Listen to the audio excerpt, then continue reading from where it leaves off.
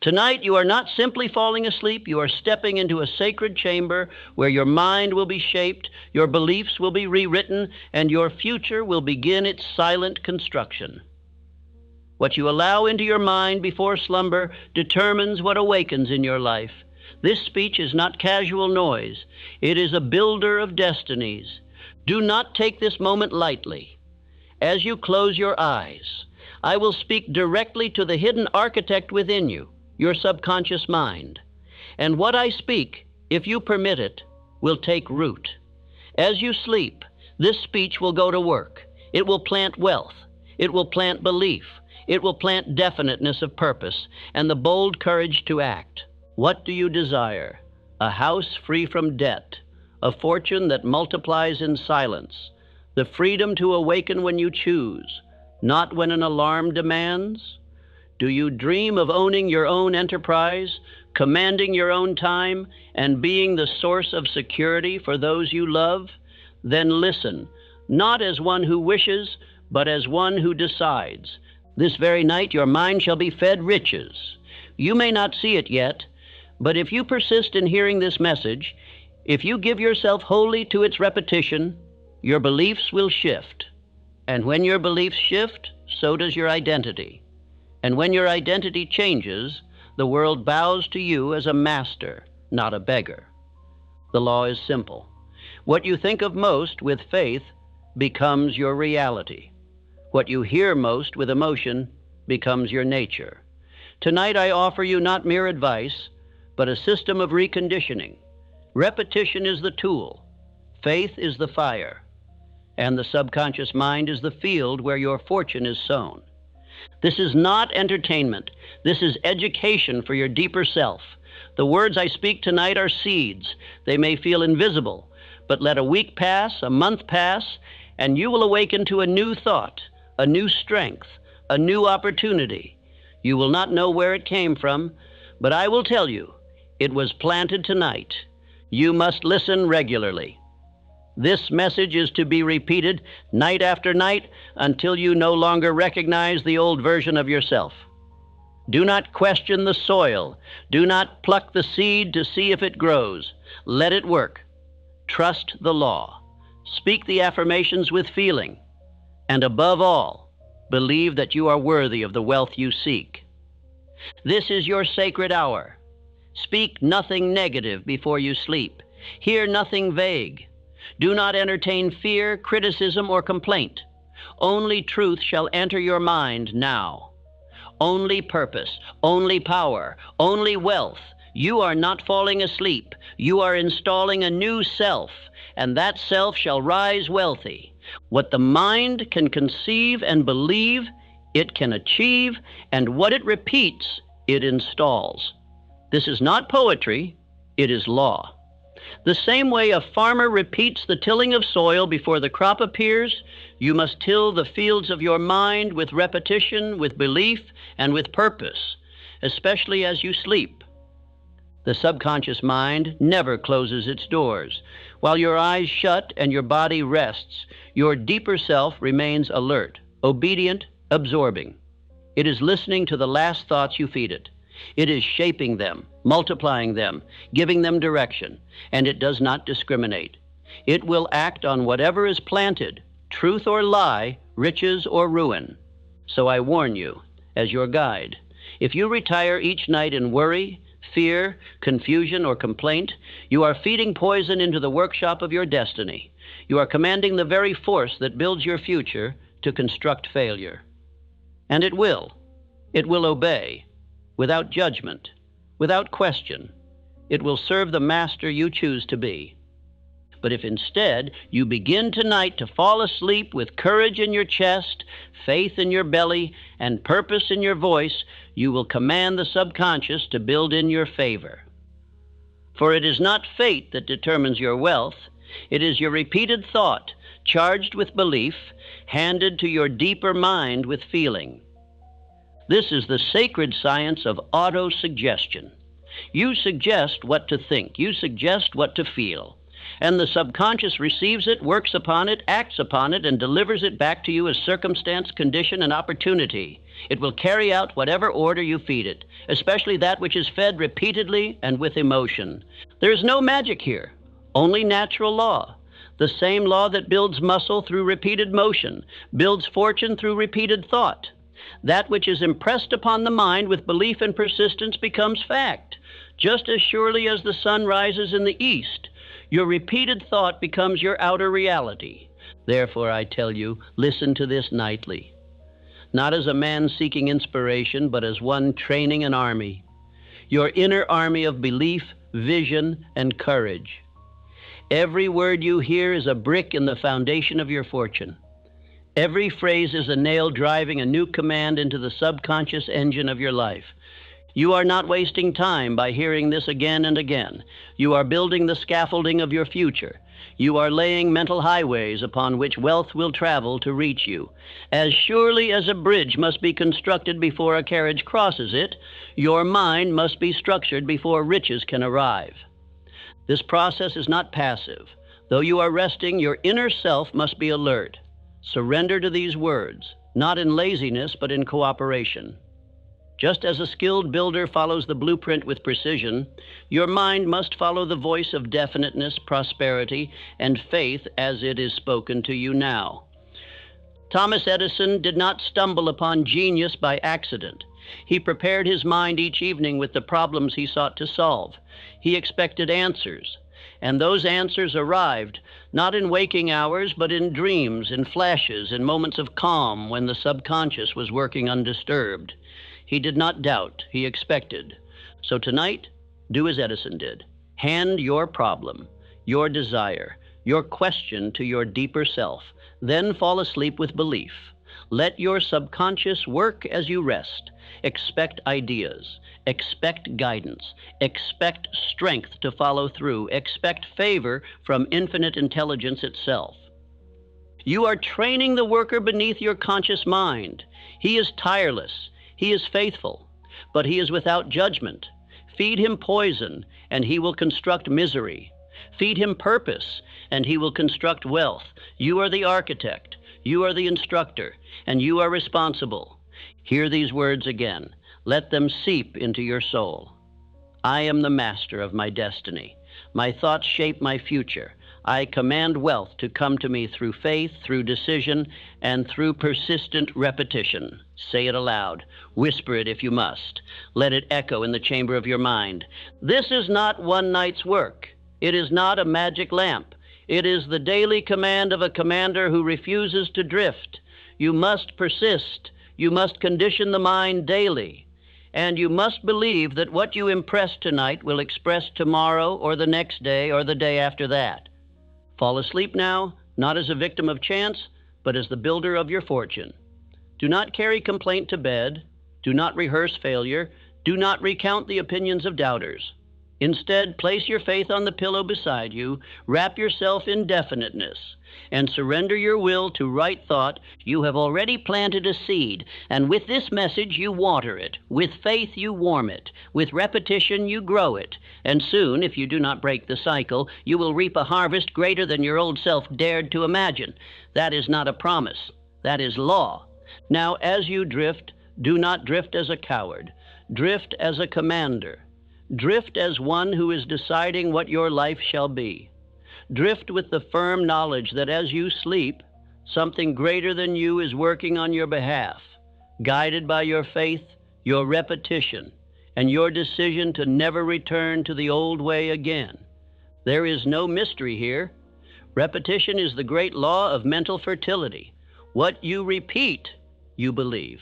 What you believe, you become. And what you become is what the world reflects back to you. The man who repeats fear becomes afraid. The man who repeats courage becomes unstoppable. And the man who repeats wealth becomes rich. This is not theory. It is observable. It is practical. It is the silent sculptor behind every fortune and every failure. A man does not rise by one thought, one decision, or one prayer. He rises by the daily conditioning of his mind in the direction of power. The mind, like a muscle, must be trained through repetition. The universe is governed by law, not luck, and one of those laws is called cosmic habit force. It is invisible, but it is binding. It works on all men equally. It makes permanent that which is repeated. It installs into your mental machinery the ideas you dwell upon most, whether good or evil, faith or fear, riches or lack. You cannot escape this law. You can only obey it or violate it. When you obey it consciously, it serves you. When you ignore it, it serves your fears. It gives permanency to your dominant thought. Therefore, if your dominant thought is doubt, it will fix it in your mind until you see doubt in every opportunity. If your dominant thought is faith, it will fix it in your spirit until you meet life with calm power. If your dominant thought is wealth, then wealth shall take root in your identity and begin to pull its physical equivalent into your world. What you rehearse, you repeat. What you repeat, you install. What you install, you become. You must understand this. Your outer world is the matured harvest of your inner thought garden. Every condition in your present life was once a seed of belief, planted by thought, watered by repetition, and hardened by emotion. Most men do not plant deliberately. They allow weeds to grow. And then they ask, "Why am I poor?" They forget the answer lies in the thoughts they repeated for years. Money is hard. I'm not lucky. People like me don't get rich. These are not harmless phrases. These are the repeated commands that their subconscious received and obeyed. And no amount of wishing will undo what habit has installed. No wealth may come permanently except that which is first built through a pattern of inner belief and repeated command. You must build the inner castle before the world allows you to possess the outer one. This is why I command you to listen nightly. You are reconstructing the architecture of your identity. You are laying bricks made of thought. Do not be like most men who install fear, install indecision, install vague desires, and then ask why poverty haunts them. They do not realize they are the ones who authorized its construction. They allowed failure to take root through repetition. They became what they rehearsed. But you tonight will build differently. You will install faith. You will install wealth. You will install courage. And you will do so silently, powerfully, through repeated hearing. Your mind shall be your temple, and no false god of doubt shall enter. Your thoughts will serve you, or you will replace them. Consider Andrew Carnegie, the great steel magnate. He did not think as other men thought. He trained his mind daily to dwell on fortune, on service, on industry, and on the power of men united by purpose. His belief became stronger than all opposition. His habits of thought were not accidental. They were designed. He would not tolerate any idea that contradicted his vision. He expelled negative conversation. He refused weak associations. He did not accept lack as a final verdict. He believed wealth was a duty, a calling to serve, to lead, to build. And that belief, repeated daily, became his identity. His identity attracted the fortune. You must now do the same. Every night as you listen, you must feel these truths sink deeper into your inner self. You must fall asleep with the quiet certainty that your thoughts are constructing a mansion of power. You may not see the walls rise yet, but they are being laid, stone by stone, by the mason of repetition. And I give you the tools to build. Say them internally, whisper them, shout them within.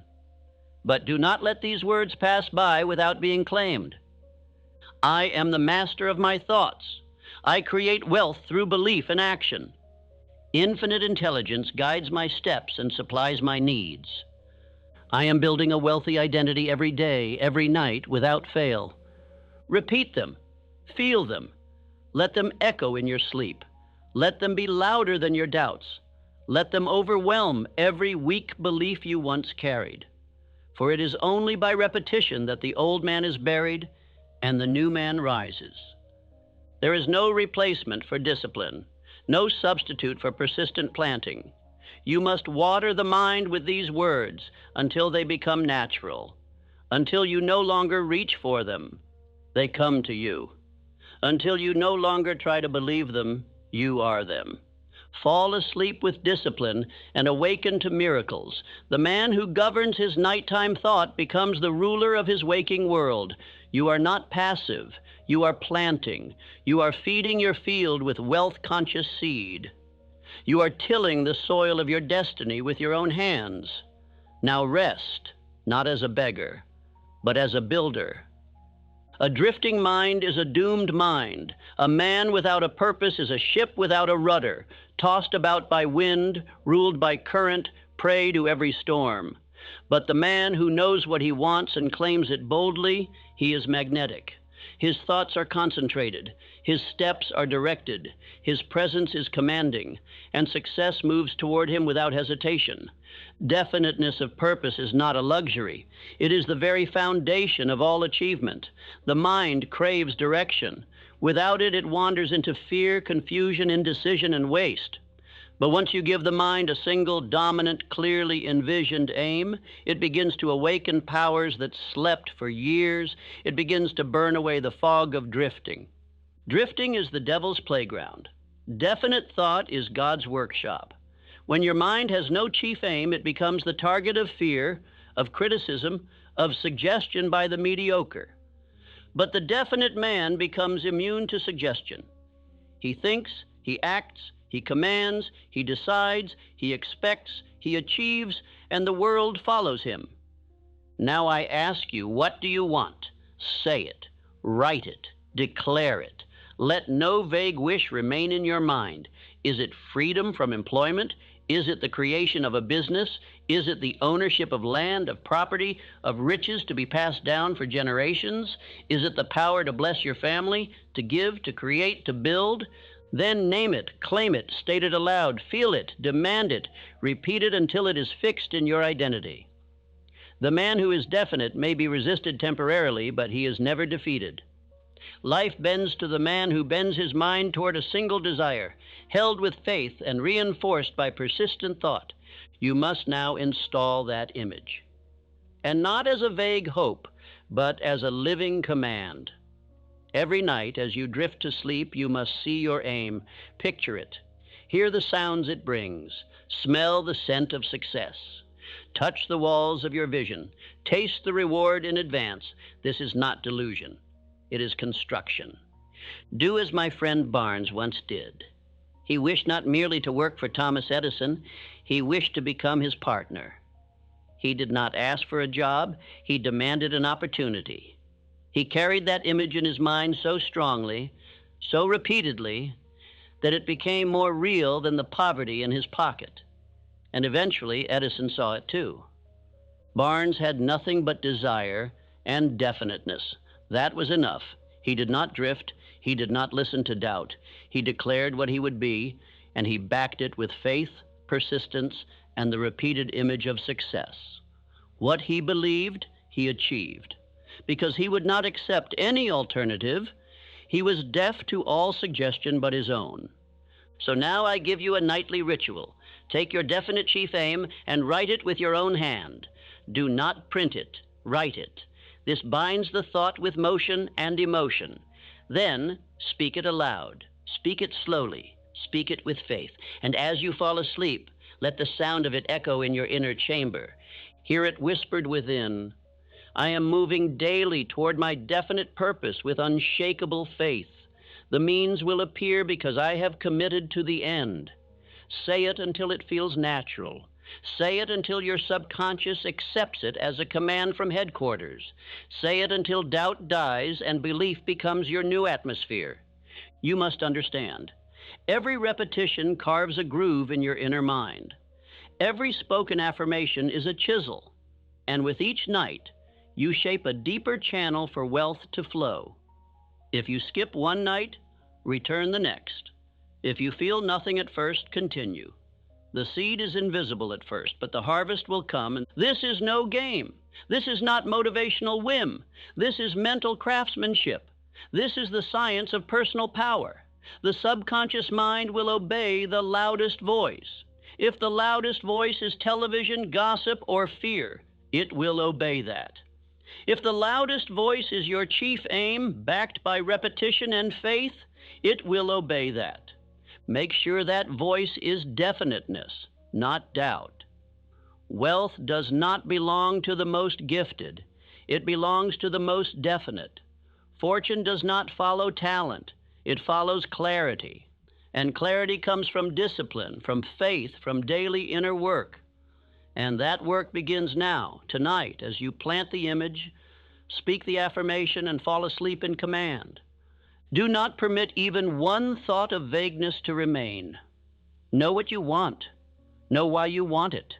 Know how you will feel when it is yours. And feed that picture into your subconscious every night until your very cells begin to expect it, until the world itself begins to move toward you like metal toward a magnet. You are not merely hoping anymore. You are ordering. You are commanding. You are instructing the invisible powers that shape your future. You are declaring, "This is who I am. This is what I do. This is what I shall receive." Not from arrogance, but from faith in the law that governs all growth. Now take one breath, see your goal, hear your voice, feel your command, and let that image drift into sleep with you. Let it settle into the depths of your mind. Let it be carried down into your subconscious, where all real power begins. Tonight, you do not drift aimlessly. You drift with direction. You drift with authority. You drift with the mind of a commander, and what you repeat tonight, with definiteness and belief, will become the foundation of your fortune. The subconscious mind is the faithful servant of your dominant thought. It does not reason. It does not challenge. It does not debate. It obeys, and it obeys completely. It is the invisible hand that shapes your future, taking instruction from whatever you allow to dominate your inner conversation. And this includes what you think, say, feel, and repeat, especially as you sleep. The subconscious mind is your link to infinite intelligence. It is the gateway through which hunches arrive, through which solutions form, through which wealth flows when commanded rightly. You do not control infinite intelligence, but you do influence it. And the tool of that influence is your subconscious mind, trained by belief, repetition, and emotion. If you do not instruct your subconscious, others will. They will do so through newspapers, through gossip, through complaint, through fear, through television, through conversation filled with doubt. The world is loud with suggestion, and most of it is poison. The man who does not guard his mind is a man whose future is written by strangers. The subconscious mind will not remain idle. It is always at work. It is always building. And it will feed on whatever you plant or what others throw in. It is a builder without conscience. It builds both palaces and prisons depending on the blueprint. And the blueprint is the repeated thought backed by belief. The nighttime hour is golden. It is the hour of greatest influence. It is the hour when conscious resistance fades and the subconscious opens its doors. It is the hour when what is heard sinks deeper, settles further, and begins to root itself into your very identity. This is why you must be intentional with every word you hear before sleep. Repetition with feeling is the tool. Faith is the fuel, decision is the fire, and emotion is the glue. These are the ingredients of change. These are the materials with which you construct a new inner man. And from that inner man, a new outer world shall follow. You must become deliberate in your inner conditioning.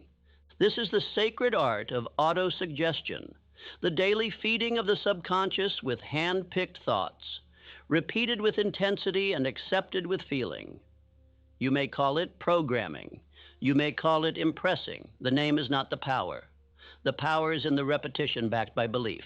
Henry Ford is proof of this law in motion. He was not considered intelligent by the world. He was mocked by the educated. His ideas were ridiculed, yet he moved forward. Why? Because his belief was more definite than their doubt. He repeated his inner picture of what must be until no argument could take it from him. Engineers told him it could not be done. He said it would be done, and they did it. Not because they believed, but because he did. His subconscious mind had already accepted the image. The outer world was forced to comply. Such is the power of repeated belief made definite through persistence. Now I give you your own commands. Say them with your mind. Repeat them silently. Let them enter your inner workshop. Let them settle beneath your thoughts. Whisper them if you wish, but do not let them pass without feeling. I plant the seed of wealth every night. It is growing, even while I sleep. Nothing enters my mind unless I permit it. I choose faith. I choose wealth. My subconscious obeys me because I train it daily with belief and repetition. You must not waver. You must not skip nights. This is not entertainment. This is identity construction. And identity is not built by inspiration. It is built by instruction, repeated instruction, faithful repetition, and the refusal to allow negative suggestion to enter your sacred chamber of mind. The subconscious will carry out whatever you accept.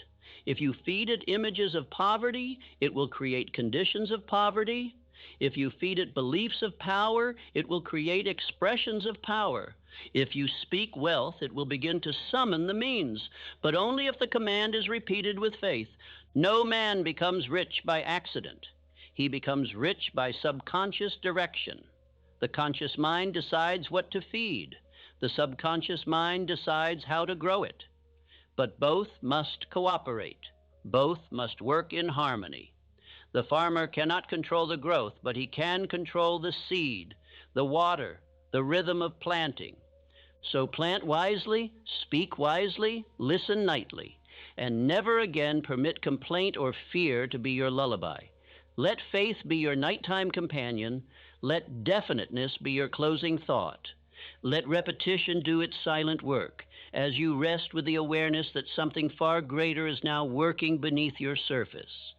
Tonight, let this truth rest deep within you. The man who commands his subconscious commands his world. And the man who repeats the right idea with faith becomes the master of his conditions. Sleep not in confusion, but in clarity. Sleep not in fear, but in power. Sleep not in doubt, but in direction. You are not weak. You are not a victim. You are not at the mercy of outer events. You are powerful beyond measure because you are capable of choosing what to believe and repeating it until your very cells respond to the new law. And you begin tonight, not by effort, but by surrender to right repetition. Drift now into sleep, not as a man who waits, but as a man who commands. And may your subconscious carry out your orders with full obedience, building your new life as you rest. Wealth cannot grow where fear is planted. Riches do not abide in a heart ruled by dread. The mind that harbors fear is like a field overrun by weeds, choking out the harvest before it rises.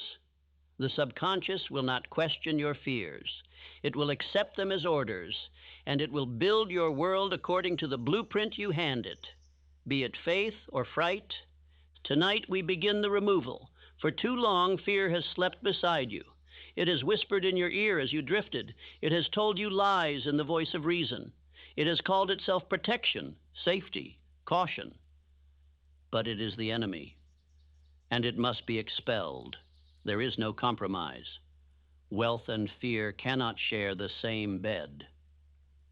There are 6 ghosts, 6 invisible forces that haunt the minds of men and turn dreams to dust. They are the fear of poverty, criticism, ill health, loss of love, old age, and death. These 6 form a prison without bars, because the bars exist within the mind, and each night you entertain them, you renew their power. But I tell you now, you have the authority to cast them out. The man who governs his thoughts may evict any ghost, and he begins by naming it, confronting it, and replacing it. He refuses to allow fear to disguise itself as logic. He sees it plainly, and once he sees it, he defeats it by decision. Fear cannot dwell in a mind that is full of definiteness, faith, and right action. These 3 are your weapons. They are spiritual in nature, but they are practical in power. They drive out confusion. They uproot fear at the root. and they leave in its place a firmness of purpose that no ghost dares challenge. Fear is the devil's whisper. Faith is the voice of infinite intelligence. When you hear fear telling you to hesitate, to wait, to doubt, it is the enemy speaking. And it must be silenced, not with passivity, but with command. You speak over it. You do not negotiate with it. You do not pet it. You do not discuss it. You drive it out. Now say this within: I release the fear of poverty. I was born rich in thought. I do not fear criticism. I walk my own path with calm conviction. My health, youth, and power are under divine control. I trust the law. I trust the timing. I trust my voice. Say these not once, but repeatedly. Let them strike like hammers into the walls of your mind until no old idea can stand, for it is not enough to remove fear. You must replace it. Nature does not allow a vacuum. The moment fear is gone, you must fill the space with vision, with desire, with purpose, with truth. Abraham Lincoln was not fearless by nature. He faced depression. He faced criticism. He faced immense pressure, but he pressed forward, not because he felt powerful, but because his purpose outweighed his emotion. His mind was trained, his inner voice was clear, and when others retreated, he advanced. He knew what he stood for, and so must you. Wealth is not for the faint of heart. It belongs to those who master themselves, and to master yourself, you must command the deeper self that listens to thought during sleep. You must speak faith louder than fear. You must let your subconscious hear no ghost but purpose. You are not too late. You are not too far gone. Fear may have ruled your nights until now, but it ends tonight. You are now a man of conscious repetition, of deliberate command, of definite belief, and the subconscious has no choice but to obey the new master, the one who speaks faith without apology. You may not feel brave yet, but say it anyway. Say it nightly. Say it until the fear has no place left to hide. Let these words become your armor. Let them enter your dreams. Let them replace the old worries. Let them build a new rhythm within, a rhythm of power. I have nothing to fear. I move with decision. I live with purpose. I have power over thought, and thought is the builder of all riches. My mind is fertile with belief. I sow only the seeds of wealth. You are not made to tremble. You are made to stand. You are not designed to wish. You are designed to command. The forces of fear are old tenants in the mind. But the moment you become definite, they begin to flee. They cannot hold ground against a man who repeats truth with unwavering belief. Do not let this be another night of old rehearsals. Do not repeat regret. Do not replay failure. Do not retell the lies fear once told you. Replace them. Bury them beneath faith. Starve them of attention. You are not required to feel ready. You are only required to speak truth until it becomes your second nature. Faith is not soft. Faith is iron. It is forged in repetition. It is hardened by resistance. And you, my friend, are forging it nightly. Each sentence you hear, each thought you allow, is another strike of the hammer. Soon the new you will rise, and the old fears will no longer recognize the man you have become. Tonight, the ghosts of fear are cast out. They have no bed here. They have no voice. They have no power. You will no longer drift with them. You will command without them. And you will sleep as one whose mind belongs to wealth, not worry. Rest now, not in weakness, but in strength. Let this message continue its silent work beneath your surface. And when you rise, do so as one whose fears are buried beneath the footsteps of belief. You do not attract what you want, you attract what you are. This is a law as certain as gravity, as inescapable as breath. A man may long for riches, but if his identity is built upon scarcity, fear, hesitation, and doubt, then no fortune shall remain with him. Riches flee from a man whose self-image is poor. The most powerful transformation is not from poverty to wealth, it is from weakness to identity.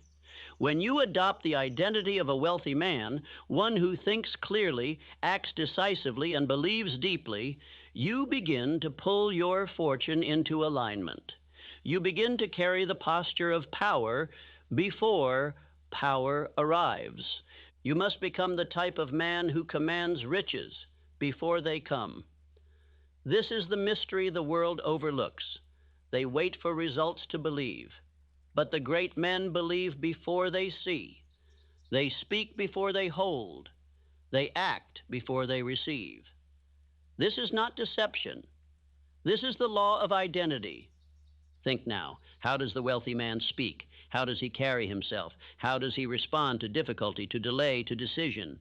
Does he beg? Does he panic? Does he explain himself? Number, he thinks clearly. He moves with purpose. He speaks few words, but every word is heavy with belief. He does not chase, he attracts. I tell you now, you must see yourself as him. You must hear yourself speak as he would. You must breathe, walk, and think in the rhythm of certainty. This is not pretend. This is instruction. The subconscious cannot tell the difference between imagination and reality. What it sees repeatedly, it begins to accept. What it accepts, it produces. You may feel poor tonight, but if you repeat the identity of wealth long enough, your mind will begin to shift. Your body will begin to follow. Your circumstances will be compelled to change. The law of harmony demands it. For a man out of alignment with his thoughts cannot remain as he is. Begin now. Visualize yourself already successful. See the home, the office, the books, the clothing, the ledger, the letters, the accounts, the peace. Do not rush the image. Let it become familiar. See yourself walking in clarity. See yourself commanding respect. Let this image replace the old one, piece by piece, word by word, repetition by repetition. Use the mirror each morning to speak identity aloud. Look yourself in the eye and say, I am the man who thinks clearly, acts decisively, and creates wealth. I am calm under pressure, focused on purpose, immune to opinion. I expect riches because I am the type of man who creates them. Then, as night returns, use the inner mirror. Let the image of your future self rise before you. Let him speak. Let him instruct. Let him remind you who you are becoming. Hear him whisper, we do not doubt. We do not delay. We do not apologize. We build. We expect. We rise. You are not what you once were. You are not bound to your past. Identity is not cement, it is clay. And every word you speak tonight reshapes it. Every repetition in the dark builds the man who will walk in the light. You must not merely hear these truths, you must become them. Charles M. Schwab did not possess great fortune because of luck or schooling. He possessed a magnetic identity.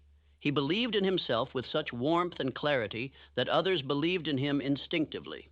His manner, his tone, his poise, all stemmed from the deep inner command, I belong in wealth.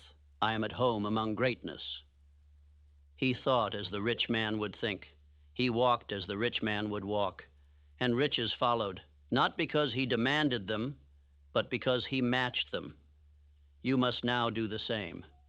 Think as he would think. Walk as he would walk. Speak only as one who owns his destiny. This identity will feel unfamiliar at first. That is natural. But with repetition, it becomes yours. The costume becomes character. The practice becomes instinct. The echo becomes your voice. And when it does, the world responds differently to you.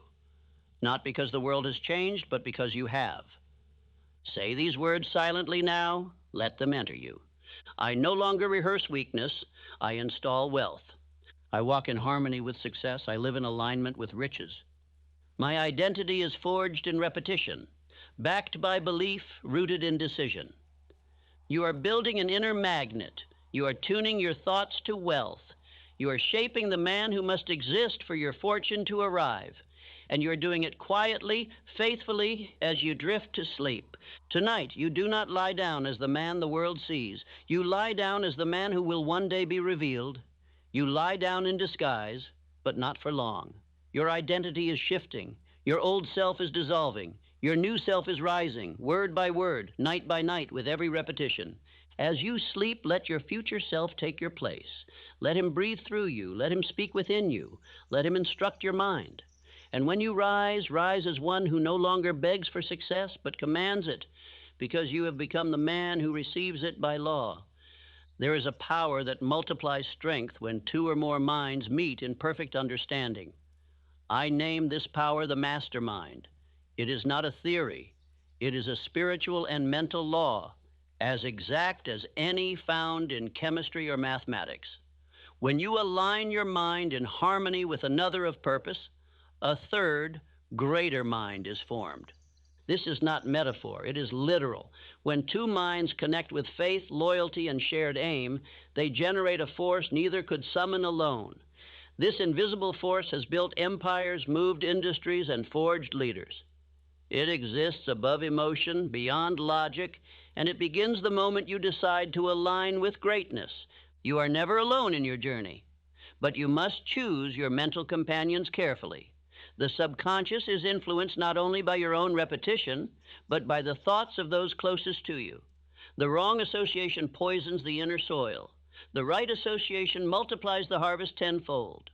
I say to you, even while you sleep, your inner circle is forming. Your subconscious continues to draw influence from what you admire, from what you rehearse, from the voices you allow into your temple of thought. Let those voices be mighty. Let them be wise. Let them lift you, not lower you. This is why I taught the practice of invisible counselors. Before sleep, I called upon the minds of great men, Lincoln, Edison, Carnegie, Napoleon, and others. I imagined their faces. I summoned their voices. I asked them questions, and my subconscious responded with ideas I had never before possessed. You may call this imagination. You may call it alignment with infinite intelligence. I call it instruction, and it works. Begin tonight by summoning your own counsel. Call upon Edison for invention. Call upon Lincoln for character. Call upon Carnegie for clarity. Call upon your future self for instruction. Let them speak within you. Let them surround your subconscious mind. Let their words replace the doubters. Let their guidance become your nightly nourishment. They are not gone. Their minds are alive in principle. Their philosophies endure. And what they knew, you may now receive if you will listen. But you must also guard the law of harmony. Riches flee from minds in chaos, contradiction, complaint, or confusion. A man who thinks one thing, says another, and does a third, is at war with himself. His subconscious is disoriented. His magnet is broken, and wealth cannot find such a man. To attract riches, you must be unified. Your thoughts, your words, your actions, all must align in faith and purpose. Your subconscious must not hear one voice during the day and another by night. It must be fed one message, one command, one belief, repeated with calm and courageous resolve. Let your affirmations reflect this harmony. I think in harmony with wealth, greatness, and power. I attract minds that multiply my strength. I am surrounded by influence that builds, never breaks. You are constructing an environment within you that matches the environment you seek to build outside you. Just as a house must be framed with support beams, your fortune must be framed with the support of right minds, right thoughts, right influences. Even in sleep, your mind is building its alliances. Consider John D. Rockefeller. He did not amass power through noise or raw force. He created wealth through organized association. He selected wise men. He operated with clarity. He moved with certainty. And he obeyed the law of harmony. He trusted delegation. He guarded his emotional state. He never tolerated internal chaos. He knew that riches do not reward the clever alone. They reward the calm, the stable, the principled. His outer fortune reflected an inner order, and that order came not from chance, but from self-command and careful alliance. You must now imitate the principle, not the man. As you drift tonight, remember that the voices you allow into your subconscious are forming your future counsel. If you hear the voice of complaint, you have invited ruin. If you hear the voice of belief, of purpose, of greatness, you have joined the circle of success. Speak again your command. I am in mental harmony with my highest aim. My subconscious is allied with builders, not destroyers. I am protected by the law of mental union and spiritual agreement. Feel the presence of strength around you, not in body but in thought. You are not alone. You are a mind among minds. You are a soul among principles. You are a man who attracts power because you obey power. Let the force of harmony guard your heart and fortify your inner world as you sleep. Let your inner circle speak now, not the one of flesh, but of spirit. Let them whisper your next steps. Let them hand you courage. Let them call out your higher self. And when you awaken, may you rise with answers that the night delivered. For a wealthy man does not build riches alone. He builds alliances in thought, in purpose, and in faith. There is a power which no man can touch with his hands, yet every man may access with his thoughts. It is invisible to the eye, yet visible in every tree, every invention, every rising fortune. I call it infinite intelligence. It is the source of every great idea, every breakthrough, every quiet miracle that leads a man from struggle to prosperity. But know this truth. Infinite intelligence does not respond to need, it responds to faith. It is not moved by begging. It does not yield to complaint. It does not hear fear. It listens only to definiteness. It listens only to belief. It reveals its secrets only to the man whose mind is made up and whose heart is certain. Your wealth is already created in the unseen. The forms may be hidden, the path may be dim, but the supply exists. Your task is not to beg for it, but to become the man who is worthy to receive it. And you do this by believing before you see, deciding before you know how, and persisting before there is evidence. Infinite intelligence is not mystery. It is law. And like all true law, it demands obedience. Obedience in thought. Obedience in repetition. Obedience in expectation. If you speak one thing but believe another, you violate the law. If you expect little, you receive little. But if you expect much with faith, you align yourself with abundance. Let me offer you a metaphor. Just as water flows to the lowest point, wealth flows to the strongest belief. It moves without effort toward the man who has emptied himself of doubt and filled himself with certainty. It bypasses the unstable and rests with the faithful. This is not chance. It is structure. It is order. Speak now to that power, not in weakness, but in partnership, not as a servant, but as a son. Say aloud with full command, infinite intelligence gives me ideas, strength, discipline, and supply. I am one with the law of success. I obey it, and it rewards me. I was born to be rich in thought, rich in faith, and rich in purpose. Feel these words enter the subconscious. They are not fantasies. They are declarations. Each one is a spiritual tool, carving a deeper groove in your inner self where wealth shall soon flow. The world may not yet see the fortune, but the law already sees the belief, and belief always precedes possession. You must never break this chain. Let others forget. Let others drift. But you, listen nightly. Repeat daily. Become hourly. The mind once shaped by faith cannot return to fear. The man, once definite in purpose, cannot return to drifting. And the world, once moved by his command, cannot withhold its riches. I do not say these things lightly. I say them because they have been proven. In every life I have studied, Carnegie, Ford, Edison, Rockefeller, Schwab, I found this pattern. First came the belief, then came the work, and then came the reward. But belief always came first. It had to. The law requires it. You may have failed before. That does not matter. You may have doubted yesterday. That is gone. What matters is what you believe now. What matters is what you feed your subconscious tonight. What matters is the voice you allow to speak within you as you sleep. Will it be worry, or will it be wealth? Say again these commands, not with hesitation, but with force. I no longer ask for riches. I expect them because I believe. I am guided by infinite intelligence in every decision.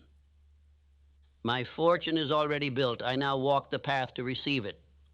Let these thoughts rest in your chest. Let them shape your breathing. Let them echo as you slip into unconsciousness. Do not fear the silence. It is in the silence that the law goes to work. It is in the stillness that faith takes root. It is in the sleep that infinite intelligence begins building unseen bridges for your arrival.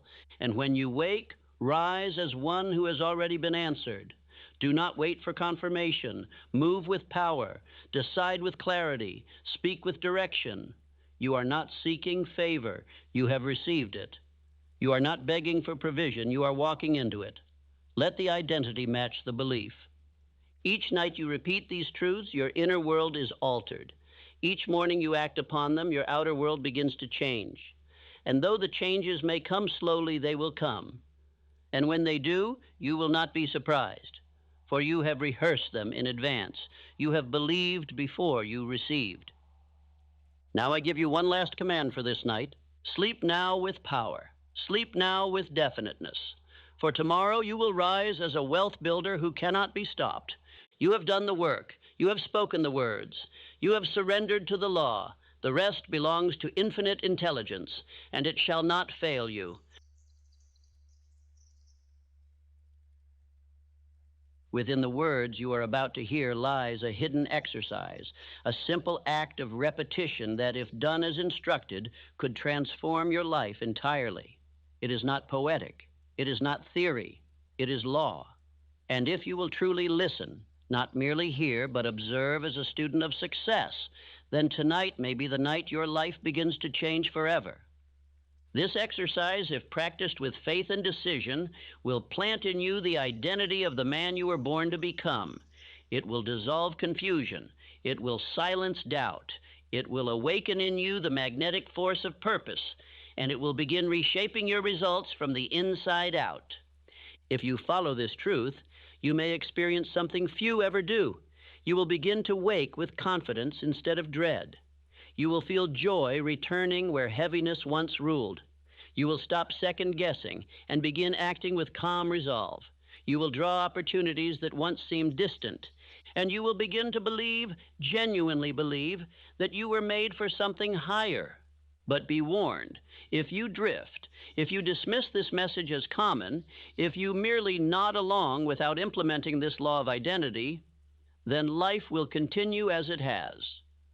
You will continue to speak weakness instead of strength. You will continue to affirm limitation instead of power. You will go to sleep each night planting seeds of failure, and those seeds, make no mistake, will grow. I urge you, do not just let this play while your thoughts wander. Pay attention, watch every line, absorb every word. There is power in this message if you listen with the intent to obey. This is not motivation, this is instruction. This is the science of belief applied with precision to the most powerful moment of your day, the moment before sleep. So ask yourself now before we begin, am I ready to listen as if my future depends on it? Because it does. Now let us begin. The final words you speak each evening may determine the man you become tomorrow. Do not take this lightly. As the day fades and your mind begins to quiet, a sacred window opens, one where the conscious guard softens, and the subconscious, that silent architect of destiny, becomes open to receive instruction. In those quiet minutes before you drift into sleep, your mind is no longer analyzing, questioning, resisting. It is absorbing. This is the fertile soil, and the words you plant in that soil take root without protest. That is why the bedtime hour is not to be wasted. It is your private audience with infinite intelligence through your own subconscious. Autosuggestion is the practice of deliberately feeding belief into the subconscious through repeated thought. Not once, not occasionally, but night after night, word after word, until belief is born through repetition. As I have written before, any idea, plan, or purpose may be placed in the mind through repetition of thought. This is not some poetic metaphor. It is a law. The same way that gravity does not ask for your agreement, this law does not require your permission. It only requires your participation. And every man is participating, whether he knows it or not. The only question is, are you planting weeds or wheat? The law of attraction is no mystery to the man who understands this principle. It is the reflection of mental patterns. It brings to you not what you wish for, but what you believe with consistency. And your belief is built by what you think, what you say, what you feel, over and over again. This is where the law of cosmic habit force enters. Thought, repeated long enough, becomes habit. Habit, acted upon, becomes identity. Identity produces results. You do not get what you occasionally affirm. You get what you persistently command. That is why going to sleep with thoughts of worry is not harmless. It is harmful. It is planting weeds of fear that will strangle your potential. But if you go to sleep speaking confidence, repeating power, visualizing victory, you sow authority into the silent workshop of your soul. Edison understood this. He would work late into the night, holding the image of the incandescent light in his mind. He knew that even while his body slept, his mind would continue working on the problem.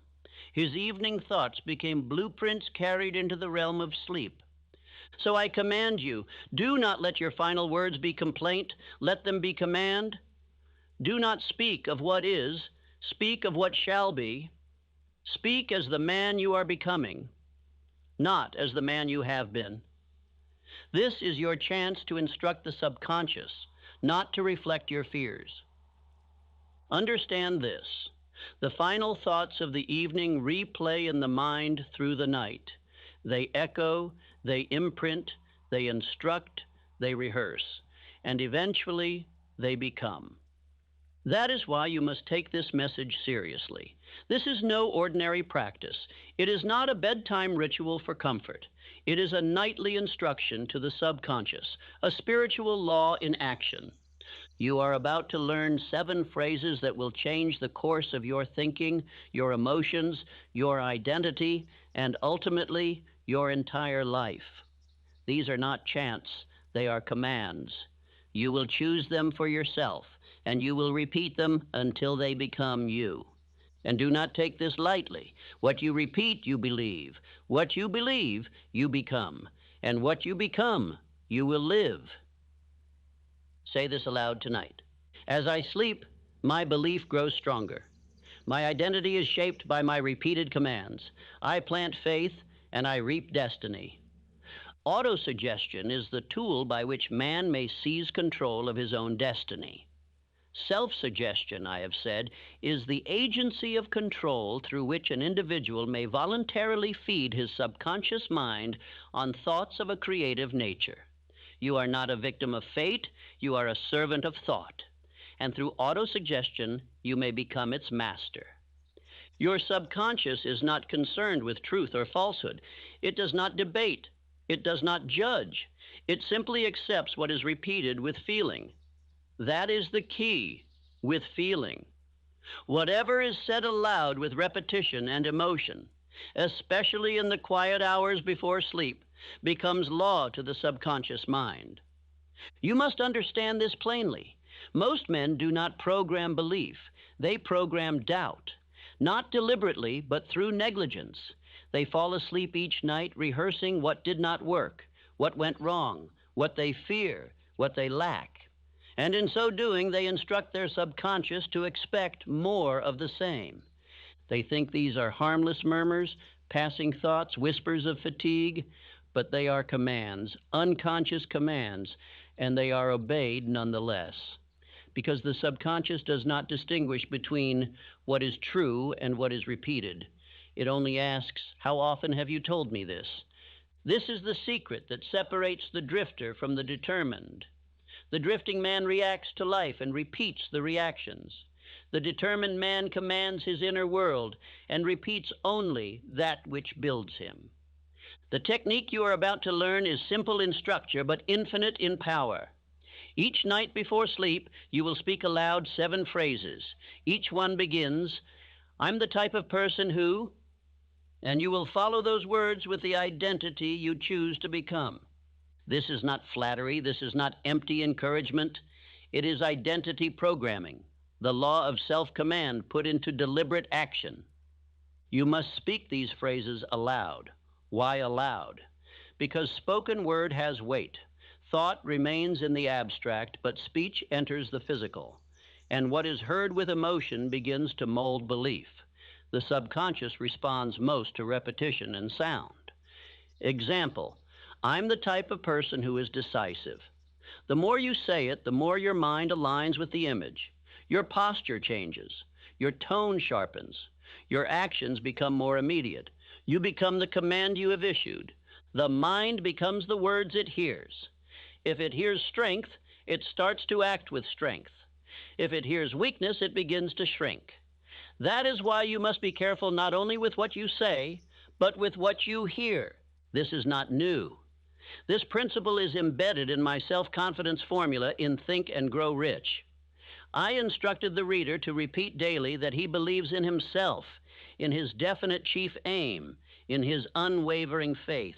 Why? Because no belief becomes reality unless it is first planted through autosuggestion. The mistake most men make is this.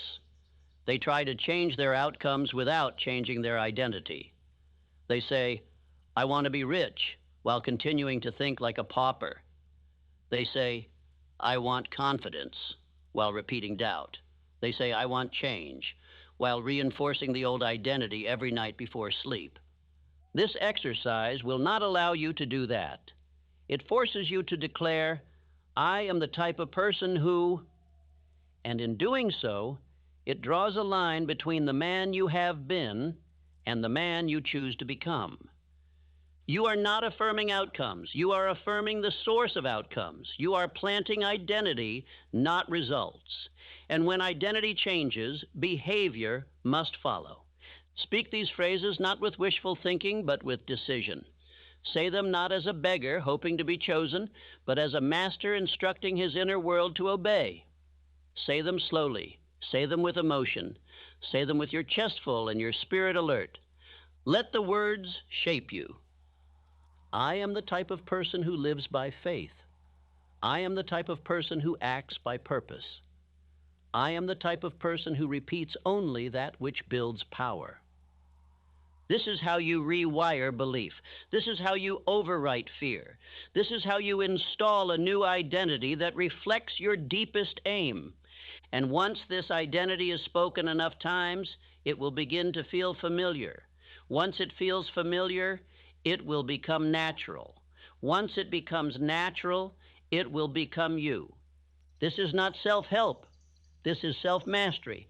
This is not motivation. This is mental legislation. Your tongue writes the law your subconscious will follow. Make no mistake, if you do not command it, someone else will. You are now the architect of your internal world. Speak as such. Choose your identity like a sculptor chooses form. Declare it like a king issues decree. Repeat it like a warrior sharpening steel.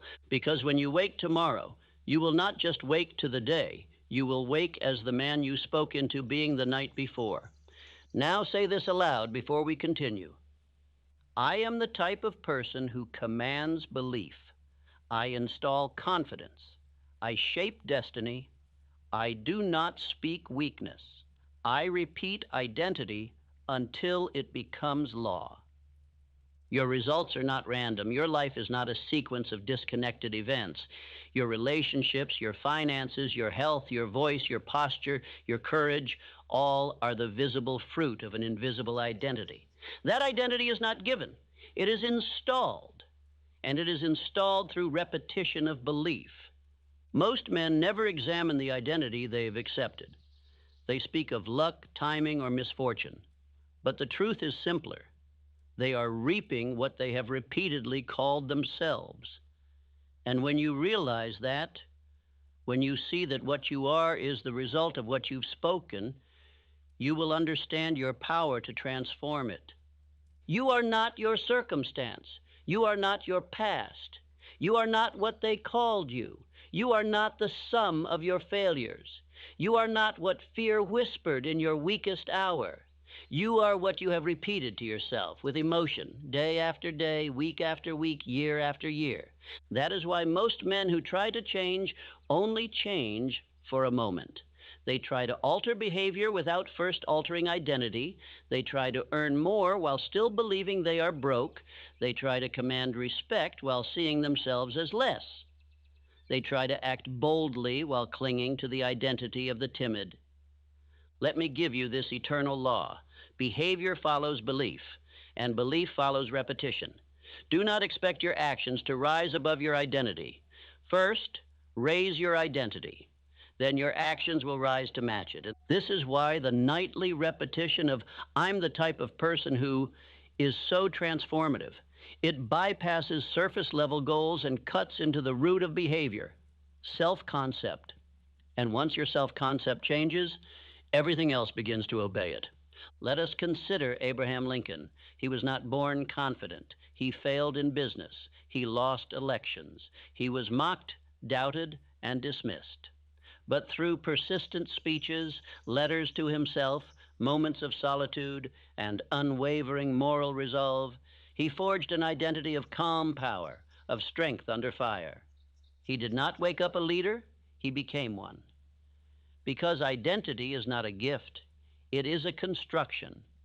And every word, every action, every repeated thought is a brick in the foundation of who you become. This is why your declarations at night matter more than anything you do during the day, because they train the mind to believe. They tell your subconscious what kind of man you are.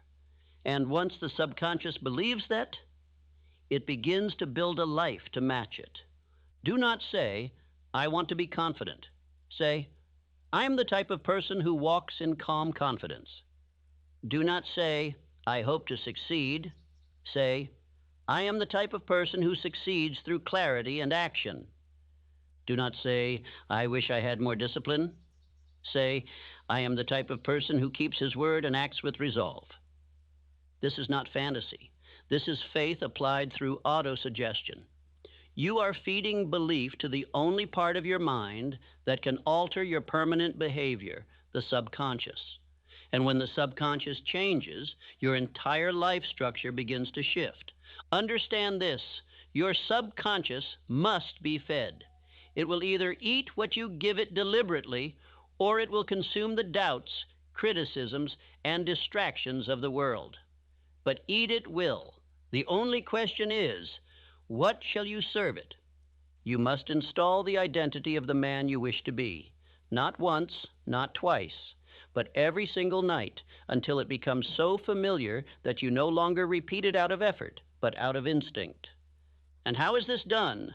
By choosing the identity traits you desire, speaking them aloud, feeling them in your spirit, seeing them in your mind, believing them with decision, and repeating them without interruption. This is how the law of cosmic habit force begins to operate in your favor. You are training the mind through sacred repetition. You are not dabbling. You are not experimenting. You are conditioning belief until it becomes your natural state. This is why the world cannot stop a man who has programmed himself to win. He no longer needs motivation. He moves from identity. He no longer questions his ability. He acts because he believes, and he believes because he has repeated belief so many times that he cannot unbelieve it. Let me leave you with this command tonight. Stop treating identity like chance. Treat it like a tool. Shape it, speak it, command it, build it, then live it. Say this aloud with full voice and decision. I believe in the man I speak myself to be. Each word becomes my law. Each law becomes my habit. Each habit builds my result. Now that you understand the power of repetition, the influence of identity, and the openness of the subconscious mind before sleep, it is time to construct your 7 phrases. These are not mere lines. They are the seed of your transformation. Spoken night after night, they shall become the law of your life. Each phrase begins with the structure, I'm the type of person who... This is no accident. These words instruct the mind to adopt identity, not to beg for outcomes. You are not wishing, hoping, or requesting. You are declaring who you are becoming. And let me be clear, you must choose your own 7. I will not give you a script to mimic. This must come from you. These traits must reflect the man you are committed to becoming, not merely interested in, but fully resolved to become. When you say, I'm the type of person who is confident, you are not lying. You are speaking faith ahead of evidence. You are programming the root. When that belief takes hold, confidence will rise as a natural result. Now, I must caution you, do not include negatives in your declarations. Never speak of what you are not. The subconscious mind does not interpret no, not, or don't as rejection. It interprets all repetition as direction. Therefore, do not say, I'm the type of person who does not drift. Instead, say, I'm the type of person who is decisive. Do not say, I'm the type of person who is not distracted. Instead, say, I'm the type of person who is focused. Do not say, I'm the type of person who avoids delay. Instead, say, I'm the type of person who moves into action right away. Always affirm what you are becoming, not what you are trying to avoid. The mind follows what is spoken most clearly and most often. Make sure you are planting certainty, not contradiction. Speak traits of character. Speak traits of belief. Speak traits of action. You may declare qualities like, I'm the type of person who builds wealth with purpose. I'm the type of person who speaks calmly and leads others. I'm the type of person who keeps his word. I'm the type of person who acts immediately on inspired thought. I'm the type of person who creates peace wherever I go. I'm the type of person who leads with confidence and clarity. When you choose, be definite, be exact. Do not say, I'm the type of person who is better. Better than what? Better than whom? Be specific, be rooted, be bold. And once chosen, do not change them daily. Keep them constant. Let the repetition engrave them. Let the mind begin to bend reality to the words you keep saying. Write your 7 on paper. Place them by your bed. Read them aloud with clarity and certainty. Let them become more than statements. Let them become your identity manual, a mirror of who you choose to be, not who you used to be. And speak them not as theory, but as command. Say them not for comfort, but for construction. Do not wonder if they are working. They are. That is the nature of repetition. It does not ask for proof. It becomes the proof. Now let me give you a great example from history. Henry Ford. He was not born with machinery. He was not born with millions. But he kept repeating silently to himself over and over again that he could do it, that his idea would work, that he was capable of creating something no man had built before. They called him mad. They told him it couldn't be done.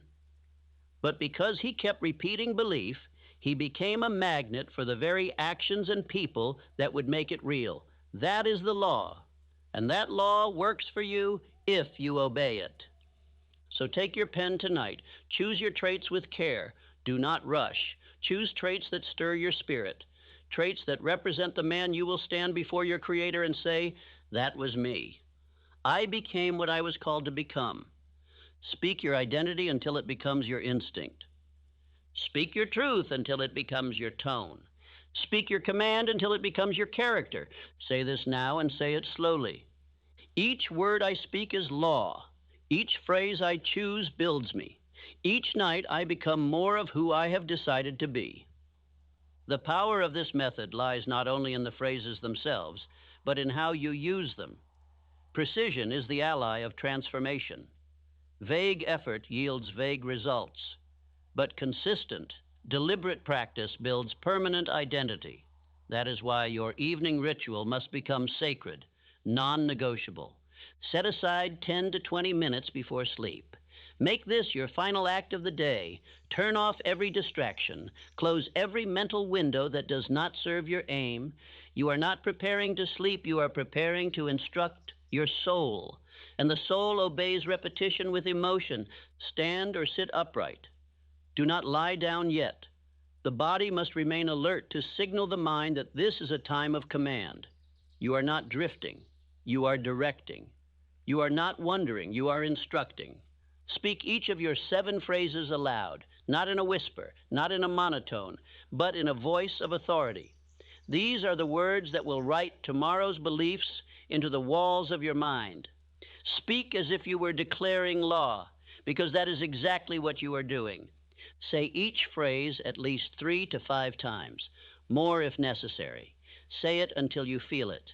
Say it until the voice in your head starts to sound like the man you want to become. And if it feels uncomfortable, good, that means the old identity is being broken.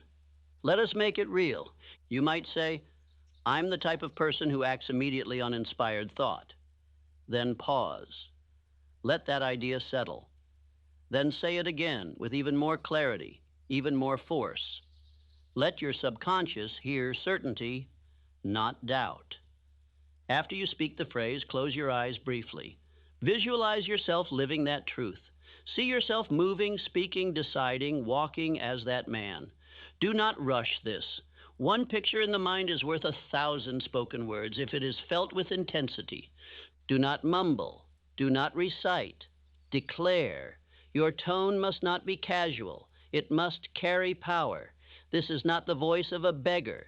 This is the voice of a man laying the foundation of his identity for generations to come. And remember this, the subconscious mind does not understand someday. It only understands what is repeated now. So do not say, I will become. Say, I am the type of person who. That is identity. That is faith. That is alignment with spiritual law. If your mind wanders, and it will, return to the phrase. Say it again. Sharpen the image. Reset your attention. Each moment of focus is a deposit into the bank of belief, and that bank compounds interest silently and powerfully. After you have spoken all 7 phrases, repeat this final affirmation with complete presence. As I sleep, these truths take root. I am becoming the man I declare. I will wake stronger, clearer, and more definite. Then go to sleep. Do not question. Do not overthink. Do not speak idle words. Let silence finish what you began. Let your last conscious message carry into the night, where the subconscious will go to work. Edison knew this. Before sleeping, he would hold a question in mind, a problem to solve. Then he would go to sleep with the absolute faith that the answer would come. His faith turned the sleeping hours into labor for invention, and the mind, being the obedient servant, delivered it. You too can make your sleep productive, not by force, but by repetition. Not by stress, but by spiritual order. And the order you give is the identity you claim. Let me give you a truth few men understand. If you do not deliberately give your mind a focus before sleep, it will replay the day. It will replay complaints, regrets, fears, and doubts. And the next day, it will magnify them. But if you end your day in power, you begin your next day in direction. That is why this nightly practice is not optional for the man who chooses greatness. It is the bridge between who you were and who you are becoming. So make this your ritual, your ceremony, your sacred rite. 7 identity phrases, spoken aloud, repeated with emotion, sealed in silence, and sent into sleep. And when practiced nightly, consistently, without interruption, without negotiation, you will begin to see changes not just in your thinking, but in your decisions, your tone, your posture, your presence. This is the power of identity repetition. This is the law of autosuggestion in motion. This is the way of the few who choose to rise. Say this now and mean it. Each night, I reprogram my destiny. I speak with conviction. I sleep with clarity. I rise with purpose. You have begun a process that only the disciplined few ever carry to completion. Most men dabble. They attempt for a night or two. They forget. They drift. But the man who repeats his new identity with faith and decision each night for 30 days will witness a quiet revolution within himself. The first few nights may feel unnatural. You may feel awkward, uncertain, or even resistant. This is not failure, it is friction. Your old self is protesting because your declarations are tearing down walls that held your mind in quiet slavery for years. Do not let discomfort stop you. Let it confirm that change has begun. You are not repeating for comfort. You are repeating for command. Identity cannot be installed with ease. It must be burned into the subconscious through daily intentional effort, spoken with clarity and imagined with emotion. By the seventh day, your thoughts will begin to shift. You will find yourself thinking in the direction of your phrases. If you declared decisiveness, you will begin to notice hesitation and reject it. If you declared focus, you will become aware of distraction and correct it. By the 10th day, you will begin to feel stronger, not because your life has changed, but because your belief is beginning to grow roots. The moment belief takes root, life begins to bend around it. The outer world starts to obey the inner command. By the 15th day, you will feel it in your choices, the food you eat, the words you speak, the people you tolerate, the actions you delay or no longer delay. You will begin to act as the man you have been repeating. This is not coincidence. This is identity in motion. You will see how quickly the world shifts, not because the world changed, but because you did. The man who commands himself nightly walks into the next day with a mind already programmed for action. He does not drift. He does not hesitate. He moves with quiet confidence because he rehearsed belief while others slept in doubt. By day 20, your words will begin to sound different. You will no longer just speak the identity phrases out of discipline. They will begin to feel natural, inevitable, truthful. And when that shift happens, the subconscious stops resisting. It begins creating. Now the law of cosmic habit force is at work. Your repetition is forming habit.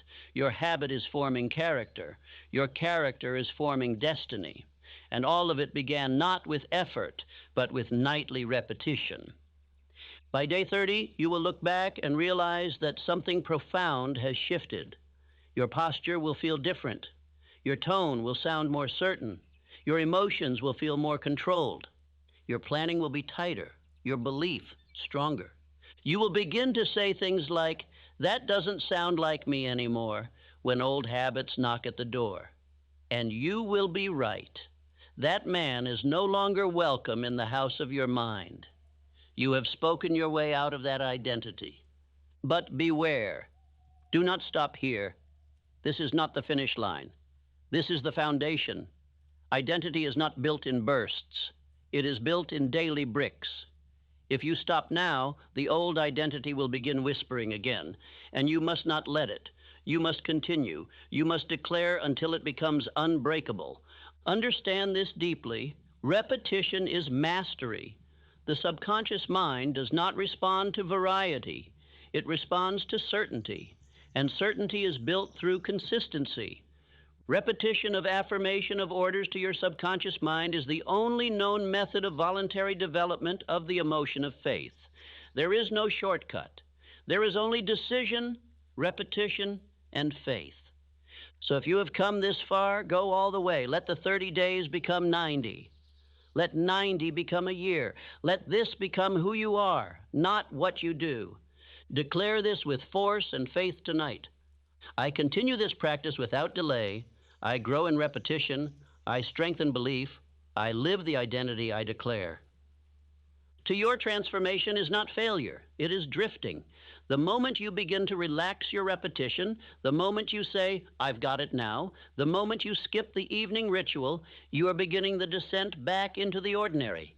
Drifting does not arrive like a storm. It whispers like a breeze. It tells you to skip one night, then another. It says, "It's not a big deal." And soon the words you once declared with power have been replaced by silence, distraction, and indecision, and the old self quietly returns.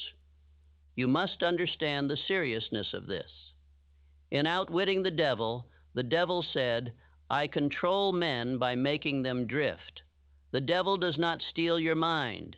He waits until you stop commanding it. He waits until you abandon repetition.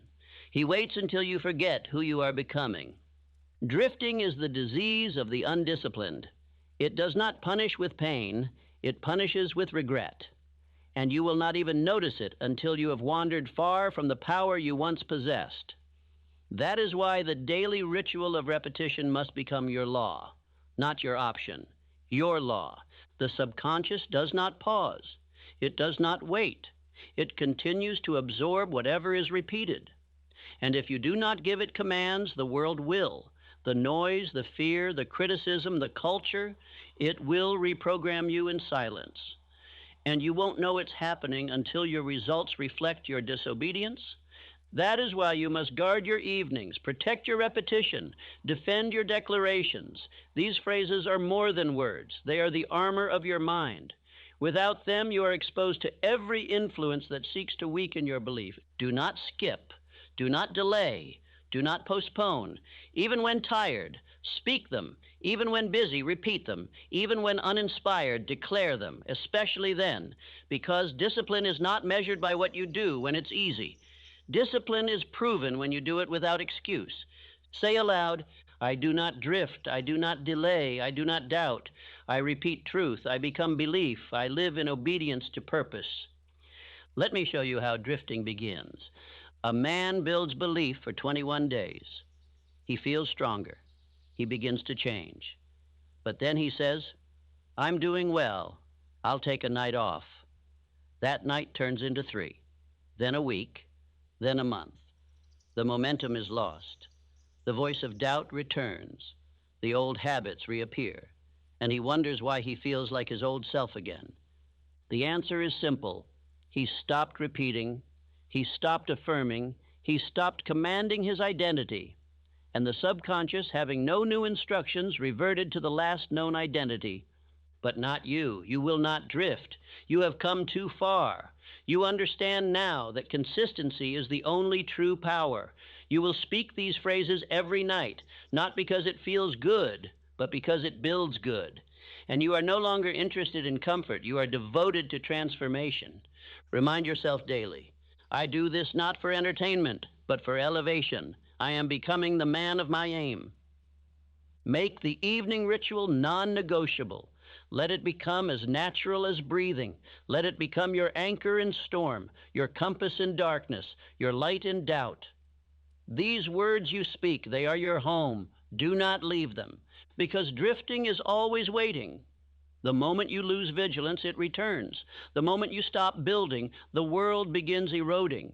And that is why repetition is not just your habit. It must become your identity. Declare this now. I repeat belief. I defend repetition. I remain vigilant. I reject drift. I build daily. I rise eternally. You have walked this far. You have understood the law. You have felt its truth. Now you stand at the moment of decision. This is not a moment to delay. This is the moment to command. For all learning ends in action, and all action begins in decision. Tonight is the night you declare your 7. Get your pen, get your paper. Do not wait. Do not postpone. Do not say, I'll do it tomorrow. You will not be more ready tomorrow. The man who delays in purpose delays his destiny. Write now. Declare now. Build now. You will write 7 identity phrases, each beginning with, I'm the type of person who... These phrases are not affirmations of fantasy. They are declarations of the man you are becoming. Do not ask, is this true? Ask, will this become true by my decision, my faith, and my repetition? If the answer is yes, then write it. You must choose traits that command your spirit. Do not write what others expect. Do not copy what sounds clever. Write what you feel with fire. Traits that stir your bones. Traits that reflect your highest potential, not your current habits. Write as one who builds a temple, not a journal entry. These are the walls of your identity. You shall live inside what you declare. So be exact, be intentional, be bold. Here are a few examples you may consider, not to mimic, but to inspire. I'm the type of person who is calm under pressure. I'm the type of person who earns wealth with purpose. I'm the type of person who acts with decisiveness. I'm the type of person who commands respect through integrity. I'm the type of person who wakes early and moves with energy. I'm the type of person who finishes what he begins. I'm the type of person who speaks with conviction and purpose. I'm the type of person who believes even before there is evidence. Once you've written your 7, post them where your eyes will meet them daily. Keep them near your bed. Keep them in your journal. Keep them in your soul. Let them follow you through day and night. They are not lines. They are instructions to the subconscious. Each night you will speak them aloud, slowly, clearly, repeatedly, not with hesitation, with fire, with belief, with absolute conviction that you are planting something eternal. Speak each phrase at least 3 to 5 times. After each one, close your eyes. Visualize the truth you have spoken. See yourself being it, living it, moving in it. If you feel nothing, speak it again. If doubt creeps in, speak it again. If your mind wanders, speak it again. You are not rehearsing. You are reprogramming. You are not playing pretend. You are declaring truth ahead of time. That is the nature of faith. That is the foundation of power. That is the only path to transformation. Understand this now. This exercise is not about one night. It is about every night. You do not win by intensity. You win by consistency. You win by discipline. You win by repetition. Repetition is the chisel. Belief is the hammer. Identity is the sculpture. The man who speaks with belief each night becomes the man who walks in power each day. It is not magic. It is law. The law of cosmic habit force. What is repeated with faith becomes habit, and habit becomes destiny. So do not ask, how long will this take? Ask, how long am I willing to repeat truth until I become it? And the answer must be until. There is no finish line in identity. There is only becoming, only refining, only building. Tonight you will begin. You will not wait. You will not delay. You will not hesitate. You will speak with power. And you will repeat until the world you see reflects the man you declared. Say this aloud now with clarity, with fire, with certainty. As I sleep, these commands take root. I am no longer who I was. I become who I declare. I rise with decision. I repeat until transformed. Say it again and again and again until it no longer sounds like hope but like identity. You have studied the method. You have understood the principle. You have witnessed the power, and now you must act. Without action, knowledge is nothing but smoke. But when acted upon, it becomes fire. So tonight, choose your 7, write them, speak them, plant them, and do it again tomorrow and the next day, until you no longer say them from memory, but from nature, until you no longer recite them, but live them. And let this be your final declaration. One that you may speak every night if your spirit agrees. The law is working. I am commanding it with speech, belief, and repetition. I become the man I declare because I speak it until I believe it, and I believe it until I live it. This is the beginning of a new mind, a new voice, a new man. Say your 7, repeat them with power, and rise as one who no longer drifts, but decides. Listen to me. Listen with everything in you. Not later, not halfway, not distracted. If you are going to do what the world calls impossible, you must begin by doing what most men never do. You must listen with full attention. You cannot drift through this and expect power to follow. The impossible will never yield to the passive. You're about to be handed a method, one that has been used by men who turned the world upside down. But if you treat these words as entertainment, they will pass through you like smoke, and nothing will change. You will return to the world unchanged, and that is not why you are here. You are here because something in you refuses to accept limitation. This is not motivation. This is not flattery. This is instruction, divine instruction. And I will give it to you only if you listen, not casually, but with decision. For if you drift through this message the way you drift through your days, you will leave here no better, no wiser, no stronger, and the world will say they were right. You failed. But if you listen, if you truly listen, you will never again be the same man. You will walk different, speak different, decide different, and act with a boldness the timid cannot comprehend. For the words I speak come from the same laws that built empires and shattered limits. They are the same truths that men like Edison, Carnegie, Lincoln, and Ford used to silence the world's doubt. You must understand, every great thing ever built was once considered madness. Every advance, every empire, every invention, every revolution was once called impossible. And it was achieved not by ordinary men, but by men who listened, believed, and obeyed. They did not seek approval. They did not ask for permission. They did not drift, and neither will you. So I say again, listen, do not skip, do not wander, do not check the time. This is not something to play in the background. This is the blueprint to do what others say cannot be done, and you will not grasp it unless you listen with stillness, with fire, and with purpose. If you leave now, you will not be changed. You will return to the world, and the world will swallow you whole. But if you stay, if you give me your full attention, I will show you how to rise above their limits, silence their doubts, and achieve what they said no man could do. This is the moment. Listen now. Listen with urgency.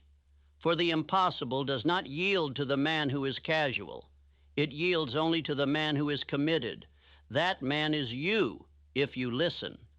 If you are going to do the impossible, you cannot think like the average man. You must not drift. You must not delay. You must not doubt. You must not wait for conditions to be perfect. You must begin with an iron will, and you must march forward through every obstacle with decision, with definiteness, and with faith that does not bow. Impossible is not a fact. It is a judgment. It is a label placed by small minds on great visions. It is the word used by those who never dared, to warn those who might. But I say this to you. There is no such thing as impossible to the man who knows what he wants and is willing to pay the price to get it. The world will always laugh at what it does not understand. It laughed at the Wright brothers. It mocked Edison. It questioned Ford. But those men did not yield. They did not argue. They did not drift. They kept moving toward their purpose until the laughter turned to applause, and the ridicule became reverence. Edison was told it could not be done, artificial light, a stable electric lamp. He failed over 10,000 times, but he refused to listen. He refused to drift. He knew in his mind that it was possible, and so it became real. He held the picture. He held the belief. He held the course. And in time, reality conformed to his vision. Carnegie dreamed of an empire forged from steel when others saw only coal, sweat, and labor. They said he was a fool. They said it was too big, too bold, too unlikely. But he knew his purpose. He visualized his aim. He backed it with belief. And he surrounded himself with men who believed with him.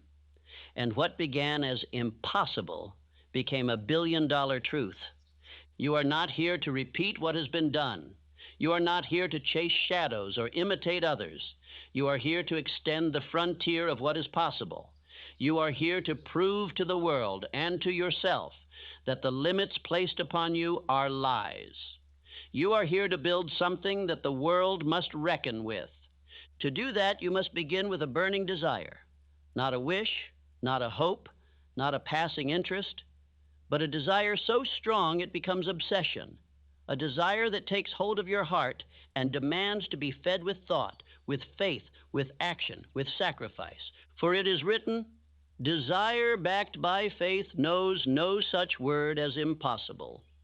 That is not poetry. That is law. When desire becomes the dominant force in your consciousness, it drives all things before it. It bends conditions. It repels failure. It attracts ideas, people, circumstances, and strength from places you have not yet seen. But do not think this will come easily. Do not believe you can achieve the impossible while thinking like the ordinary.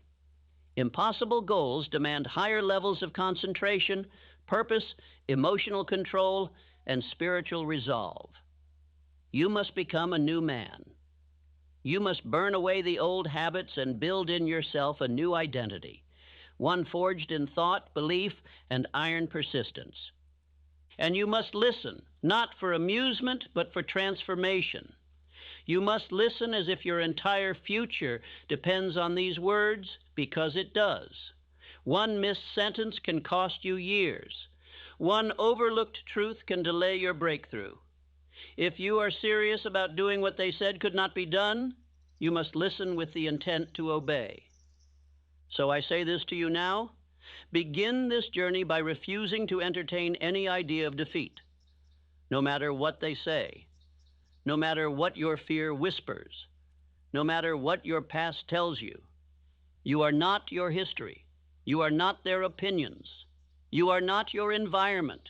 You are what you decide to become from this moment forward. You are the one who has been chosen to show the world that the impossible is not a boundary, it is a starting point. You are the one who will take the ridicule, the silence, the rejection, and convert it into power, into proof, into results. Not because they believe in you, but because you believe in you. Say this aloud. What they call impossible, I call my duty. What they reject, I claim. What they fear, I pursue. I am chosen to do what others dare not. Let that be your creed. Let that be the drum that marches you forward. Let that sentence become a spiritual sword that cuts down every doubt. You are not here to participate in mediocrity. You are here to create what has never been done. If you aim to do what has never been done, you cannot scatter your force. You must concentrate every ounce of power into one direction. The man who would achieve the impossible must never drift. He must be definite. He must know what he wants, why he wants it, and be willing to give all he has in exchange for it. Drifting is the slow death of great men. It is the habit of the untrained mind, the passive soul, and the weak will. Drifting shows itself when you change your aim with the weather, when you seek the approval of the crowd, when you delay decisions and dilute your focus with 1,000 small wants.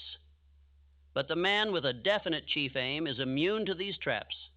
No man ever climbed a mountain while looking at 10 hills. No man ever became great by pursuing 5 small aims. To do what others call impossible, you must walk a narrow path, and that path demands your complete allegiance. You must not dabble. You must not divide. You must burn every bridge behind you and walk only toward the goal that sets your soul on fire.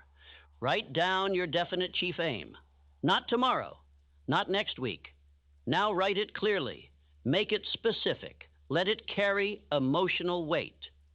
This is not a task for the casual mind. It is a declaration of war against mediocrity. You are saying to life, this is what I demand. This is what I will become. This is what I will create. And once it is written, it must be seen. Place it where your eyes meet it every day, morning and night. Let it become the compass that corrects your direction. Let it speak to you when your energy fades. Let it cut through the fog of distraction. That aim must dominate your waking thoughts and govern your sleep. You cannot serve 2 masters. You cannot pursue greatness and entertain weakness. Your mind, your hands, your time, your habits, your conversations, your environments, all must bend to this one definite purpose. When you move through life with this kind of focus, the impossible begins to yield. Circumstances adjust. People respond. Resources align. Let us study Carnegie. He did not pursue 100 things. His early definite chief aim was to control the steel industry. He saw it clearly. He believed in its power. He knew the fortune it held. And because he was definite, because he burned every other option, he attracted men like Schwab and Frick who helped build his empire. Definiteness drew resources. Carnegie's definiteness also attracted respect. Men trust those who know what they want. The world yields to the unwavering, but it ignores the uncertain. If you cannot decide, you cannot lead. If you cannot lead, you cannot build. And if you cannot build, you will never rise above the noise of the mediocre. Do not think the universe responds to confusion. The subconscious mind cannot act upon vague desires. Infinite intelligence will not assist a man who is uncertain. The law of attraction, the law of cause and effect, the law of compensation, these are precision laws, and they obey definiteness. Every day you go without declaring your chief aim is a day you lose power. Every hour you spend drifting is a seed of failure planted. The world has enough men who wish, who dabble, who entertain ideas without committing, but few dare to say, "This is what I will become, and nothing shall turn me aside." So I command you, repeat your chief aim aloud, not once, not weekly, but daily. In the morning when you rise, at night before you sleep. Say it with emotion. Say it with conviction. Say it until every cell of your being believes. Say it until the world itself begins to bend in your favor. There is no mystery in success. There is only law. And the law says, whatever you hold in your mind with clarity and emotional belief and pursue with definite action, you shall have. You are not exempt from this, but neither are you entitled without obedience. You must pay the price. I say again, no man achieves the impossible while trying to achieve 5 things at once. Choose one aim, the one that burns, the one that demands your attention, the one that causes fear and excitement at the same time. That is the aim worthy of your life. Once you choose it, you serve it. Your conversations begin to align with it. Your planning aligns with it. Your daily hours are organized in support of it. Your distractions are removed. Your excuses are killed. Your very identity is shaped by your aim. You do not drift anymore. You do not wait for signs. You do not ask for permission. You begin to move, and the world notices. Opportunities begin to emerge, not because of chance, but because your definiteness has made you a beacon. You begin to magnetize.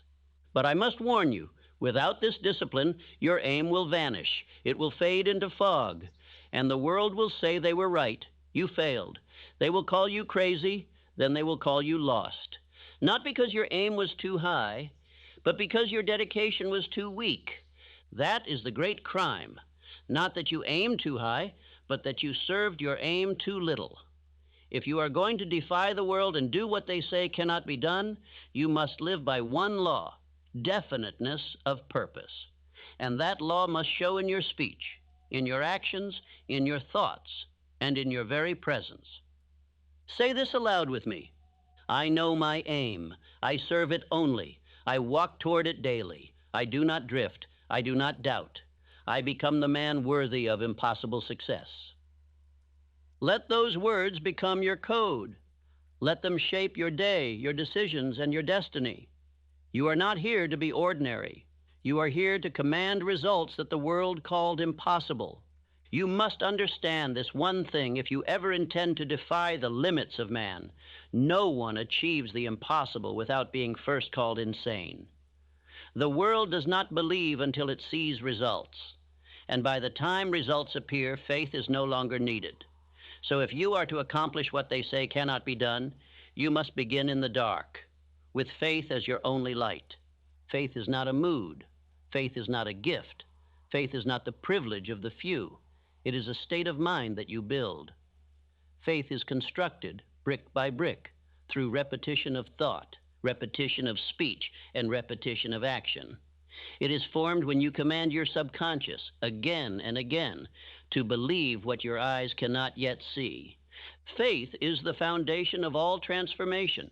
It is the evidence of things unseen. It is the substance of all results that begin in the invisible. You must treat faith not as a feeling, but as a discipline. You do not wait for it to rise. You summon it. You create it. You construct it by what you say, what you see, and what you allow to take root in your mind. Let me give you an example. Henry Ford had a vision that the world laughed at. He wanted to build a motor car for the masses. He was told it was foolish. Then he demanded that his engineers build an 8-cylinder engine in one block. They said it could not be done. Ford said, do it anyway. They tried and failed. He said, try again. They failed again. He said, keep going until you succeed. And eventually, They did. That was not technology, it was faith. It was belief in his vision when every so-called expert said it was impossible. It was his refusal to accept defeat, and that faith became mastery. What began as madness became the future of industry, and the man who was ridiculed became one of the wealthiest and most influential men of his generation. Now you must build your faith the same way, through autosuggestion. Speak aloud what you choose to believe until belief becomes law in your subconscious mind. Speak it when you feel weak. Speak it when you feel strong. Speak it when no one is listening. Speak it when the world laughs. Say it until the very cells of your body rise up in agreement. This is why I gave you the self-confidence formula in Think and Grow Rich, not as inspiration, but as instruction. It must be memorized. It must be declared. It must be obeyed. For through repetition, your inner world changes, and once the inner world changes, the outer world cannot help but follow. Faith must become an identity. It must become the way you speak, the way you walk, the way you decide. It must show up in your tone, in your presence, in your steps. It must radiate from you so strongly that others begin to believe in what they once mocked, because you believe it with such force. But let me warn you, the minute you stop affirming, doubt will rise. And doubt, like rust, eats through every layer of power. Doubt creeps in quietly, with a whisper, a question, a delay. And if you do not answer it with faith, it will take root. And once it does, it spreads. And it kills dreams from the inside out. Look to Abraham Lincoln. He faced defeat after defeat. He was mocked. He was doubted. He failed in business. He lost elections. He buried children. But he held a belief that his life had purpose, that his voice mattered, that he would serve a great mission. And he never let go of that belief. He became president. He shaped a nation, and his faith outlived his flesh. Faith creates magnetic confidence, and that confidence bends circumstance. It changes how you move through the world, and the world responds. When you believe with clarity and emotion and act accordingly, the doors begin to open, not because the world changed, but because you did. So I give you this command. Speak faith into your soul until it becomes louder than your fear. Then act on it without apology. Let your steps be bold. Let your decisions be final. Let your aim govern your speech. Let your mind accept no argument against your dream. Say this aloud now. I believe in my aim. I believe in myself. I believe in the power of thought backed by faith. I do not wait. I decide and I do. Let those words be your weapon. Let them rise up when doubt knocks at your door. Let them silence the voices of limitation. Let them direct your hands, your hours, and your identity. For you are not a drifter. You are not a wanderer. You are not a man of maybe. You are a man of faith. And faith is the root of all mastery. You will not do the impossible if you give your attention to the ordinary. You will not rise above men while walking beside those who scoff at ambition, and you will not reach your purpose while listening to the babble of those who have none. If you desire to accomplish what others say cannot be done, then you must guard your mind like a fortress. Every word you hear, every voice you entertain, every doubt you tolerate, it enters your subconscious, and it roots. And what takes root grows. This is not theory, it is law. If you water weeds, they multiply. And if you permit doubt to speak, it will become your belief. And belief becomes your reality. You cannot climb the mountain while listening to those who never left the valley. The voices of critics are not proof. They are poison. And if you do not silence them, they will paralyze you. They will rob your belief, distort your vision, and laugh while you fall. So I say to you now, cut them off. Controlled attention is a spiritual law. The mind obeys what you give it repeatedly. It cannot hold faith and fear at the same time. One must starve, one must die. And it is your daily discipline that decides which survives. Either your purpose rules you or your distractions do. You must starve the doubters. You must refuse the company of the aimless. You must shut the door to every opinion not aligned with your purpose. Do not argue with small minds. Do not explain your vision to those who cannot see. Do not seek approval from those who fear to act. They will only infect your thinking.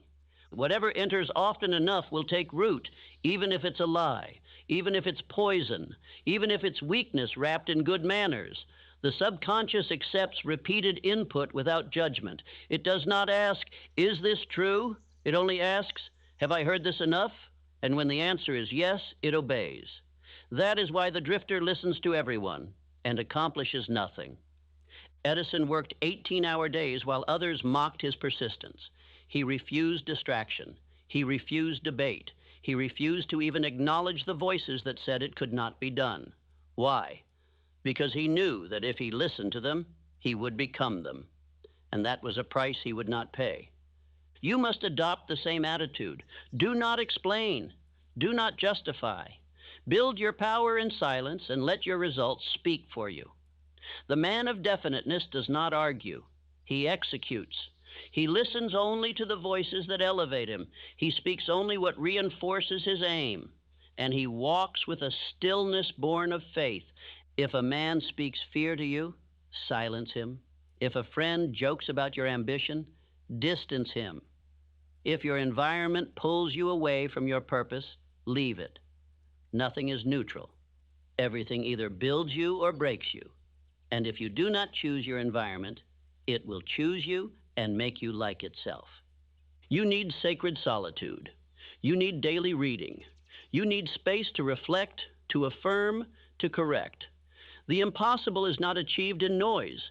It is forged in stillness, in focus, in discipline. You must be able to sit alone with your aim and feed it with thought, belief, and clarity, daily. Every morning before the world interrupts you, you must speak your purpose aloud. Every night before the subconscious takes over, you must feed it one last instruction. You must surround yourself with books, with voices, with messages that build you. Nothing else is permitted, not if you are serious. Let me give you this command. If it weakens your faith, it must be silenced. If it strengthens your aim, it must be repeated. If it does not align with your chief aim, it is an enemy, no matter how polite it seems. You are not just building results, you are building belief. And belief is not strengthened by theory. It is reinforced by repetition, by action, and by environment. If you surround yourself with the careless, you will become careless. If you dine with doubters, you will dine on doubt. But if you walk only with the purposeful, you will become unstoppable. Say this aloud. I reject every voice but the one that pushes me forward. I am immune to distraction. I am blind to failure. I hear only purpose. Let this affirmation become your sword. Use it to cut through the noise. Use it to reset your focus. Use it when the world pulls at you with its countless diversions. You are not here to blend in. You are here to rise above, to do what they said could not be done. And you will not do it by listening to the weak. You will not do it by arguing with fools. You will do it by focusing your entire mind, your entire day, on the only voice that matters, the voice of purpose. The impossible is not overcome by chance. It is conquered through design. A man does not rise above the ordinary by accident. He rises through organized planning, through mental blueprints laid out with intention and followed with unwavering will.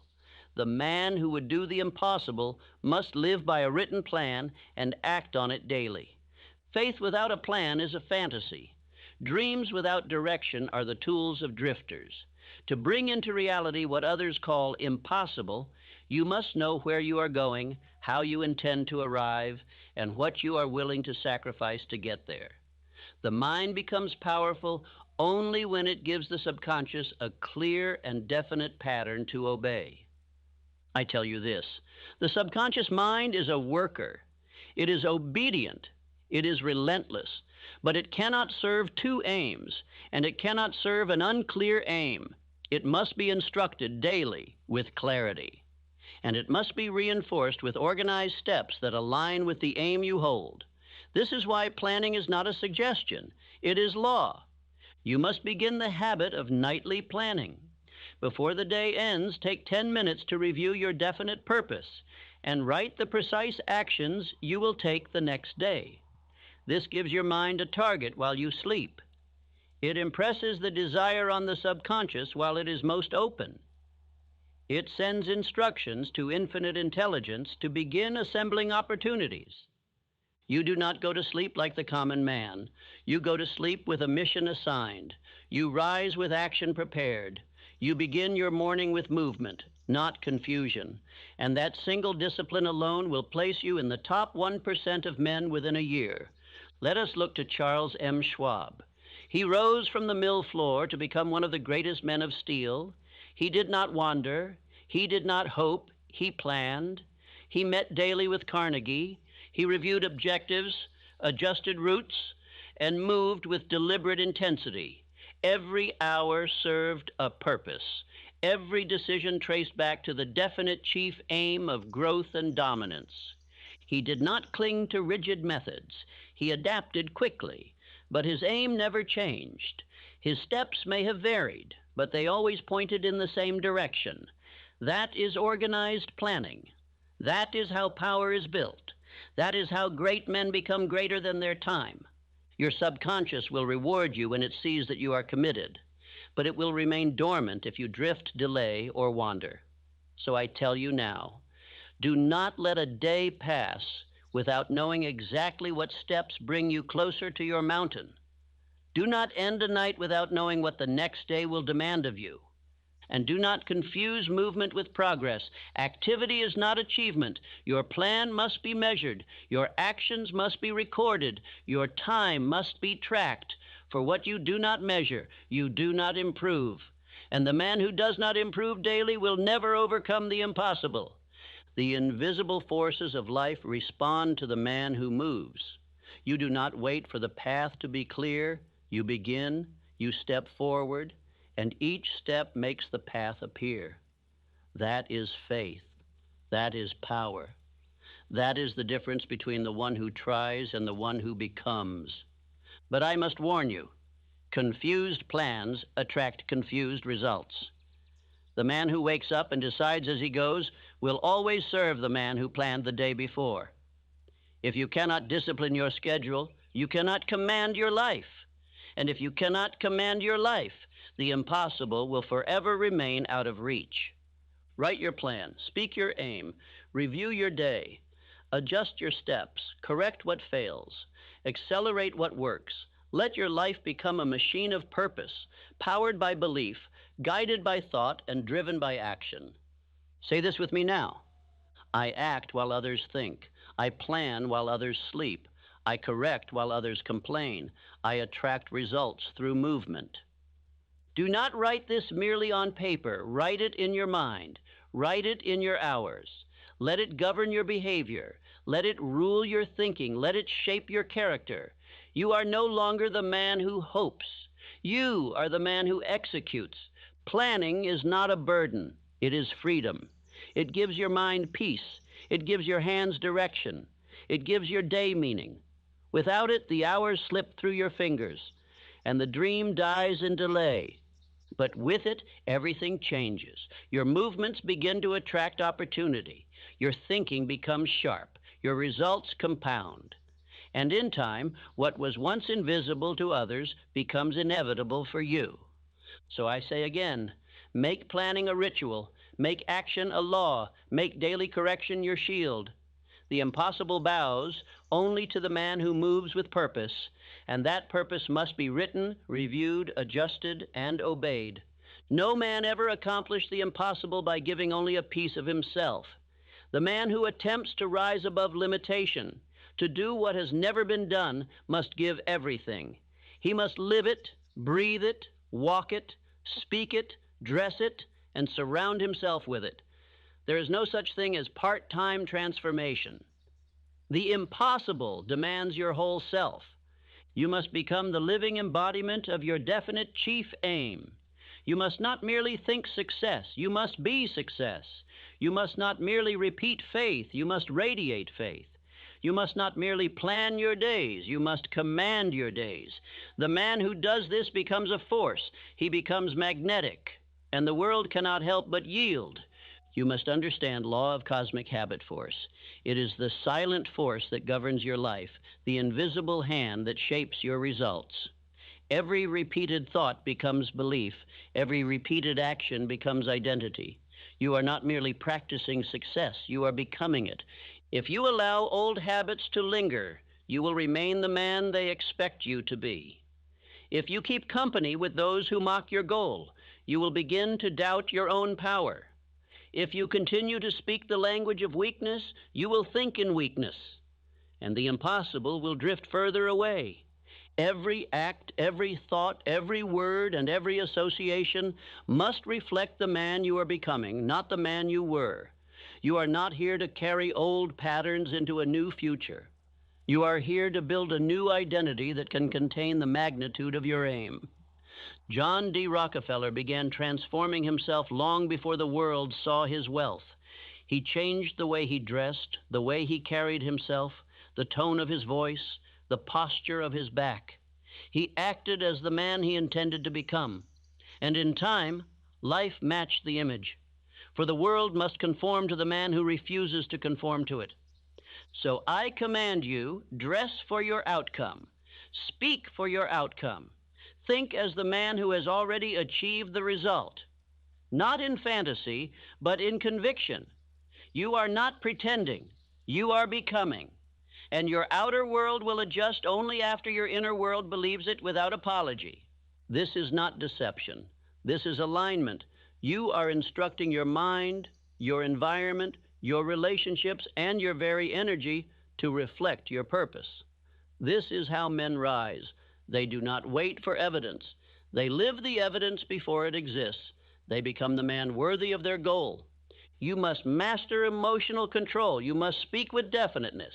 You must hold yourself to a higher standard. You do not gossip. You do not complain. You do not waste hours in idle pleasure. Why?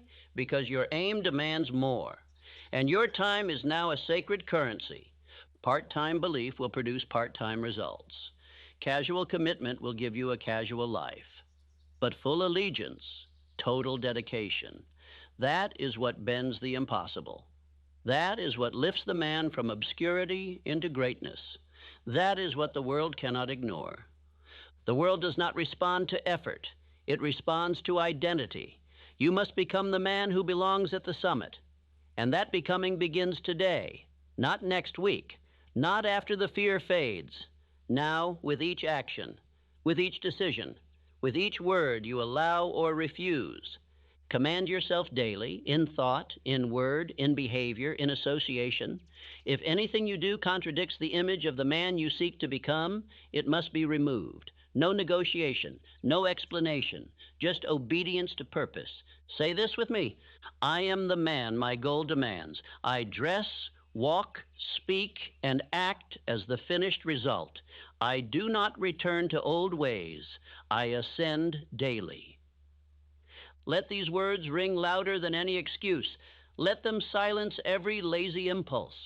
Let them rebuke every temptation to settle. You are not who you used to be. You are who you decide to be. And today, you decide to be unshakable, unstoppable, unbreakable. You must not let comfort seduce you. You must not let routine lower your standard. And you must not let the opinions of those who do not dream determine the course of your destiny. This is your life. This is your purpose. And you will not be denied. Not if you give all of you. Let every hour be sacred. Let every day be deliberate. Let every action become proof. You are not asking for permission. You are not seeking applause. You are building power. And that power must be felt in your walk, your voice, your focus, and your faith. You are doing what they called impossible. That means you must become a man they've never seen. Not later, now. The man who chooses the impossible must also choose the pain that comes with it. Let there be no illusions. The path to greatness is marked with hardship. You will face delay. You will meet rejection. You will walk alone. You will be tired, misunderstood, doubted, and ridiculed. But this is not punishment. It is preparation. Pain is the test.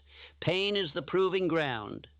Pain is the fire that burns away the weak parts of you. The fear, the ego, the indecision, the noise. Without it, you remain soft. Without it, you remain ordinary.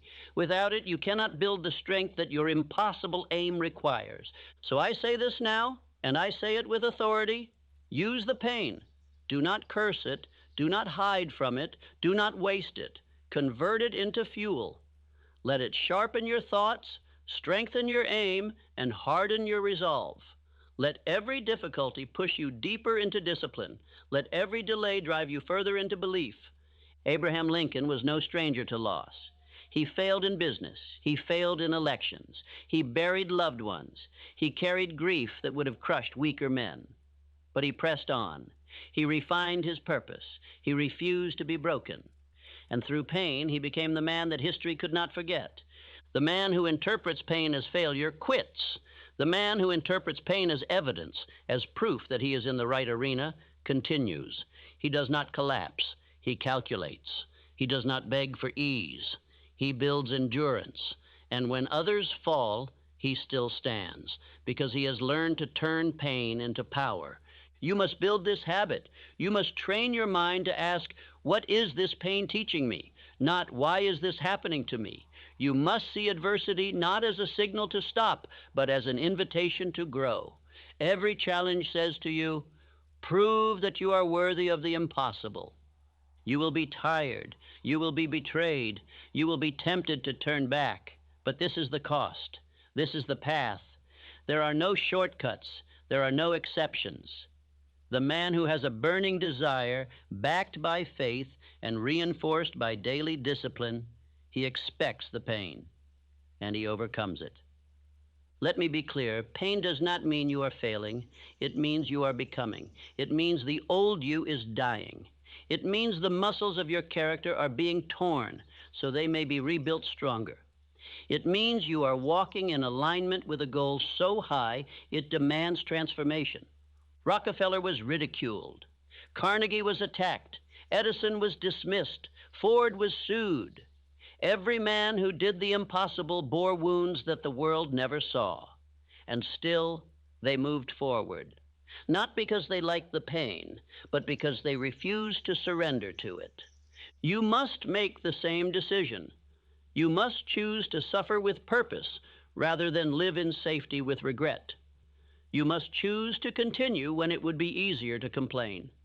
You must choose to rise when it would be simpler to sleep. And I will tell you the secret. Every time you push through pain, your belief grows. Every time you move forward when it hurts, your confidence expands. Every time you act with courage in the face of fatigue, you are sending a signal to your subconscious. This man does not quit. Say this aloud now. My pain is fuel. My delay is proof. My burden is training. I persist where others fold. I continue until the impossible bows to me. Let those words become your shield. Speak them when your legs are heavy. Speak them when your eyes are tired. Speak them when the world is silent. For the man who speaks belief in the furnace of pain is the man who emerges with power that cannot be taken. Do not complain. Do not explain. Do not apologize for wanting more. Use the pain. Use it to build. Use it to concentrate. Use it to affirm. Use it to remind yourself you are not ordinary. You are not drifting. You are on a mission that fear cannot understand. This is your test. And you will pass it, not because it is easy, but because you are decided, because your aim is definite, because your belief is built, because your discipline is stronger than your emotions, and because you are no longer the man who folds when fire comes. You are the man who endures it, who uses it, who conquers it. This is the hour. You have listened. You have been warned, instructed, and challenged. You have been handed the laws of achievement, the very principles by which men have turned dirt into kingdoms, visions into fortunes, and impossibility into fact. And now the time has come, not to admire the truth, not to repeat the truth, but to obey it, to act on it, to claim what they said you could not have. You must understand, the world is not going to congratulate you for dreaming. It will not cheer for you because you listened to this once. The world responds only to results, and results are the children of decision, belief, repetition, and action. You cannot stop here. You must begin here. This is not the end of a speech. It is the start of a new self. You now know more than most men ever will. You have received the blueprint. You have received the fire. You have heard the challenge. But knowledge without use is dust. You must not become another man who listens, nods, and drifts back into his old identity. You must not become another man who flirts with greatness, but marries mediocrity. Ask yourself right now, have I written down my definite chief aim? Have I repeated it morning and night, with feeling, with purpose, with persistence? Have I removed distractions, changed my environment, silenced the voices of doubt? Have I acted every day with decision? Have I planned, corrected, and moved with faith? If you have not done these things, go back. Do not move on. Go back, listen again, read again, write again, speak again, begin again. For repetition is the builder of identity. It is the only way to install belief so deeply that no external circumstance can shake it. You must burn these principles into your consciousness through exposure, expression, and execution. This is not entertainment. This is not something to play once while distracted. This is your manual for greatness. You must revisit it. Daily, if necessary, you must rise early and fill your mind with these truths before the world fills it with noise. You must train your subconscious mind like a soldier through order, command, and repetition. If you listen only once, the world will swallow what you heard. But if you listen daily, the world will have no choice but to yield to what you become. That is the law. The mind accepts what it hears most, and what it accepts, it believes, and what it believes, it attracts, and what it attracts, it becomes. Let us return to those men who lived these laws. Elbert Hubbard wrote works that outlived him because he lived what he wrote. He was not a man of theory. He was a man of practice. His words had power because his life had decision. He believed without evidence. He acted without applause. And today his principles still move men. That is the legacy of one who did what others feared. You now have the same law, the same words, the same power. But the law is neutral. It will work for you or it will work against you, depending on how you use it. If you feed it weakness, it will reward you with failure. If you feed it belief, it will reward you with victory. The law is always at work. The only question is, what are you commanding it to bring you? So I challenge you now. Do not go back to the man you were. He did not serve you. He doubted. He delayed. He listened to the wrong voices. He drifted. Let him die. Bury him with silence. And rise up now as the man your dream demands. A man of thought. A man of faith, a man of planning, a man of action, a man of identity. This life is not a rehearsal. One day your heart will stop. One day your hands will fail to rise. One day your voice will fall silent. And when that day comes, the only question will be, did you do what you were called to do? Did you obey your purpose? Did you defy their limitations? Did you achieve what they said could not be done? Let it not be said that you almost changed. Let it not be said that you had the truth and ignored it. Let it be said that you listened, decided, and acted. Let it be said that you became one of the few who lived by law, not by chance. Let it be said that you did the impossible because you refused to accept anything less. You must say this aloud now, not as a mantra, but as a vow. I do what they called impossible. I live what others only speak. I begin now. I decide now. I command success with thought, faith, and daily motion. Let those words be the wall between your old life and the one you now build. Let them be the fire that consumes every excuse. Let them be the banner you raise as you walk into the unknown with unshakable belief. You must review this message often. not for emotion, but for installation. You must program your mind until your belief becomes instinct, until your action becomes automatic, until your identity becomes indestructible. You are the master of your fate. You are the captain of your soul. And now you must prove it, not with words, not with emotion, but with decision and discipline. Listen again and again until you no longer recognize the man you used to be. Let us now begin. Listen to me now, and listen with every ounce of your being. Do not drift. Do not let another distraction steal from your destiny. I am about to reveal a law that governs your life, whether you know it or not. It is the law of attraction. And the way you are using it right now may be building your defeat or shaping your fortune. You must listen. I did not say hear, I said listen, because hearing passes through the ears. But listening, true listening, imprints upon the subconscious and commands your belief. And belief shapes your world. This law is not new, it is eternal. It is the reason some men rise from nothing and command empires, while others, with the same tools, rot in mediocrity. Listen now, and you will understand how Andrew Carnegie attracted steel, how Thomas Edison attracted invention, how Henry Ford attracted power, and how every great man who has ever lived pulled success into his life by the magnet of thought, backed by faith, decision, and action. Listen, and you will understand why your own results have been what they are. But if you do not listen, if you skip, if you wander, if you promise yourself you'll come back later, understand this. You have already heard this law before, not in words perhaps, but in experience.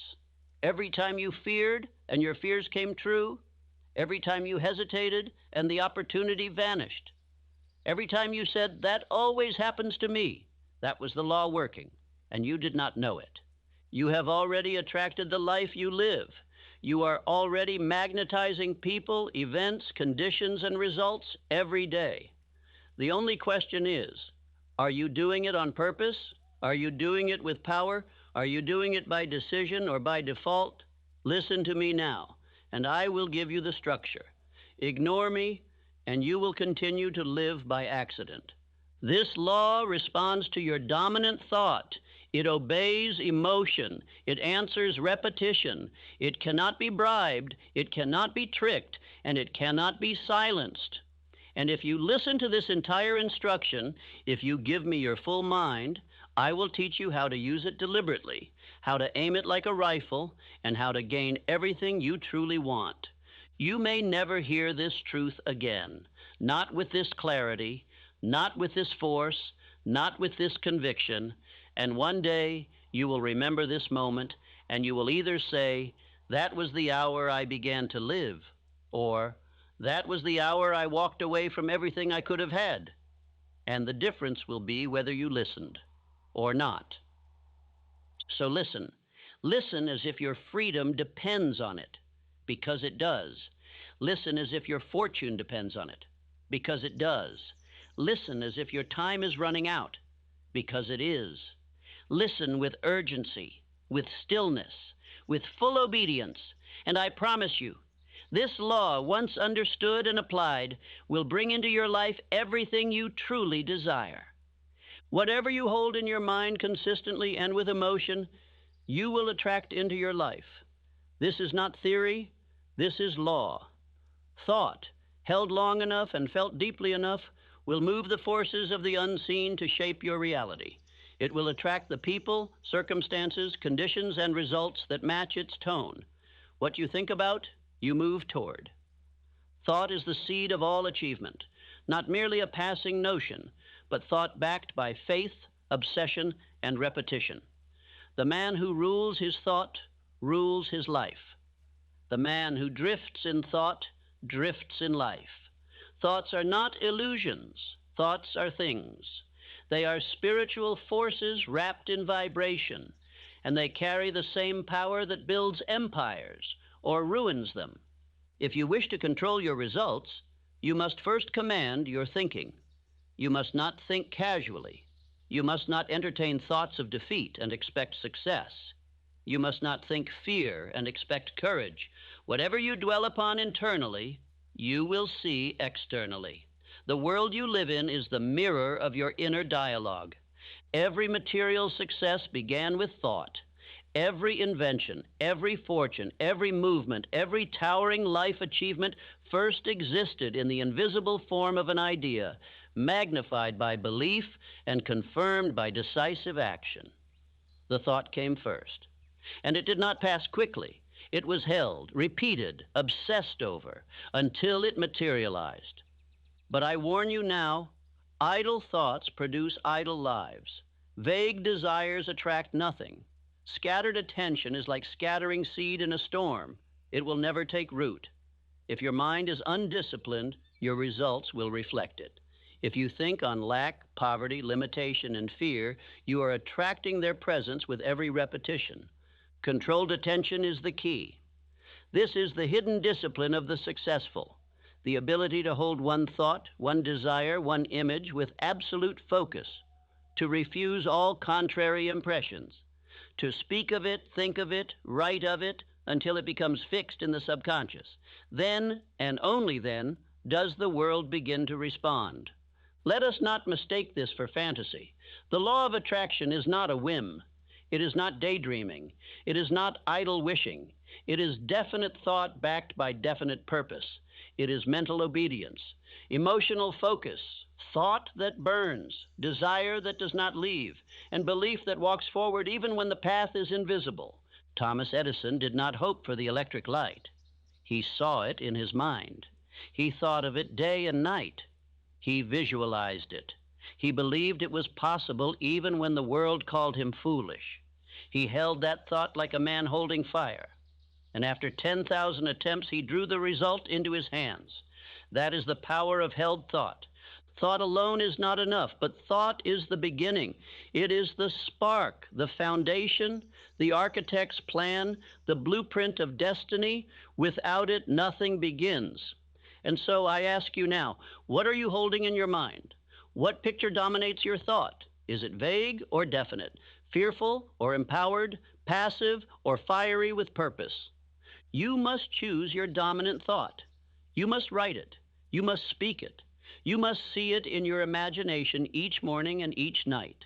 It must become so familiar to you that it is as real as the chair you sit on. And once it is that real in your mind, it begins to take shape in your world.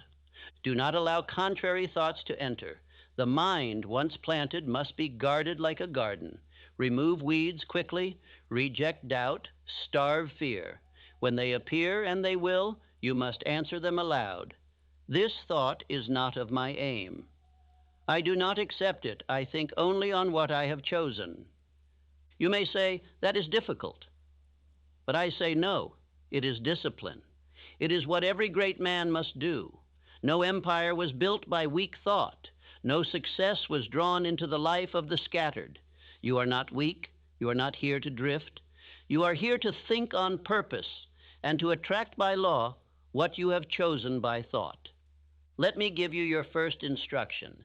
Today, write your dominant thought. Write it clearly. Speak it aloud 5 times this morning and 5 times before you sleep. And tomorrow, do the same, and the day after. And when doubt comes, return to your thought. Repeat it, declare it, until it becomes who you are. This is the first principle of the law of attraction as I teach it. It is not magic, it is law. And law does not care for your feelings. It obeys your repetition. It moves in the direction of your focus. And it begins with thought. Not once, not twice, but daily, hourly, relentlessly. I will ask you now, what are you attracting? Not what you say you want, but what you think about most. The answer is in your life already. Look at your results. They reflect your inner conversation. If you desire change, begin where all power begins, with thought, and not casual thought, but controlled attention backed by burning desire. Repeat after me. I am the master of my thoughts. I choose what I attract. I think only what supports my aim. I hold my desire with discipline. I do not drift. I do not fear. I think on purpose, and I attract what I have chosen. Say it aloud now, again, until it takes root. You must speak it into your subconscious. The mind is not changed through listening. It is changed through repetition, through command, through instruction. And you are the only one who can give it. Thought is the seed. Guard the seed. Water it daily. Shield it from doubt. Repeat it aloud. Act upon it. And watch what begins to grow. It is not enough to think. You must feel what you think. You must repeat what you feel. For it is not thought alone that attracts. It is emotion-charged, repeated thought that becomes magnetic. The law of attraction does not respond to cold intellect. It responds to burning faith, to emotion, to belief that is spoken, lived, and held with intensity. The subconscious mind does not speak the language of logic. It does not reason. It accepts what is repeated and what is felt. This is why men say, "I always fail," and find it to be true. Not because the world has conspired against them, but because they repeated the feeling of failure until their own mind believed it and summoned it. You must understand, fear, doubt, worry, these are not harmless thoughts. They are commands. They are seeds. They are repeated prayers in reverse, and they carry weight when you dwell on them with emotion. Just as desire attracts success, fear attracts defeat. You cannot hold both and expect greatness. So what must you do? You must use autosuggestion. You must speak aloud what you intend to believe. You must say it clearly, with conviction, again and again, until your mind accepts it as reality. You do not wait to believe, you repeat to believe. That is the method of all transformation. Do not say, "I hope to succeed." Say, "I am a man of success. I attract strength. I attract opportunity. I attract belief. I am becoming everything I have decided to become." Speak it with energy. Speak it when you rise and before you sleep. Speak it when you feel fear. Speak it when you feel weak. That is when it matters most. Repeat this now. I attract success by thinking success. I become wealth by thinking wealth. I draw strength by thinking strength. My thoughts, felt with emotion, shape my reality. This is not mere inspiration. This is scientific law. The subconscious mind responds to the tone of your repetition. That tone is emotion. You must not only speak, it must matter to you. Your declaration must stir your soul. It must sound like a man who believes, not a man who hopes. Let me show you this law in action. Henry Ford, when told his vision for the V8 engine was impossible, did not accept defeat. He held the belief. He repeated the command. He felt the truth of it in advance. His engineers said it could not be done. He said, "Do it anyway." And they did. That is the law at work. Why did it work? Because Ford's repetition was felt. He did not say, "Maybe." He said, "I will." He believed with emotion. And that belief shaped the thinking of his men, which shaped their action, which shaped their result. That is the chain of command in the invisible world. Thought, feeling, belief, attraction, action, result. Now consider your own words. What do you repeat daily? Are your words drenched in belief or soaked in fear? Do you repeat what you want or what you dread? Do you say, "It's possible" or "It's hopeless"?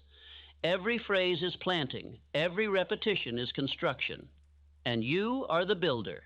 This is why you must watch your speech. You must remove from your language every phrase that undermines your belief.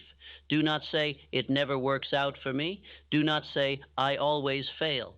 Do not say, "This is too hard." You are cursing your own field with those words. And the law of attraction does not judge. It obeys. Replace such speech with declarations of power. Everything is working for me. I attract the people and ideas I need. I move forward every day. My belief grows with repetition. The mind, when trained in this way, becomes your ally. It begins to bring to your attention the right opportunities, the right actions, the right solutions. You will say, "Things are lining up." But they are not lining up by chance. They are obeying the magnetic force you are generating through repetition and emotion. If you want your belief to be strong, you must rehearse it daily. Think of it like a muscle. The man who lifts daily becomes strong. The man who repeats belief aloud daily becomes unshakable. This is not arrogance. It is conditioning. You are not boasting. You are commanding your subconscious. Here is your exercise. Every morning, repeat your definite chief aim aloud, not softly, not passively, but with strength. See the image. Feel the success. Let your words carry the emotion of certainty. Speak as if it is already yours. That feeling, that inner conviction, is what begins to attract it to you. Throughout the day, when negative feelings rise, stop and repeat your affirmation out loud, not in your head. The spoken word, felt deeply, is the builder of belief. It pierces the old conditioning and begins to rewire your attraction. Speak with fire, speak with truth. Speak with the voice of the man you are becoming. Most men drift because they let emotion control them. But you will control your emotion with decision, and then use that emotion to fuel belief. You will no longer feed your mind with fear. You will no longer use repetition to attract confusion. You will discipline your focus and master your inner state. Understand this clearly. The law of attraction is activated by repetition, but it is amplified by emotion. Say the right words. Feel them deeply. Say them often. That is the path. That is the formula. And that is why most fail. They do not repeat, or they repeat the wrong thing. Now I ask you, what words are you willing to rehearse for the next 90 days? What emotion are you willing to call forth daily until it burns in you like fire? Are you willing to discipline your thought, to guard your speech, to choose your vibration? If not, you will remain a servant of circumstance. But if yes, you become a commander of destiny. Say this again. I do not drift. I do not fear. I think and feel on purpose. I repeat belief daily. I attract exactly what I decide to become. This is the force that shapes nations. This is the law that builds fortunes. This is the discipline that separates the dreamer from the doer. Most will not do this. Most will listen once and forget. But you will rehearse until you believe. You will believe until you act. You will act until you become. That is the cycle. And you now know how to run it. Without a definite aim, the law of attraction has no clear target. It is like fire without direction, dangerous, unfocused, and ineffective. But with a definite purpose, a burning desire, and a clearly written aim, your mind becomes a magnet for opportunity, power, people, and events. What you want must be clear, fixed, and demanded of life, not vaguely wished for. You must write your desire in the form of a definite chief aim. It must be so specific that your subconscious can see it, hold it, and begin working on it immediately. If you cannot state in one clear sentence what you want to become, what you want to earn, and what you are willing to give, then you are still drifting, and drifting attracts only more of itself. The law of attraction is not random. It is precise. It reflects the frequency of your belief. The more definite your aim, the more power you possess. The vaguer your aim, the weaker your attraction. Think of it. No architect ever built a structure from an unclear sketch. No general ever won a war without a clear target. No man ever built wealth by vague desire. Your mind is a broadcasting station. It sends out vibrations constantly, and what you send, you attract. When you hold one clear thought with emotion and persistence, the entire universe begins arranging itself to match your message. This is not fantasy. This is law. The clearer your message, the more accurate your results. Let us look at a man who used this law with precision, Andrew Carnegie. Before he earned his first great fortune, he decided upon his purpose. He wrote that his mission was to distribute wealth for the benefit of mankind. That decision attracted to him the opportunities, resources, and people necessary to amass the fortune first. He did not wait to be wealthy to choose his purpose. He chose first, then attracted what he needed. Your chief aim must dominate your mind. It must be the first thought in the morning and the last thought at night. You must write it, repeat it, speak it aloud until it is written in your subconscious with fire.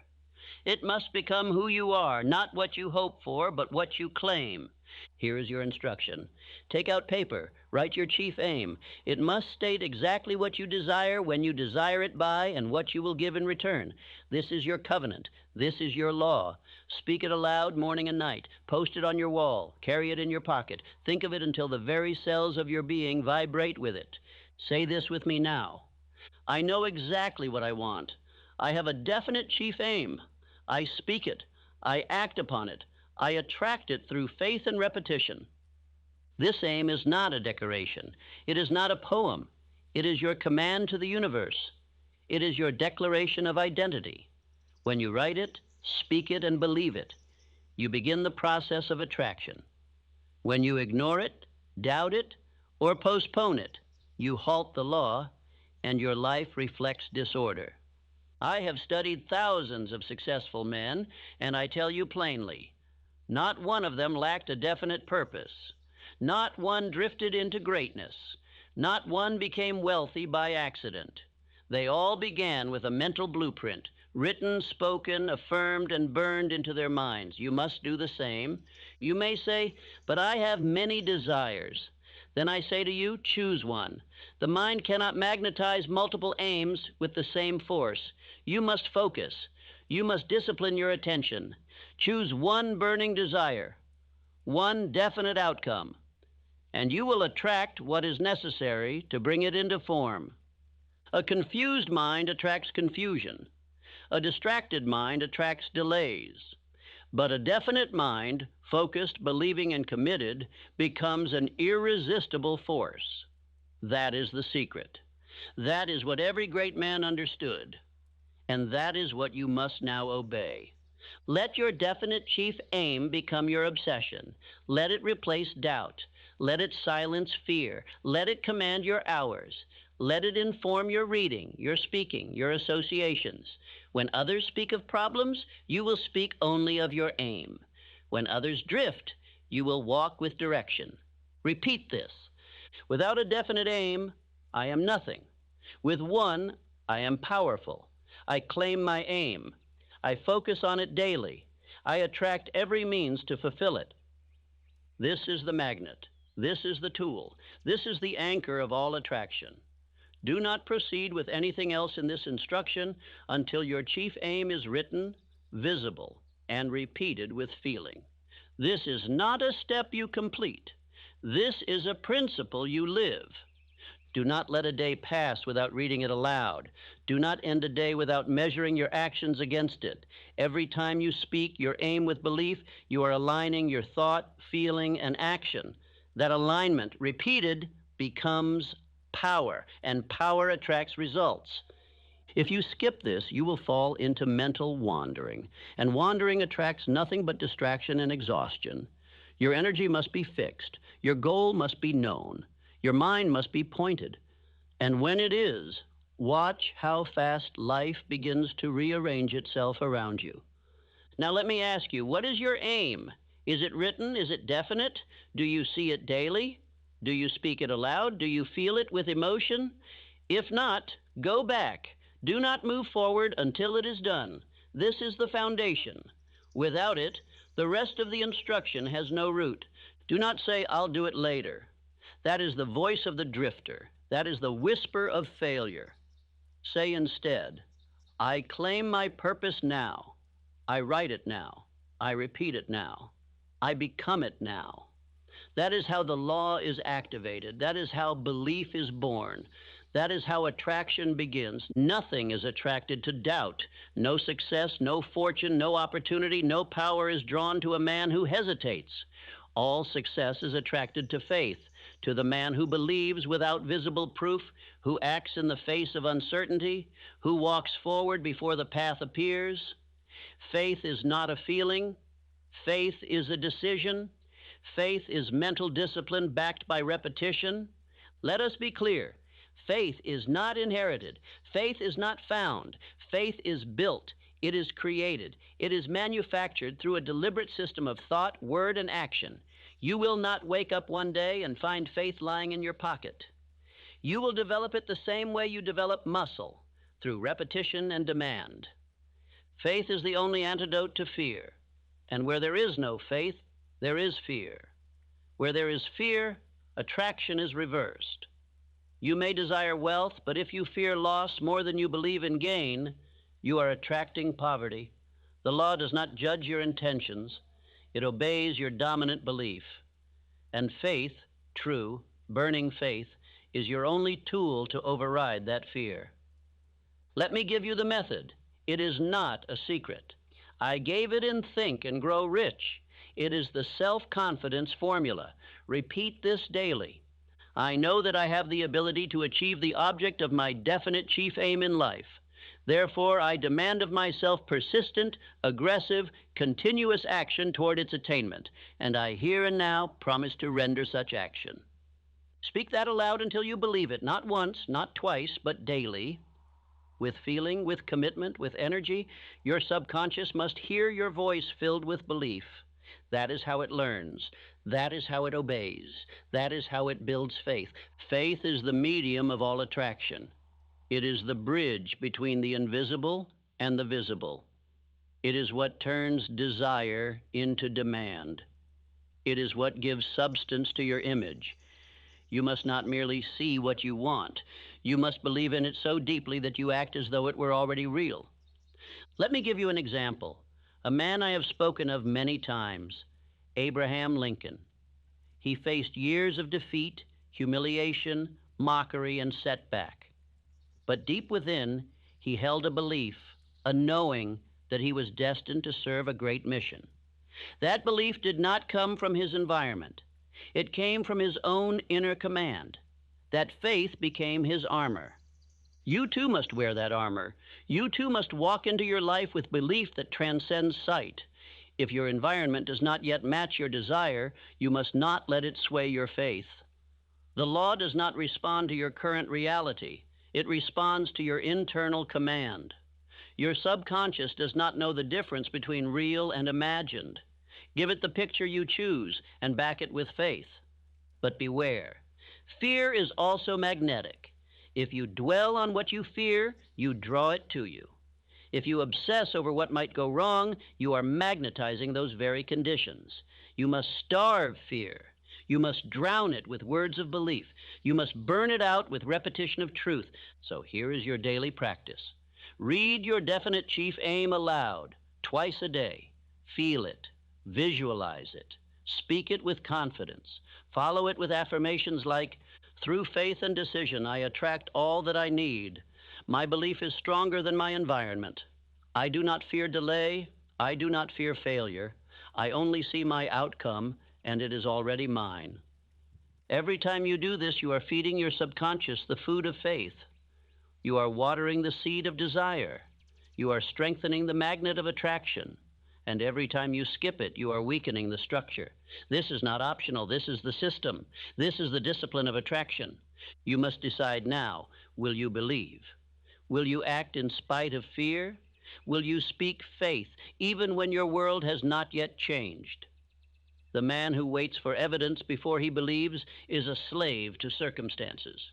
But the man who commands belief creates the circumstances he desires. Faith is not a mystery. It is a habit. It is the result of speaking what you want, feeling it as real, and walking in alignment with it again and again and again, until your mind cannot help but accept it. And once accepted, it becomes law in your subconscious. That is when attraction begins to move swiftly. Do not let others' disbelief infect you. Their fears are not your responsibility. Your faith must be sacred. Guard it. Speak it. Build it. Live it. And understand this. The moment you begin to walk in faith, the world will test you. That is not punishment. That is preparation. That is the law asking, do you truly believe, or are you playing with words? So I ask you again, what do you believe? Do you believe in your aim? Do you believe in your worth? Do you believe in the law? If yes, show it, speak it, declare it, walk in it, think in it. Let no fear enter your mind without being expelled by repetition of truth. Repeat this with me now. My belief is stronger than my environment. My faith is built daily. I attract what I believe. I magnetize success. I command power. I walk in the unseen until it becomes the seen. Say it again and again until it becomes part of you. You are not drifting anymore. You are building a magnetic field of belief, and that field, once saturated, will pull to you everything you require.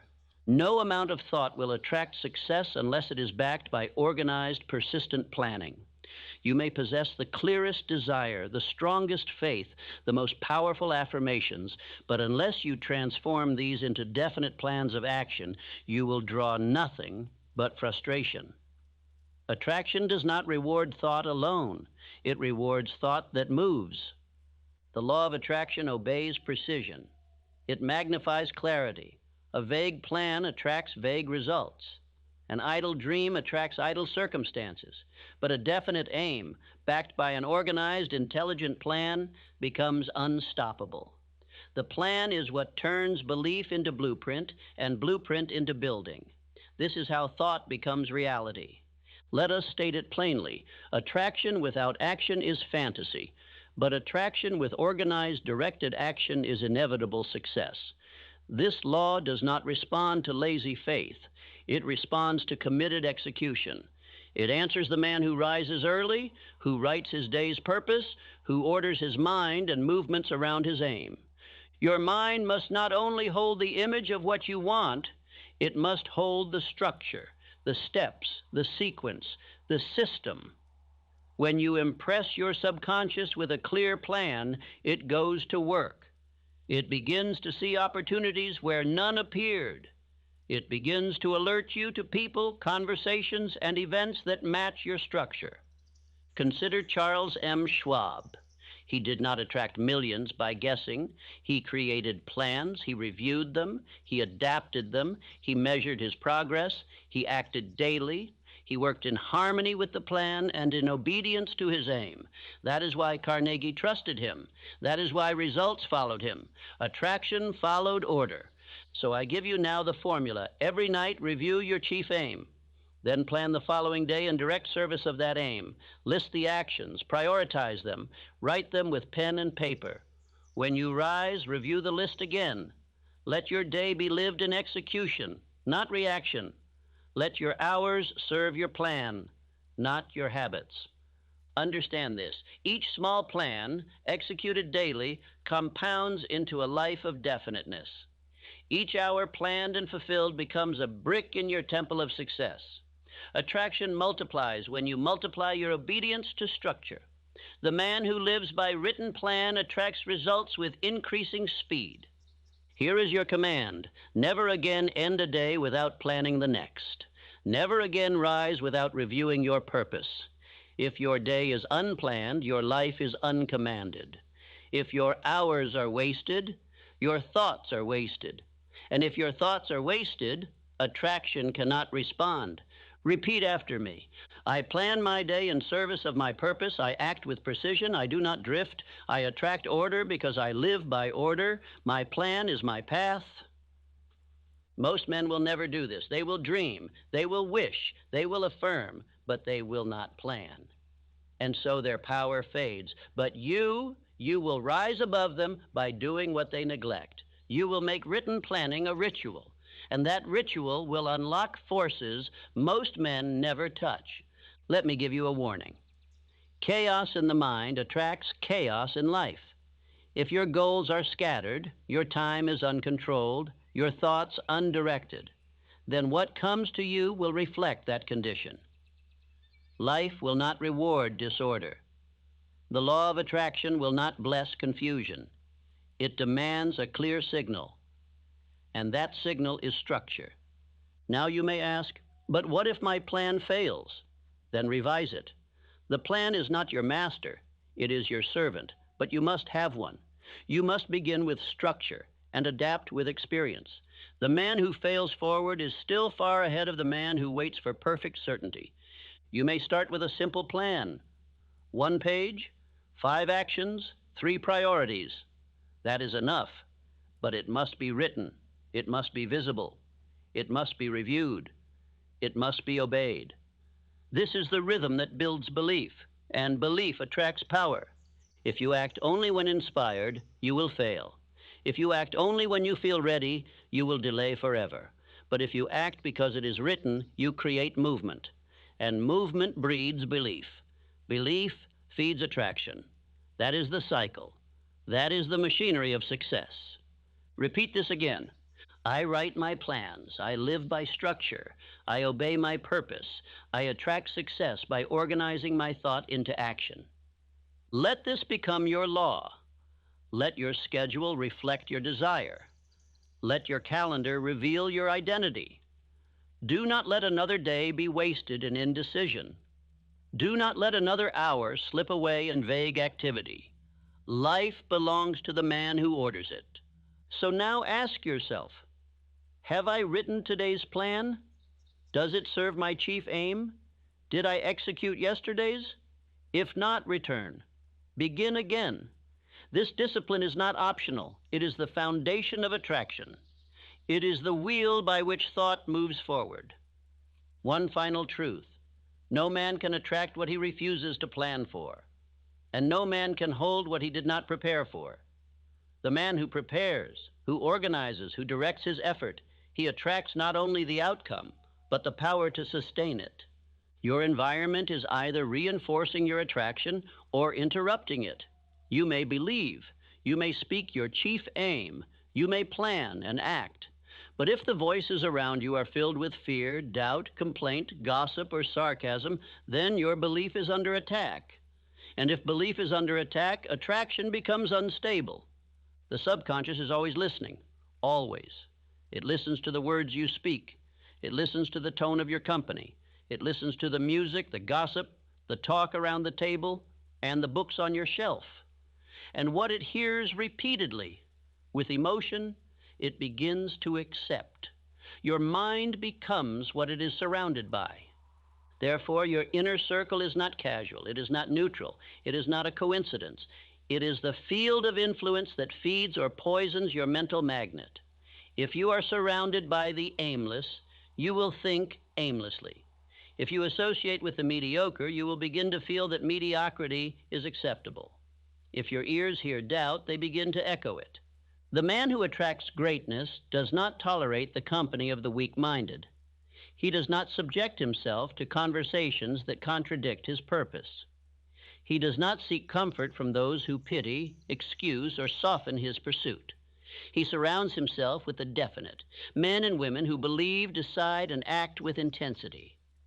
This is the mastermind principle. It is not mere friendship.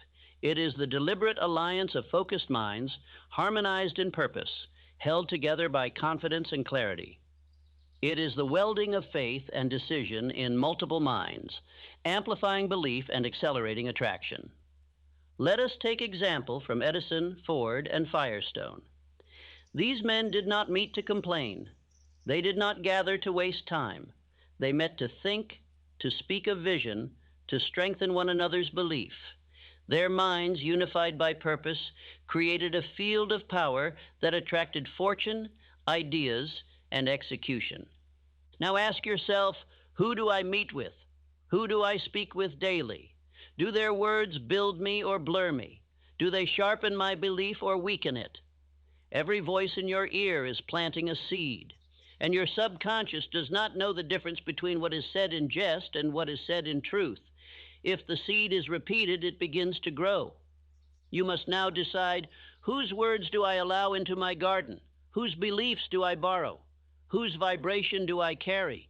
The answer to these questions will predict your results, for the law of attraction works best in harmony, and it shuts down when surrounded by noise, contradiction, and internal conflict.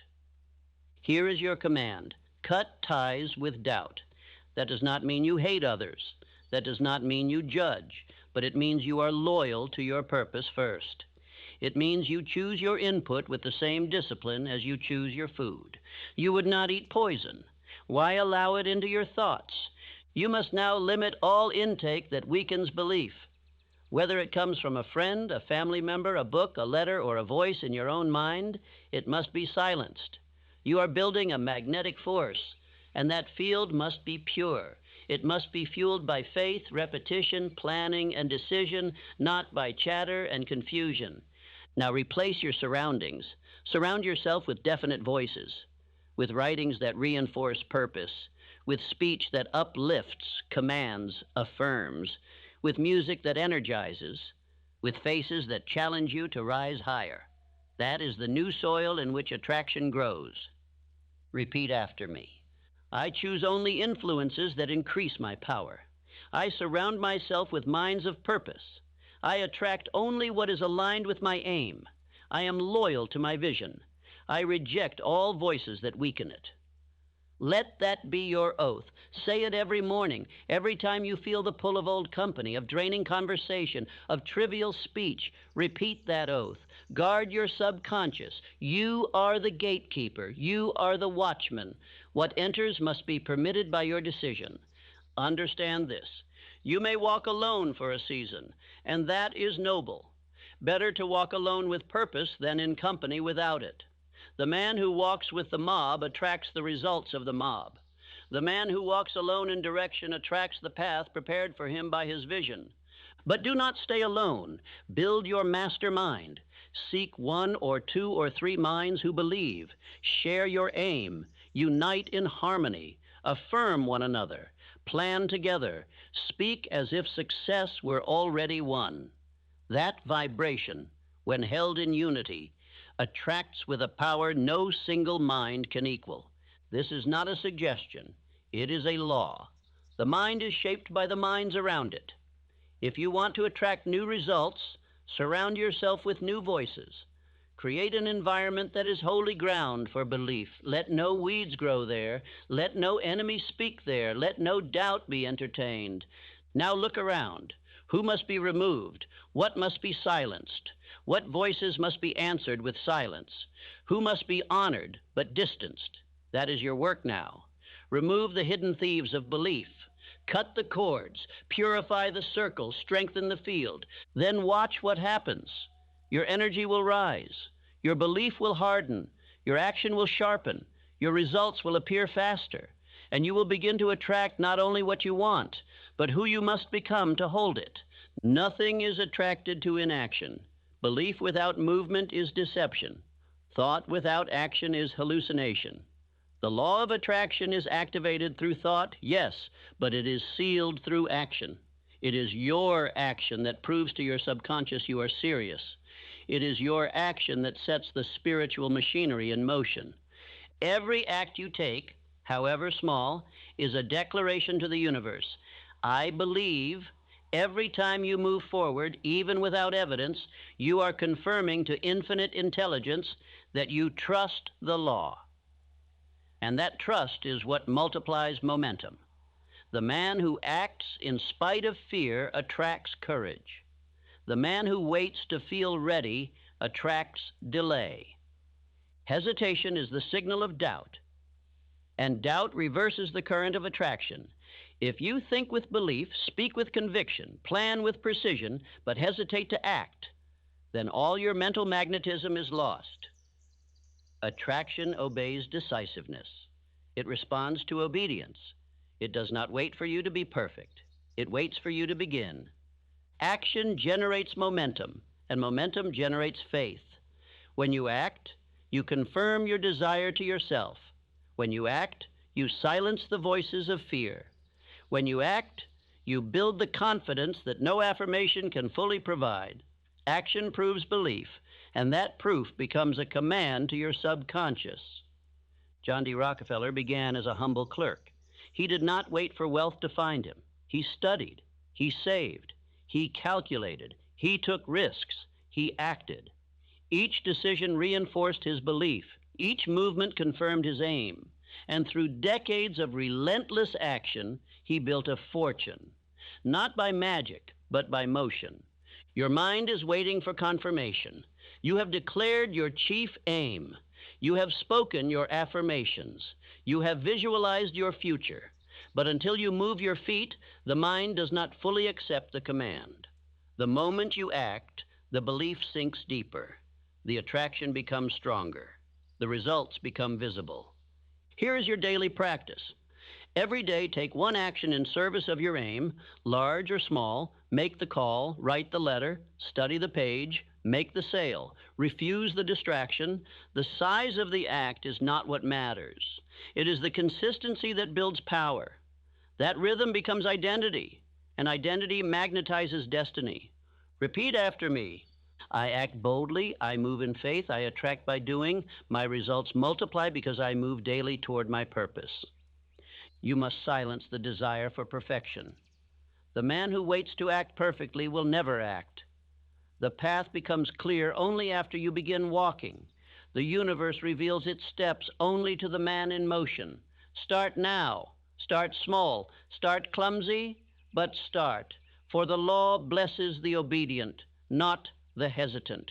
Do not wait for signs. You are the sign. You are the one who decides. You are the one who initiates. You are the one who tells your mind, your body, and the world, this is who I am, this is what I demand, and this is what I am building, step by step, day by day, hour by hour. Action also sharpens your plan. It reveals what works. It exposes what doesn't. It brings feedback. It forces growth. And it keeps you too occupied to entertain the voices of doubt. A man in motion is immune to drifting, and drifting is the destroyer of attraction. Now take inventory. What have you done today to move closer to your aim? Not what you thought, not what you wished, but what you did. If the answer is nothing, then begin now. Do not wait. You know what must be done. You know what the next step is. Take it, no matter how small. Take it now. The man who acts builds identity. Each act adds another layer, and identity becomes destiny. If you act like a leader, you become one. If you act like a disciplined man, you become one. If you act in alignment with your aim, you draw it faster into your life. That is the path. That is the method. Repeat this. I do not hesitate. I do not wait. I act now. I act daily. I act in faith. My action is my proof. My movement is my magnet. Let this affirmation be written on your wall. Say it aloud each morning before your work begins. Do not think first. Move first. Action clears the fog. It breaks the fear. It builds the foundation. And it trains your subconscious that you are serious. That is when the law obeys. Now understand this final truth. The law of attraction does not reward the man who listens. It rewards the man who listens and applies. It rewards the man who obeys his plan, who writes his actions, who executes daily, who takes the invisible and makes it visible through labor, through motion, through obedience to purpose. You must never forget, this law is always working. It never stops. It never sleeps. It never waits for your permission. You are either using it deliberately or allowing it to operate by accident. The law of attraction responds to your dominant thought, your dominant belief, your dominant emotion, whether those were chosen by you or by your environment. This is the great danger of drifting. The drifter does not attract what he desires. He attracts what is loudest in his surroundings. He attracts what others believe. He attracts what he fears. His results are not his own. They are inherited from his conditions. And so his life becomes a mirror of everything he did not choose. You must never drift again. Now that you know the law, you can no longer pretend not to. Now that you understand the process, every hesitation becomes sabotage. Every lazy hour becomes a crack in the structure. Every day without belief, without repetition, without action is a day that weakens your magnet. Let me ask you, have you taken notes? Have you written your chief aim? Have you read it aloud today? Have you spoken your affirmations with emotion? Have you visualized your goal clearly?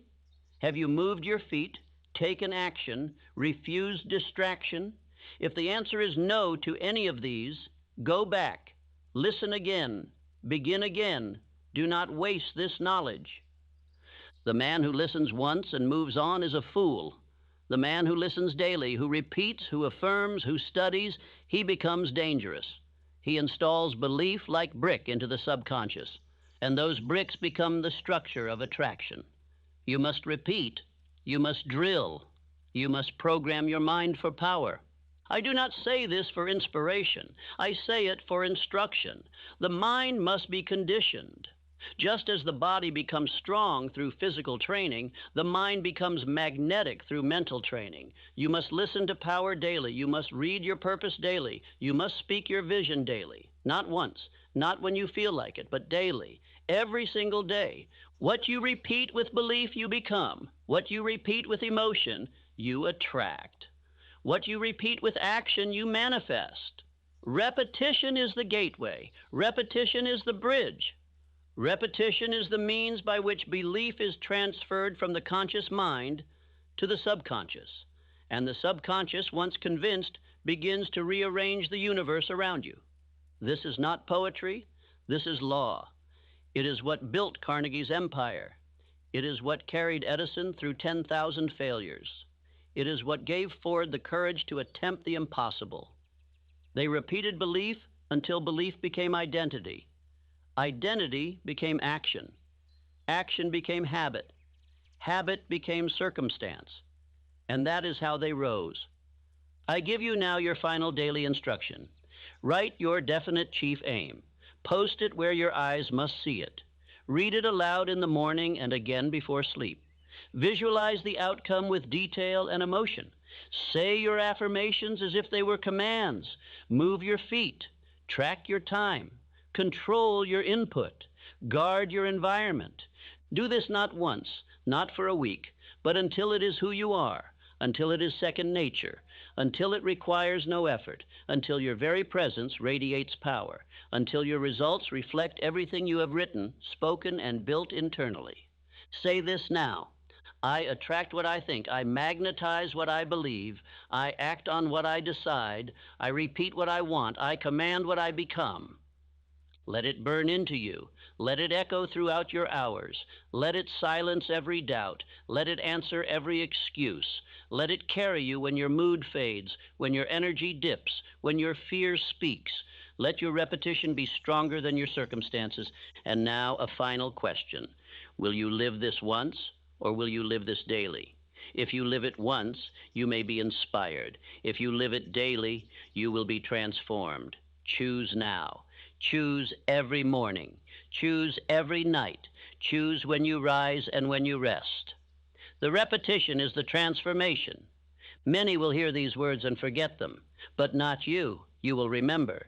You will rehearse. You will review. You will re-listen, not for entertainment, but for identity, for belief, for power, for dominion over your thought and command over your results.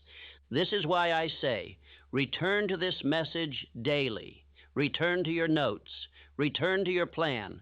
Do not listen once. Listen until it lives in you. Let it replace your weakness. Let it rebuild your thoughts. Let it form your new pattern of living. That is the path. That is the secret. That is the law. You now know the truth. And the truth, once known, removes all excuses. You can no longer say, I don't understand. You can no longer say, I didn't know how. The method has been given. The blueprint has been laid. The law has been revealed. It is now your responsibility. It is now your command. It is now your life. The law is working. The only question is, what are you commanding it to bring you?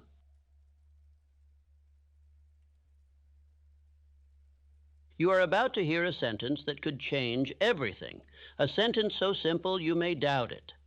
But I say, do not measure the size of the sentence. Measure the power it holds when repeated with belief. For what you speak before sleep becomes what you live when you rise. Now ask yourself, are you satisfied? Do you rise with joy or dread? Do you walk in control or just react to life? Do you have the freedom to give your family what they need, the time to enjoy your days, the wealth to buy what you desire, to move where you wish, to retire if you please? If not, This may be the most important instruction you ever hear, because the sentence I will give you is not motivation. It is not poetry. It is law. And if you repeat it before you sleep, not once, but daily, it will begin to transform you from the inside out. Let me speak plainly. You were not meant to struggle. You were not meant to suffer in silence. You were not meant to beg for time, for money, for energy, for relief. You were born with power. And that power is governed by the thoughts you choose and the thoughts you repeat when your conscious mind begins to sleep. For when you lie in bed at night, you are not resting. You are programming. And most men lie there repeating fear, worry, guilt, confusion. So they rise with more of the same. But the successful, the truly rich, their mind works while their body sleeps. And what they give it to think upon in that final hour becomes their new life. You say you want to leave your job? You say you want more time? You say you want to buy without guilt, give to your family, help others, and move like a man who owns his time? Then listen. Not once, not casually, not while distracted. Listen deeply, listen repeatedly. Listen until the old you is removed and the new you is installed. Because I will say this once, if you do not master this hour before sleep, your family may suffer for your delay. They will not tell you, but they feel your tension. They see your uncertainty. They hear the words you don't speak. And if you continue to live without control, they will inherit your limitation. You must not allow that. You must become the man who commands his world, not the one who explains why it never changed. Because if you fail to control your mind before bed, your future will be controlled by every old program that runs wild in your sleep. And that means regret. That means years gone. That means dreams buried. But if you choose to stay with me, if you hear this message not once but often, you will begin to walk with clarity, with belief, with structure, with decision. You will begin to change your speech, your energy, your posture. You will look in the mirror and see the man you always knew you could be, but never became, until now. So let this be the hour everything changes. Silence the world. Turn off distraction. And give your full attention to what follows. Repeat this message every night if you must, because the man who masters this one nightly sentence and repeats it with faith cannot remain poor, cannot remain fearful, cannot remain small. He becomes rich in mind first and rich in life soon after. Now listen closely and prepare to repeat this sentence, for it will become the foundation of your new life, and the world will respond to the man who dares to believe it. Let us begin. You may believe that wealth is earned during the hours of action, but I tell you now that is not when riches are made. Riches are made in the hour when all the world goes silent, when the noise of the day withdraws, when your conscious mind weakens and your subconscious awakens to do its real work. The hour before sleep is the workshop of wealth. It is during this sacred hour, when the body prepares to rest and the world grows still, that the subconscious becomes most accessible. The conscious guard stands down, the gates open. And what you place at the doorstep of your mind in that hour will walk freely into your soul. The last thought you feed it becomes the first brick in tomorrow's result. And yet most men go to sleep like beggars. They close their eyes with fear in their hearts, worry on their breath, confusion in their mind. They rehearse all that went wrong. They dwell on what they lack. They entertain every suggestion of defeat. And then they wonder why they wake with no fire, no clarity, no fortune. But the successful, the wise, the builders of empires, they do not close the day in confusion. They command the final hour. They give their subconscious no doubt to absorb, no fear to repeat, no failure to recreate. Instead, they offer it a definite aim, spoken aloud with faith, reinforced by repetition. And the subconscious, like a loyal servant, obeys. Let me state it plainly. The mind obeys repeated suggestion, especially when the conscious gate is quiet.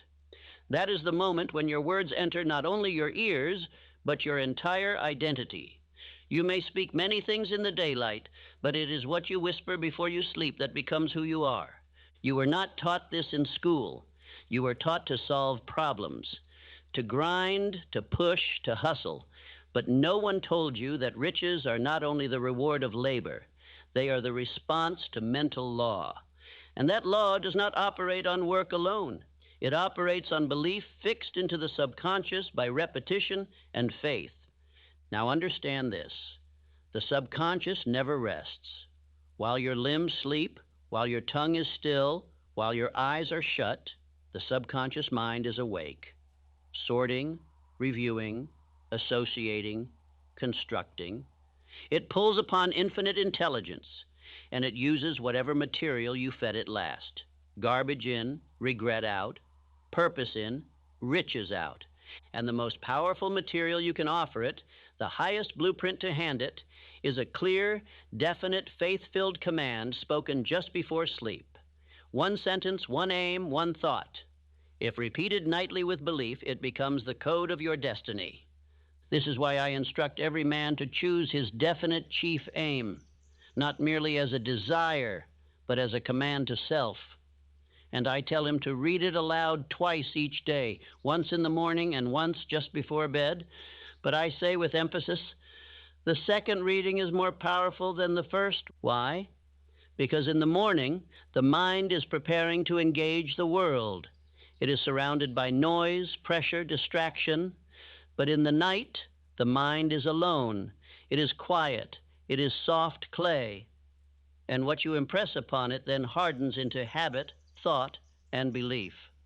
The wealth you earn is planted in that stillness. Let me now give you an affirmation to repeat. Every night I impress my definite aim into my subconscious, and it obeys. Say it again, slowly. Let the words settle. For they are not poetry. They are instruction to the very mechanism that creates your life. The man who speaks this nightly and follows with action by day cannot be denied riches. He is obeying the same law that built every fortune you admire. You may ask, is it really that simple? I answer, yes. But simple does not mean easy. For to do this nightly, without drifting, without forgetting, without replacing it with complaint, requires decision. The drifting man will not do it. The busy man will excuse it. But the definite man, he commands himself nightly. You do not wait until morning to decide what kind of man you will be. You decide it before bed. You do not wait until tomorrow to become rich. You declare it the night before. You do not rise with power if you sleep in fear. You sleep with power and rise in obedience to it. Let the world continue to doubt. Let others fill their last hour with entertainment, with confusion, with complaint. But you are now a man of intention. You are now a man who understands that mental discipline does not end at dusk. It begins there. Repeat your sentence before bed, the one you have chosen. Speak it slowly, speak it with fire. Speak it as if your mind is a vault, and these are the words that unlock it, because they are. And if tonight you forget, return. If tonight you are tired, speak anyway. If tonight you feel doubt, shout it even louder, because every night you persist, you are installing the gears of wealth within your soul. This is not entertainment. This is not theory. This is law. And if you obey it night after night without fail, you will not merely change your thinking, you will change your finances, your family, your future. Say it again. Every night I impress my definite aim into my subconscious, and it obeys. Now close your day with intention. Close your day with power. Close your day with command. For that is how riches begin, not in the morning hustle, but in the silent hour when you tell your mind what it must become. Your final thought before sleep is not a whisper, it is a command. You may think it harmless to drift off thinking of the day's trouble, of unpaid bills, of who wronged you or what you failed to do, but I tell you now that last thought is the seed from which your entire tomorrow grows, and most men plant weeds. They do not realize that the moment before sleep is the most powerful moment of mental suggestion. The conscious mind withdraws, the gates open, and the subconscious accepts without judgment whatever you feed it. It does not test. It does not argue. It simply accepts. And if what you give it is fear, confusion, or lack, you will harvest the same. The tired mind is more suggestible. In that final hour, you hold the golden key to condition the mind into power or poverty. That is why the successful treat this moment as sacred. They do not leave it to chance. They command it. They intend it. They speak a sentence that shapes their destiny, and they speak it until sleep takes them. Let me tell you something most will never understand. The body may be asleep, but the mind is always working. What you give it in those last waking moments becomes the assignment it carries out all night. Whether to arrange plans, attract solutions, stir emotion, or strengthen belief, the mind obeys the last definite thought it received. Henry Ford, after suffering criticism and public failure, would not go to bed with defeat on his lips. He would sit, even in silence, and affirm the certainty of his aim.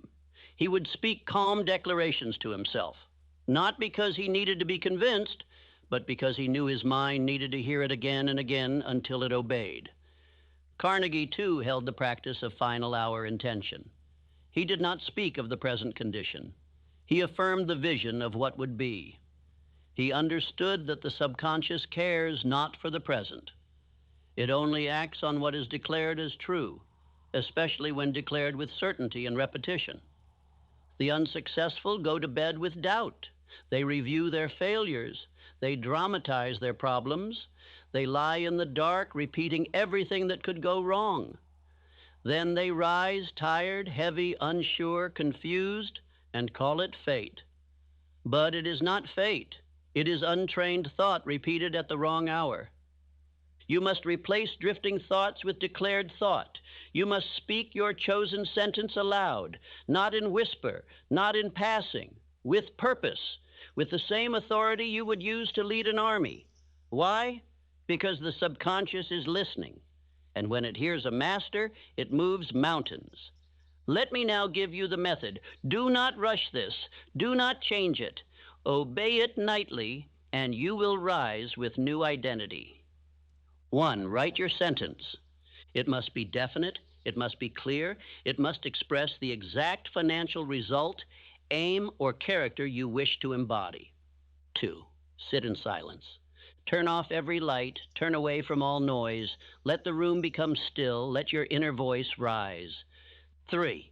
Speak it slowly, with emotion, not once, but as many times as necessary until it begins to feel like a memory, not a wish.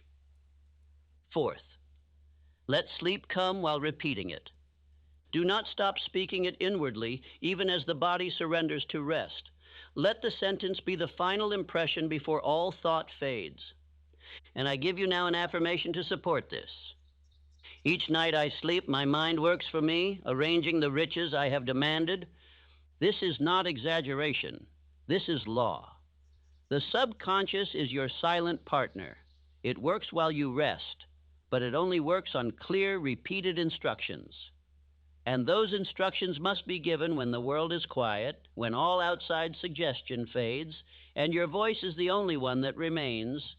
You may think the day is the important part of success, but I say the night determines the day. For a mind that has been given a clear order while the world sleeps will move with more force when the sun rises. This is how the successful begin to walk differently, speak differently, act differently, before the riches even appear. If you forget one night, return the next. If your voice trembles, speak louder. If you doubt, declare with more certainty. For each night you do this, the sentence carves itself deeper into the clay of your mind, and soon it will be fired into iron. Let me remind you again, each night I sleep, my mind works for me, arranging the riches I have demanded. Say this until your heart believes it. Say it until your body feels it. Say it until no part of you remains uncertain. For this is not hope. It is a command issued in the court of your own soul. And once the subconscious receives the order, it begins building the result. Repeat this process every night for the next 30 days. Do not alter your sentence. Do not add to it. Do not subtract. One sentence, one voice, one aim. Repeat it until your outer world can no longer deny the inner instruction. You are not merely speaking words. You are rewriting identity. You are not simply repeating ideas. You are training the unseen laws of mind and matter to obey your definiteness. That is how the world is changed. That is how wealth is attracted. That is how men rise by night before they rise by day. You are the commander now. You have the formula. The only question that remains, will you obey it nightly, or will you fall asleep with the same thoughts that have held you back for years? Say your sentence, sleep with it, let it walk into your soul, and wake with the quiet power of a man who is now becoming. If you have listened thus far, then you now know the hour before sleep is not for rest. It is for command. But what shall you command? What sentence shall you speak? For the subconscious does not respond to vagueness. It does not act upon drifting wishes. It acts only upon definite orders spoken with belief. A single sentence, if crafted with precision and repeated with faith, can rebuild the entire structure of a man's identity. It is no exaggeration to say the man becomes what he commands his mind to become, provided he repeats it long enough and believes it deeply enough. But most men make the fatal error of choosing a sentence that lacks power. They say things like, I want to be rich, or I wish I could change my life. But the subconscious mind rejects weak instruction. It does not move for hopers. It moves only for those who speak as masters. It moves only for those who declare what shall be. Let me teach you how to shape your sentence. It must include 3 elements: your aim, your time frame, and your certainty. Let us break it down. Do not say, I want to be wealthy. Say instead, I earn $100,000 per month rendering valuable service to others, and I begin now. Do not say, I hope for peace. Say, I walk in peace, command my day, and act from purpose at all times. Your sentence must be so clear that if another man read it, he would know exactly what you are becoming. No uncertainty, no apology, no passive phrases. Speak it with finality, as if your life depended on it, because it does. Understand this. Repetition with faith becomes identity. You are not speaking a sentence to inform your mind. You are speaking it to install a new identity. And once that identity is in place, behavior changes. Confidence rises. Wealth responds, because the outer world cannot resist the man who is definite on the inside. Let me remind you of Edwin C. Barnes, a man with no money, no connections, no pedigree, but one mighty sentence. He declared, not casually but with fire, I will go into business with Thomas Edison. Not, I'd like to work for him, not, I hope I meet him. He said, I will go into business with Edison, and repeated it nightly. For years he held to that declaration. For years he worked toward it. And eventually his sentence became his reality. Not by accident, not by luck, but because he had forged it into his very being through nightly repetition and unwavering decision. You must do the same. Your sentence is not decoration, it is construction. You are building the future brick by brick, word by word, night by night. And the material you use is not gold. It is language soaked in belief. Let me now give you the affirmation that reflects this law. The words I repeat before bed build my wealth, shape my identity, and direct my habits. Speak it now. Let your voice not tremble. Speak it as one who has decided. Let it enter your subconscious with force. Let it awaken the dormant power that has long been buried beneath doubt and delay. But hear this warning. You must not change your sentence weekly. Do not adjust it with the weather. Do not alter it with your moods. You must choose once and speak it until it becomes bone, blood, and breath. Definiteness of purpose is law. Every night you repeat the same clear aim, you drive it deeper into the command center of your being. And soon the sentence will no longer feel like a sentence. It will feel like you. And when you become that sentence, the world will respond to you in kind. You will act with more confidence. You will take bolder steps. You will notice resources and relationships that match the man you've declared yourself to be. This is not magic. This is mental law in motion. I now challenge you to write your sentence tonight. Do not wait. Do not revise endlessly. Speak what you desire as if it already exists. Attach a time. Speak with certainty. And repeat it as your final act before sleep, every night for the next 30 days. Here are examples to guide you. I am earning $10,000 per week through honest business that helps others grow. I am confident, bold, and calm. I move with decisiveness and purpose. I attract wealth, influence, and leadership because I speak and serve with power. Choose yours. And once chosen, guard it. Repeat it. Believe it. Let no thought oppose it. Let no day pass without it. For this sentence is not merely a wish, it is the blueprint from which your entire life will be redrawn. Say this again. The words I repeat before bed build my wealth, shape my identity, and direct my habits. Do not just hear these words, live them. Because if you do, you will begin to rise differently, walk differently, act differently. And the world will no longer treat you as it once did. It will obey you. Because you have learned to obey yourself, and you close your eyes and imagine rest. But the mind does not sleep. It is more alive in your rest than in your waking. The conscious mind retires, yes, but the subconscious, your inner builder, your silent worker, remains awake, alert, active. And the question is, what have you given it to build? Most men do not know this. They believe the day is for action and the night is for nothing. They labor for results in daylight and leave their nights to accident. But this is the fatal flaw. For while you sleep, your mind continues in the direction you assigned it. And if you have given it no assignment, it continues in the same direction it went the night before. That is why so many live on repeat. That is why the poor stay poor. They fall asleep with worry, and they rise with tension. They go to bed with regret, and they wake with guilt. They lie down rehearsing failure, and then live another day attracting it. Not because of fate, but because of repetition. Let me say this again. Your outer world is the reflection of your inner repetition.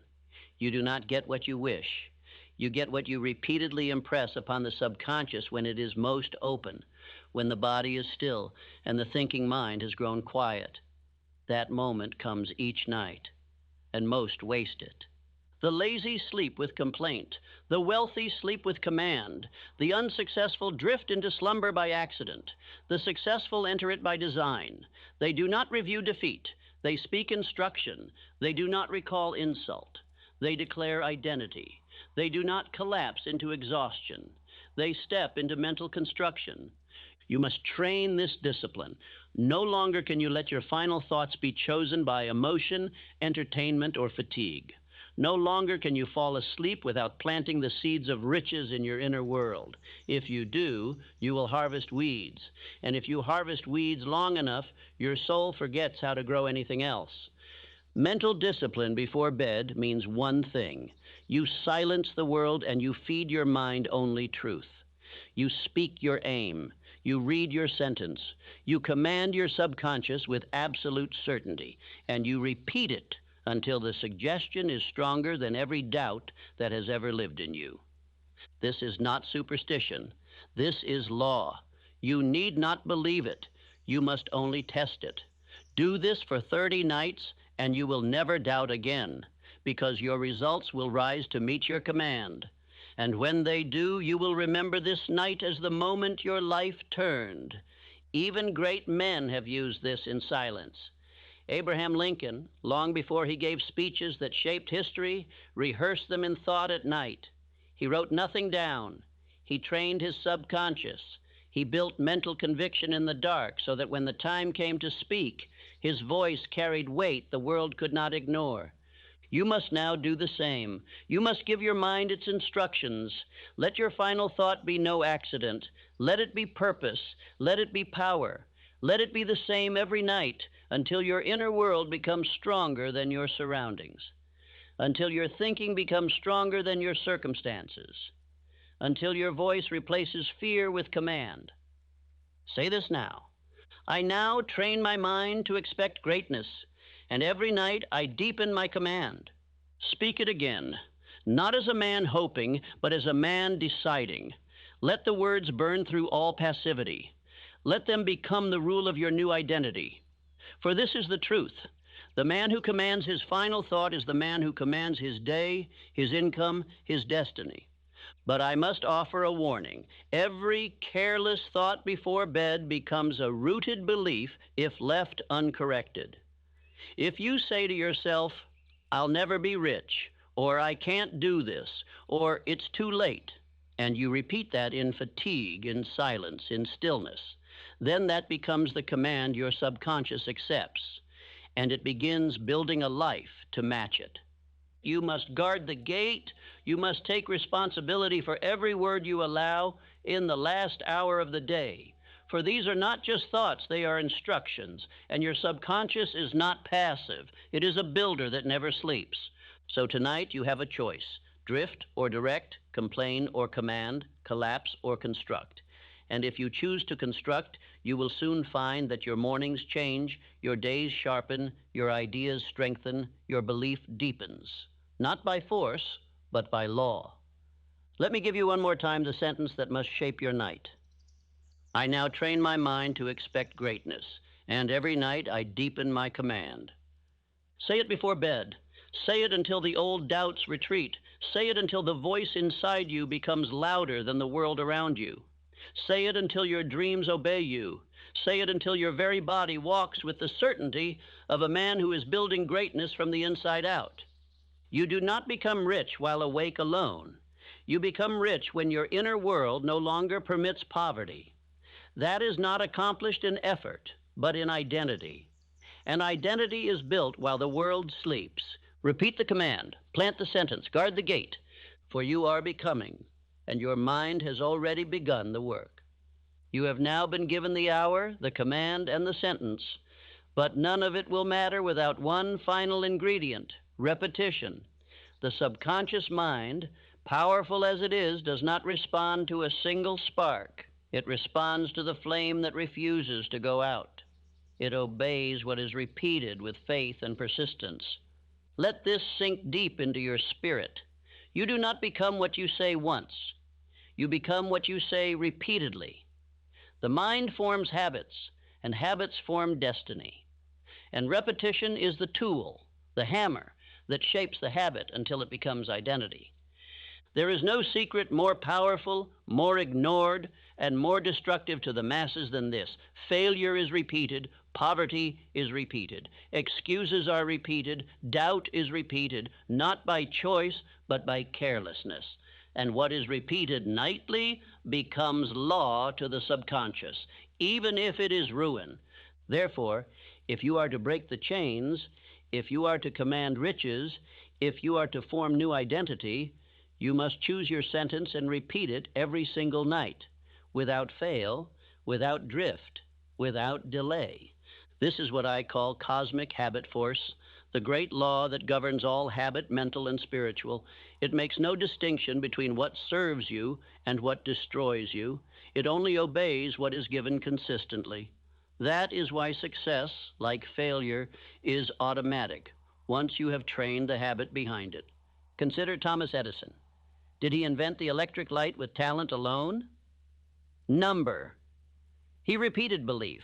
Belief in an idea, belief in himself, belief in the law, 10,000 times. When others quit, he persisted. And when he spoke his faith to himself before sleep, it was not hope. It was reinforcement. He knew the law. Edison failed repeatedly, but never in spirit. Each night, he repeated his aim. Each morning, he resumed his pursuit. And eventually, the world bowed to his command, because he did not change his mind. He did not alter his aim. He repeated his decision until the world had no choice but to obey. So must you. The sentence you speak before bed must not be uttered casually. It must be spoken with emotion, with authority, with the same certainty as one commands a servant, and you must say it again and again and again until it becomes you. There is greater power in one sentence repeated 1,000 times than in 1,000 affirmations spoken once, for the mind, like metal, must be bent through pressure, and repetition is that pressure. It reshapes thought, molds attitude, and installs identity. Let me now give you the sentence to affirm the law itself. I repeat my aim nightly until my mind and actions move without hesitation. This is not poetry. This is the governing principle of your transformation. The man who repeats with faith will act with courage. The man who repeats his identity nightly will walk into each day already victorious, because the battle was won in the silence of repetition. But let me give you structure. Structure is the soul of all mental discipline. Without it, the law fades. Here is how you obey the law of repetition. First, same time, choose a set hour, not after television, not when exhausted, but a chosen hour where you sit with your sentence and speak it aloud with clear voice. Second, same words. Do not change your sentence every week. Hold the same aim, the same phrasing, until it is as natural as your name. Third, same emotion. Do not recite dryly. Infuse the sentence with desire, with imagination, with purpose. Let the subconscious feel its fire. Fourth, same duration, at least 90 days. Repetition must not be occasional. It must be done without missing. For 90 consecutive nights, then and only then will your identity begin to change. This is the cost of change, not luck, not waiting, not more information, but repeating the truth until the lie no longer exists inside you. Let me issue a warning. Neglect this, and you will return to the drift. You will fall back into the mental pattern of the masses. You will say, I tried that, and life will answer. You did not try long enough. Because law is not impressed by a few nights of effort. It is moved by unrelenting discipline. You must now speak as a master. You must look into the night and declare your sentence with command. You must become the man who says what he means and repeats what he means until the world responds. Say this with me now. I repeat my aim nightly until my mind and actions move without hesitation. Feel it, decide it, repeat it again.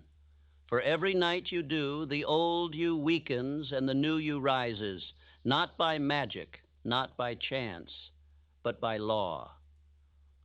When you walk into a room, the world must feel that you are not the same man who walked there last year. And the reason will not be your clothing, your title, or your possessions. The reason will be this. You are now the man who speaks identity into himself and repeats it until it becomes unbreakable. That power is not far off. It is not hidden in books or mentors. It is in your mouth. It is in your voice. It is in the sentence you choose, and whether or not you obey the law of repetition behind it. Decide now, speak tonight, repeat without fail, and soon you will not recognize the man who once doubted. He will be gone, replaced by the one you repeated into existence. You now understand the law of repetition. You know that what you repeat, you become. But I must now take you deeper, because repetition without emotion is like a man hammering on cold iron. The subconscious does not simply hear what you say, it absorbs what you feel. Emotion is the flame that makes the imprint permanent. Let me say it plainly. Emotion is the language of the subconscious mind. You cannot deceive it with lifeless words. You cannot impress it with casual phrases. You must speak your sentence with intensity, with conviction, with certainty. Without this emotional fuel, your sentence is reduced to mere noise. And yet, how do most men enter the final hour of their day? They lie in silence, but not in peace. They relive their failures, revisit arguments, rehearse pain. They do not realize that each emotional replay of regret is an instruction to their subconscious to produce more of the same. They feed their future with the emotion of the past. You cannot rise rich if you sleep in bitterness. You cannot become strong if you sleep with guilt. You cannot attract confidence if you fall asleep with emotional confusion. The emotions you bring to bed become the mood of your next day, and the mold of your subconscious programming. That is why you must command your emotion before sleep. You must not allow worry to speak louder than your desire. You must not allow fatigue to speak louder than your sentence. You must take full responsibility for your inner state, not just your outer actions. Because the law responds to state, not just repetition. Understand this. Emotion is suggestion magnified. A phrase whispered in boredom passes like smoke. But a phrase spoken with fire enters the subconscious like a branding iron. It carves itself into identity. It becomes fixed, permanent, living. That is the kind of sentence you must deliver before you sleep. Now I warn you, you cannot command emotion by accident. You must prepare yourself. You must create a nightly ritual. You must enter the final hour of each day as a man steps into sacred territory, with control, with intention, and with reverence for the forces he is about to influence. Here is how to command your emotional state before sleep. 1. Breathe deeply. Let the body release the residue of the day. Sit or lie with dignity, not collapse. 2. Reflect only on what builds you. Think not of failure, but of progress. Not of fear, but of vision. Let your attention rest only on what is becoming, not what was. 3. Recite your sentence aloud, with feeling. Do not whisper it like a man uncertain. Say it like a ruler. Say it like a prophet. Say it like a man who speaks law. 4. Repeat it inwardly as you drift into sleep. Let no thought interrupt it. Let no emotion rival it. Fall asleep soaked in the conviction of your future.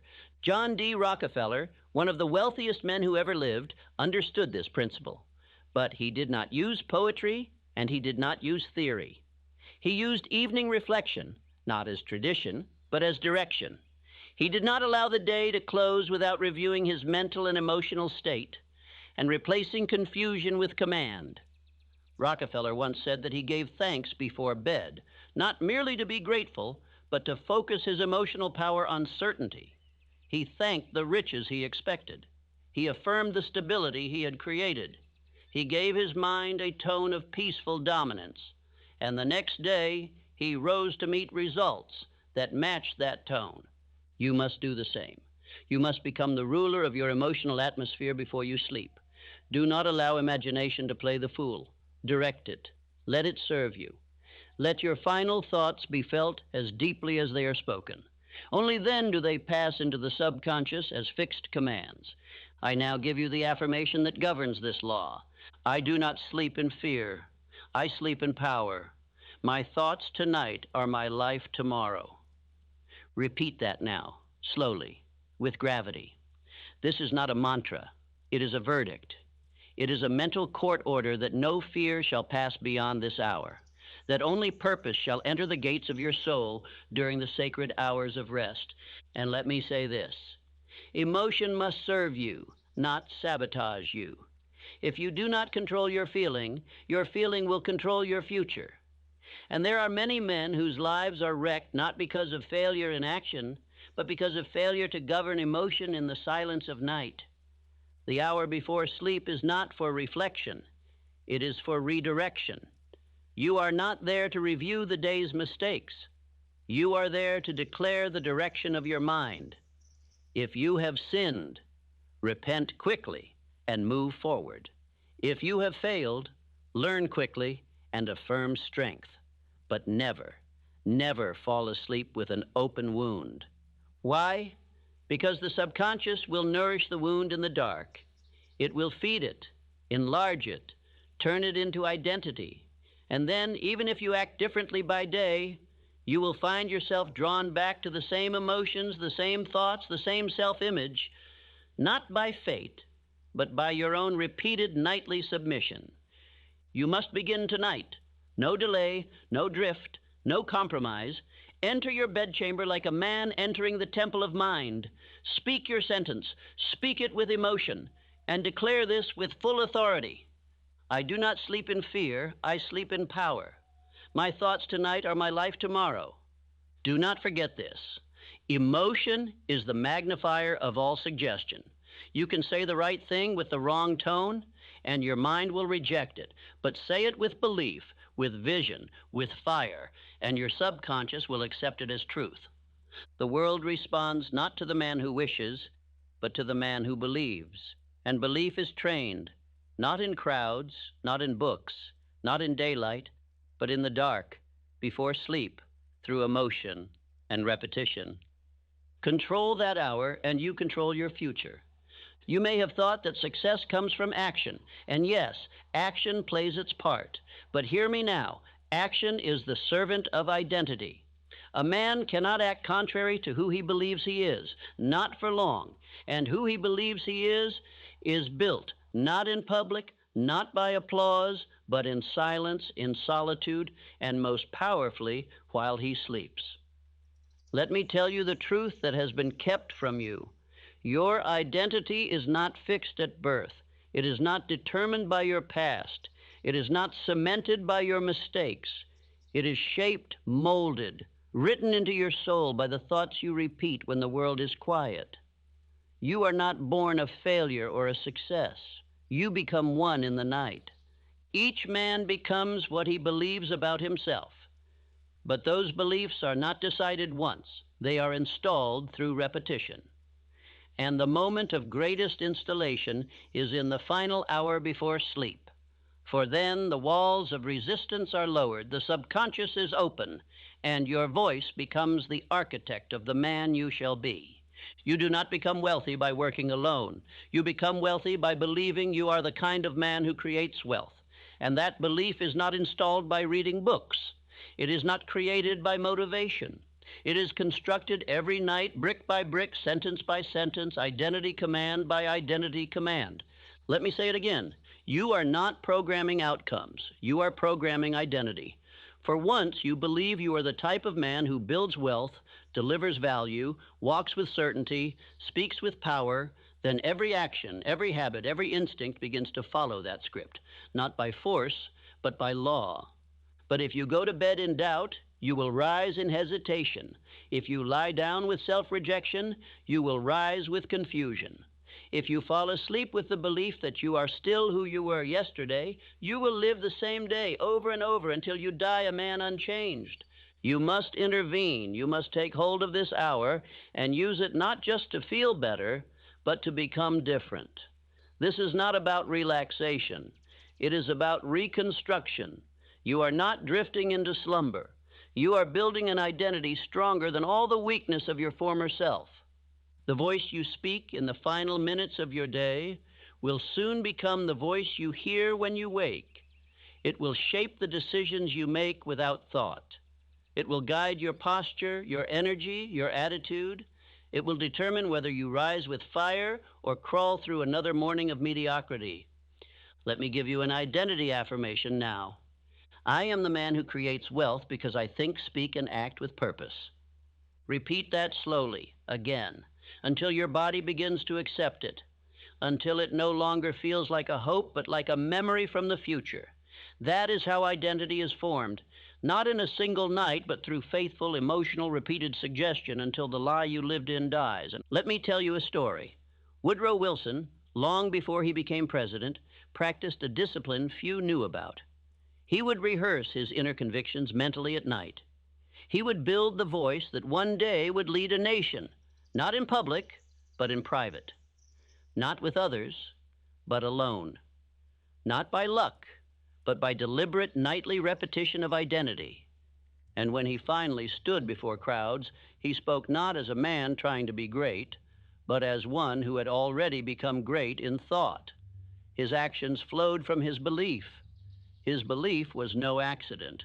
It was built in silence. So I say again, the hour before bed is not your closing hour. It is your construction hour. Use it. Use it with intent. Do not fall asleep like the man you were. Speak the man you are becoming, and let your mind etch that man into your soul with every passing night. Here's your full identity statement to use tonight. I am a man of thought, action, faith, and riches. Let it guide your breathing. Let it replace all self-doubt. Let it be the sentence that survives the day and rises with you tomorrow. Because the man who falls asleep with identity wakes with purpose. Repeat it now with fire. I am a man of thought, action, faith, and riches. And now I tell you, if you speak this sentence every night for the next 30 nights, with emotion, with vision, with decision, you will no longer merely desire to become rich. You will begin to feel as if you already are. And once that feeling lives inside you, it will create the world around you. You will say no to distractions not by discipline, but by identity. You will walk into rooms and be respected, not by force, but because identity precedes expression. You will expect opportunity, command value, and move with certainty, not because of what you know, but because of who you have become. But this will not happen by chance. Identity is not inherited. It is not granted. It is repeated night after night until there is no longer a gap between who you were and who you decided to be. So begin tonight. Say the sentence. Feel the truth. Repeat it until it lives in you. And soon the world will meet not the man you were, but the man you forged in silence when no one else was watching. Now that you have heard the law, now that you have received the hour, the sentence, the repetition, the emotion, and the identity, I bring you to the final command. This is the moment of decision, for knowledge without obedience is drift, and drift is the quiet destroyer of every man who once had a dream. Let us not speak of theory. Let us not speak of more information. Let us speak of law. The law is this: success is not earned at dawn, it is decided the night before. The man who leaves his thoughts to chance before sleep leaves his future to chaos. But the man who issues command before rest shapes his entire destiny while the world sleeps. This is not new. This is ancient. This is eternal. The last thought before sleep is your clearest prayer, not to the world, not to chance, but to your own mind, your own being, and the infinite intelligence that works through you. Do you believe the successful leave this to mood? Do you think the wealthy go to bed in confusion? Number, they issue command. They do not drift into dreams. They declare what the dream shall be, and their mind obeys. Andrew Carnegie himself instructed the young men under his influence to write and repeat their definite chief aim before bed, to speak it aloud with faith, to impress it upon the subconscious, to use the night not for rest alone, but for spiritual construction. He understood riches are not an accident. They are the product of repeated, definite thought, spoken with faith, backed by emotion, and enforced by action. The final hour is not a quiet fade. It is a fiery forge. It is where men command their future and where the untrained surrender to fate. You must no longer treat this as optional. You must treat it as law, because that is what it is. Nightly autosuggestion is not a ritual of the rich. It is the price of admission to abundance. This is your hour. This is your ritual. This is the discipline that must now rule your life. Not once a week, not when you feel good, but every single night, without exception, without apology, without drift. Let me give you now the 3 final affirmations that complete this journey. Speak them aloud. Speak them now. I repeat only what I desire to become. You are no longer allowed to rehearse defeat. You are no longer permitted to entertain fear. You are now a man of selection. You choose your thoughts. You repeat only what builds. You repeat only what shapes. You repeat only what matches the destiny you have claimed. I am now the man I once hoped to be. Hope is over. Wishing is over. You have stepped into command. You do not wait to become. You speak yourself into identity. And each night, with each repetition, you become more of him. Each night I command my mind, and each day my mind commands my life. This is the circle of creation. The mind obeys the voice, the body obeys the mind, and the world obeys the body that acts with certainty. You are now inside the loop of transformation. Do not break it. Obey it. Now here is the final exercise. This is not optional. This is your contract. 1, choose one sentence. Let it contain your aim, your time frame, and your certainty. 2, write it on paper, not in your mind, on paper with your hand. It must be seen. 3, Recite it aloud before bed, every night. Same time, same tone, same fire, until your voice becomes your fate. Do it for 30 days without fail, not 28, not when you feel like it, 30. Because law requires consistency, not feeling. Do this, and I make you a promise, not of magic, not of luck, but of law. Your identity will shift. Your confidence will rise. Your actions will change. Your decisions will sharpen.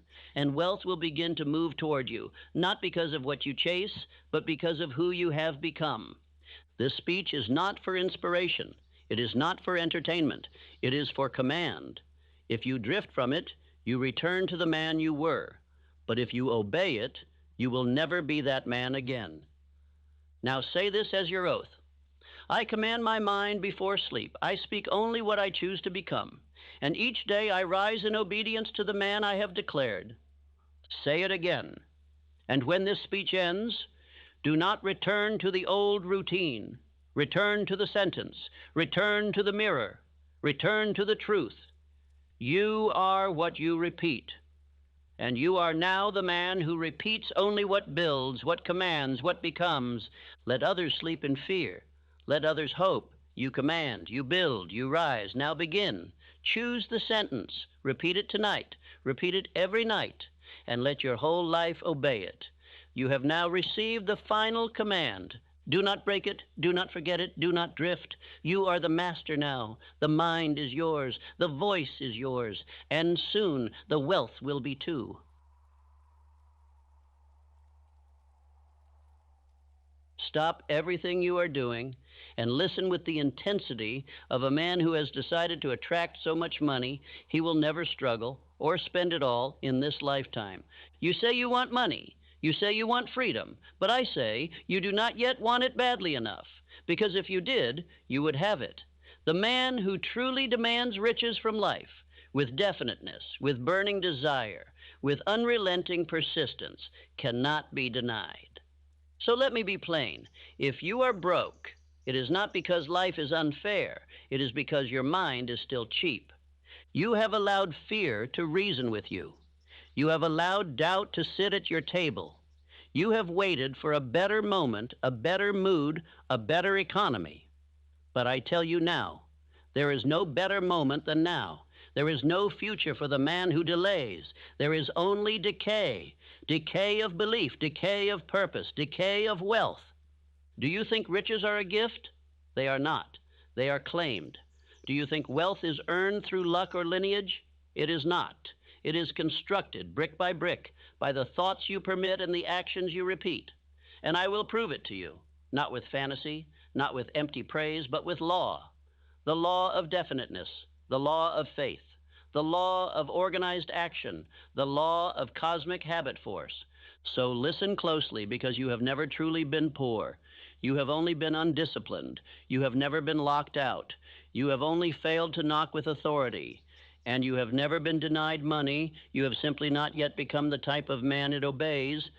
But if you listen to this speech with decision, if you silence every excuse and demand mastery, if you repeat the affirmations with absolute belief, then I promise you, your name will soon be written among the rich. Now take a breath.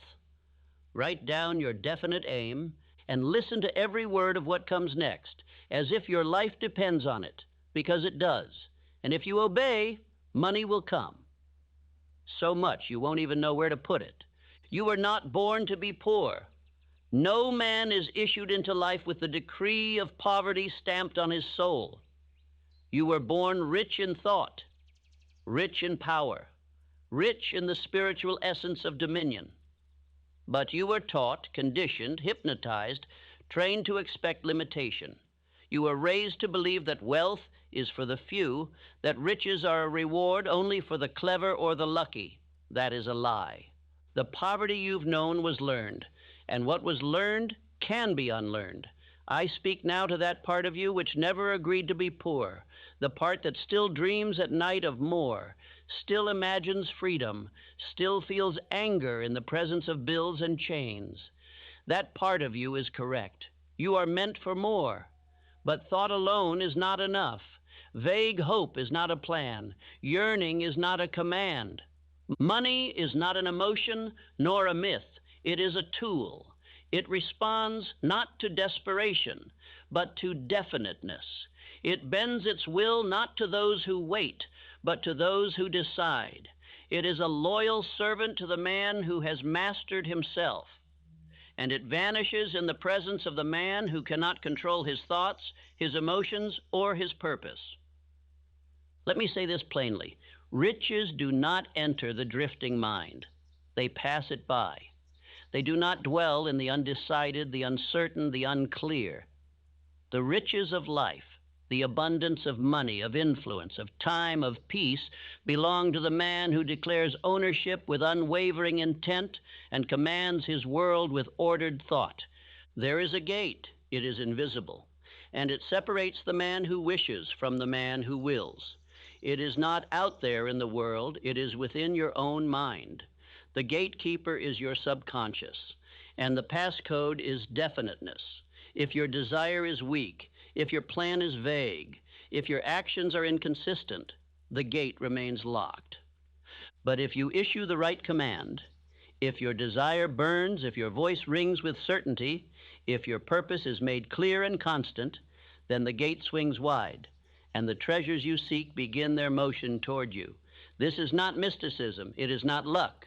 It is not the mercy of fortune. It is law. Riches obey law. And that law is this: desire plus faith plus decision plus persistence equals wealth. This is the formula. It is not optional. Remove one part and the structure collapses. Combine them and life must give you what you ask, no matter how large, no matter how far.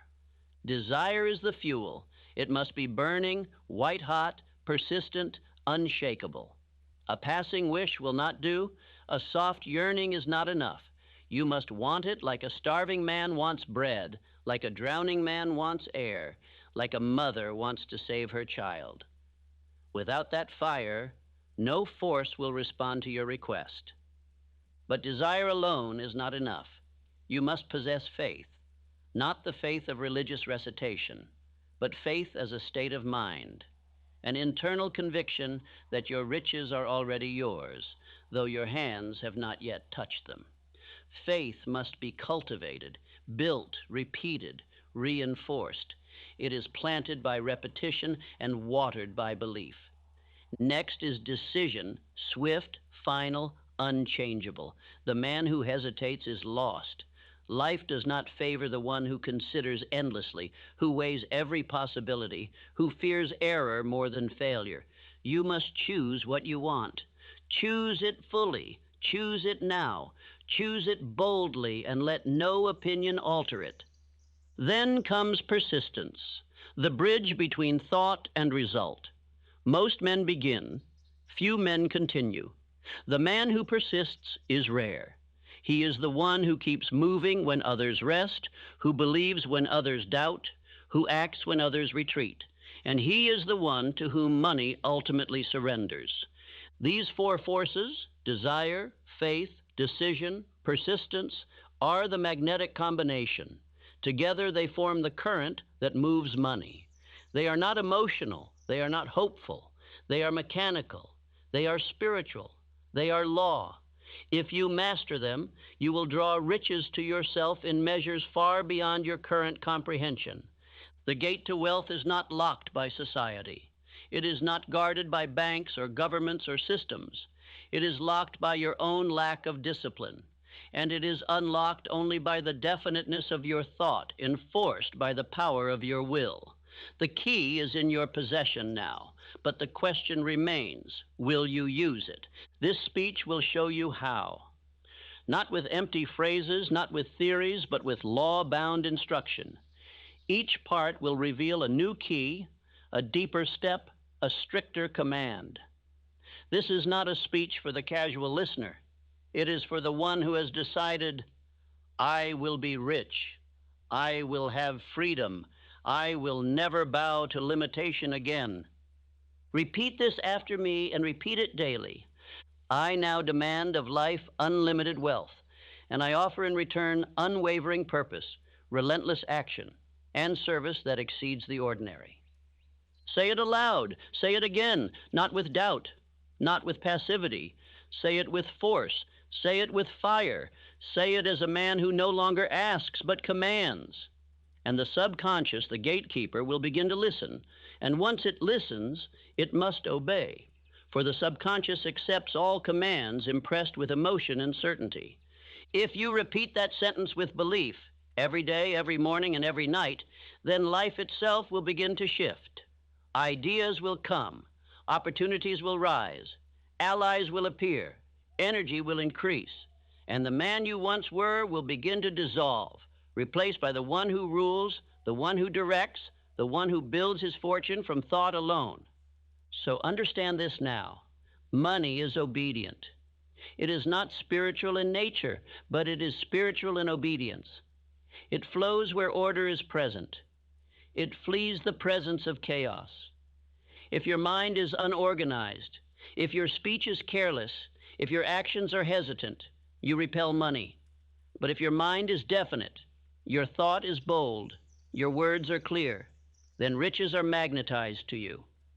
Your life thus far has been the result of what you have permitted. Your future will be the result of what you now command. And what you command must be born of a burning desire, a relentless faith, a definite decision, and persistent execution. That is the price. That is the passage. And when you pay it, life will pay you. You are poor only to the degree that you are indefinite. Do not argue with this truth. I have studied thousands of men across every walk of life, from penniless clerks to industrial titans, and without exception, the wealthiest were also the most definite. They knew what they wanted, down to the inch, the dollar, and the hour.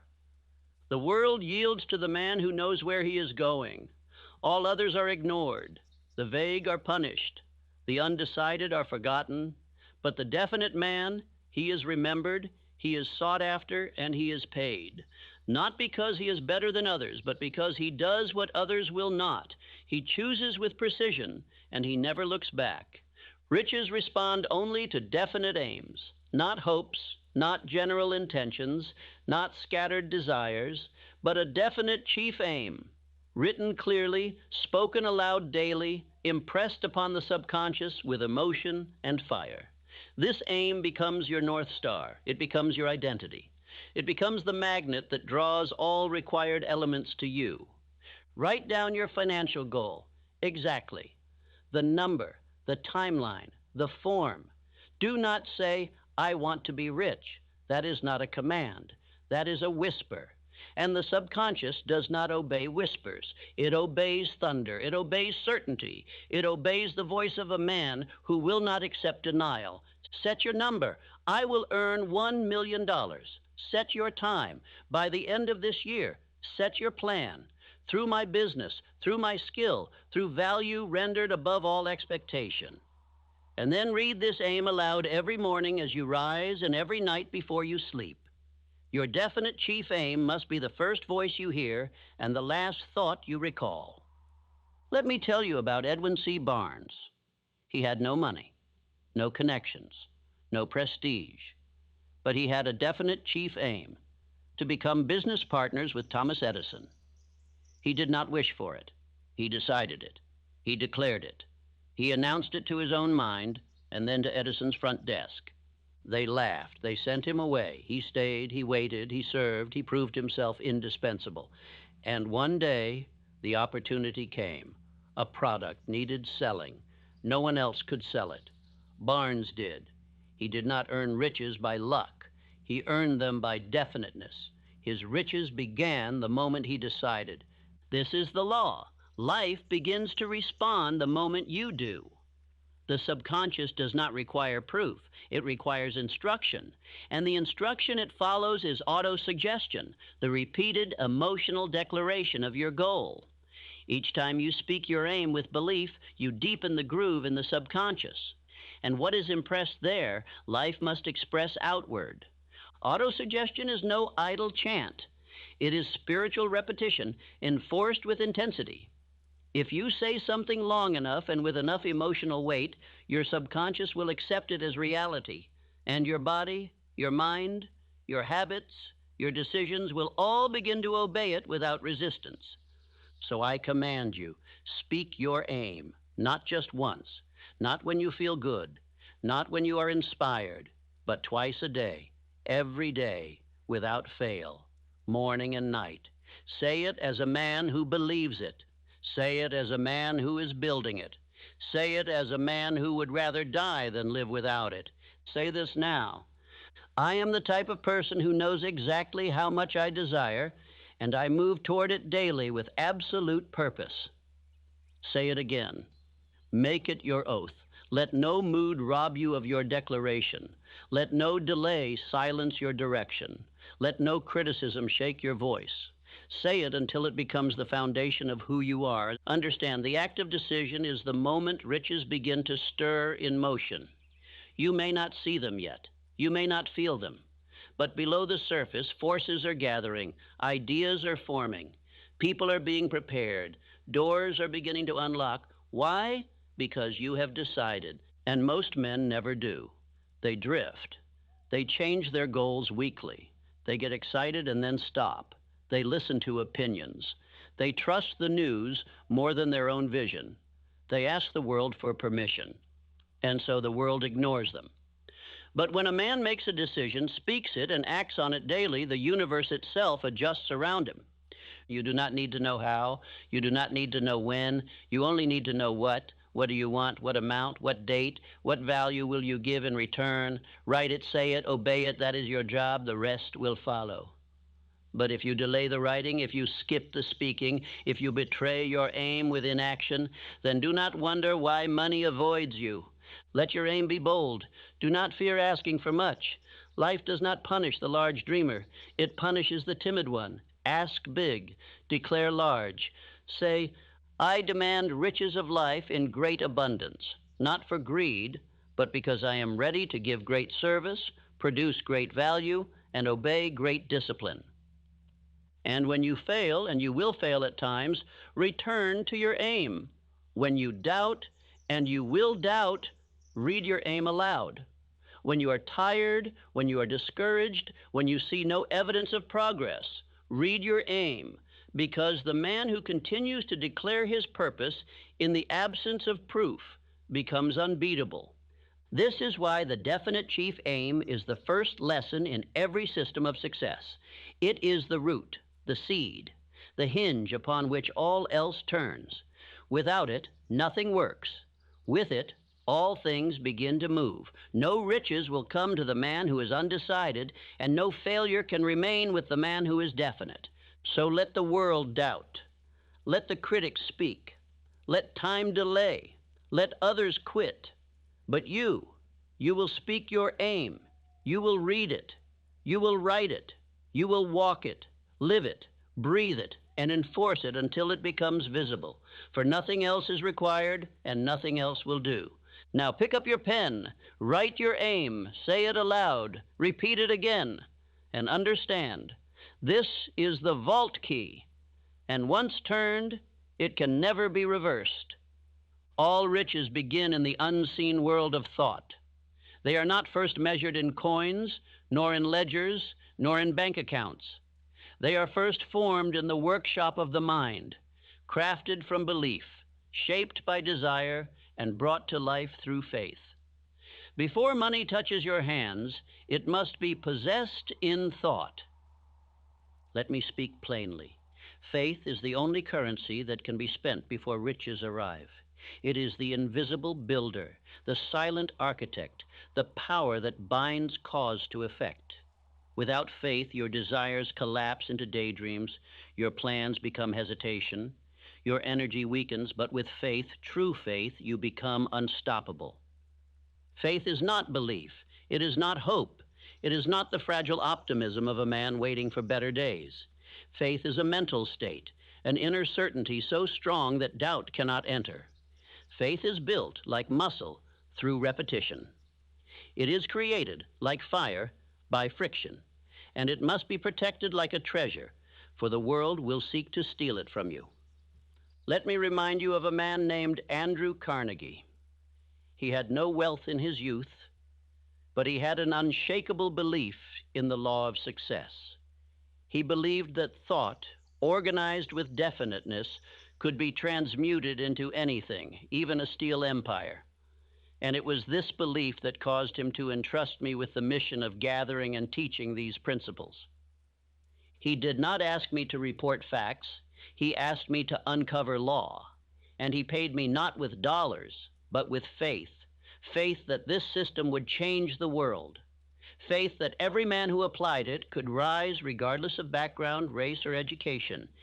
That faith carried me through 25 years of study, and it now carries you through this moment. So I ask you, what do you truly believe? Do you believe that money is coming to you? Or do you secretly fear that it never will? Do you declare your desire aloud each day with conviction? Or do you whisper it quietly, afraid that the world might mock you? Because listen to me carefully. Your results will match your faith. Not your want, not your need. Your faith. And faith is built. It is not given. You do not wait for it, you create it. How?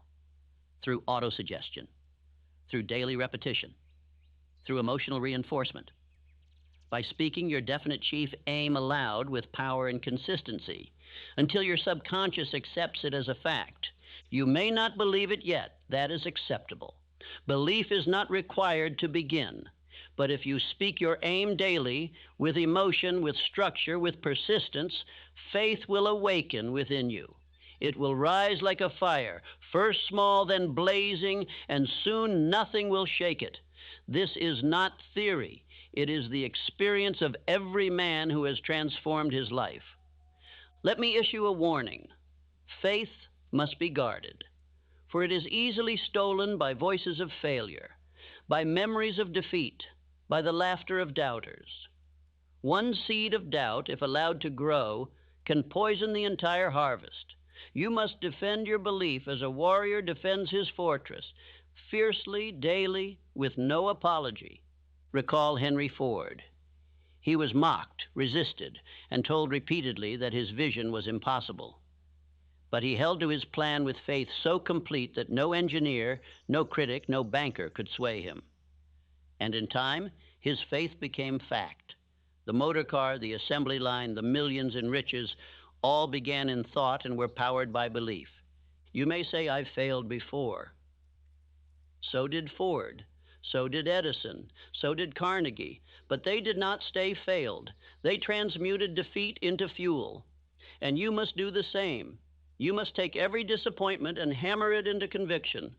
For the man of faith uses failure to prove himself, not to disprove his vision.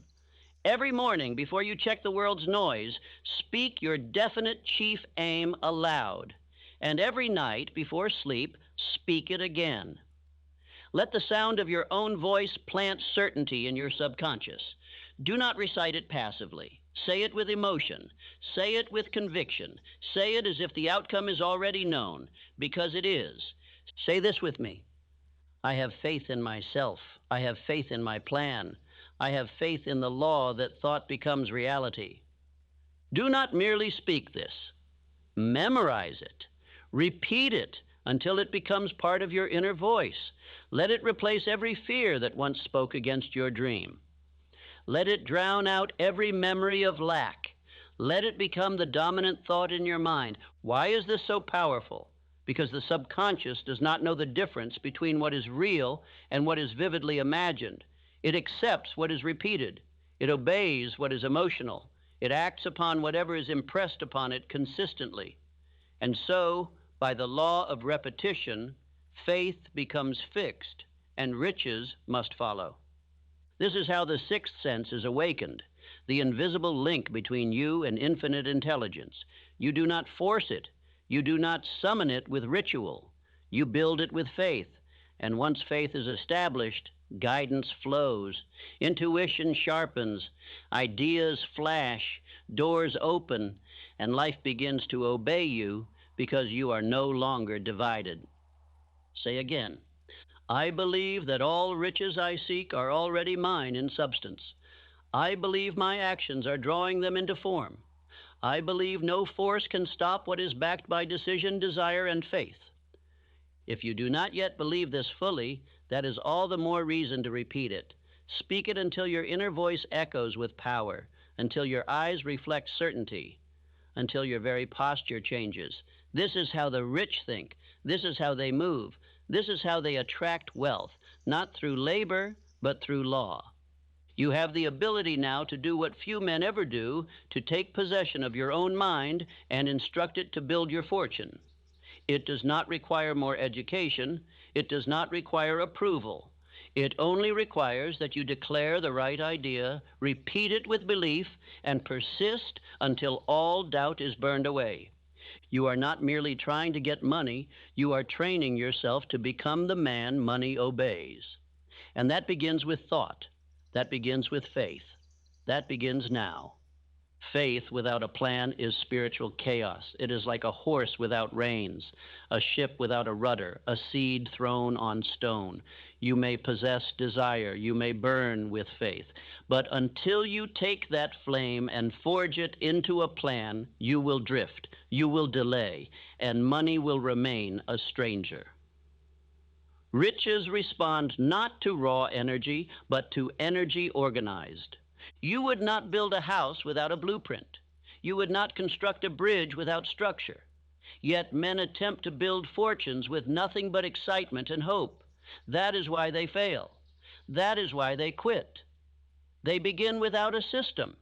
They start without order. They move without knowing where. Understand this now.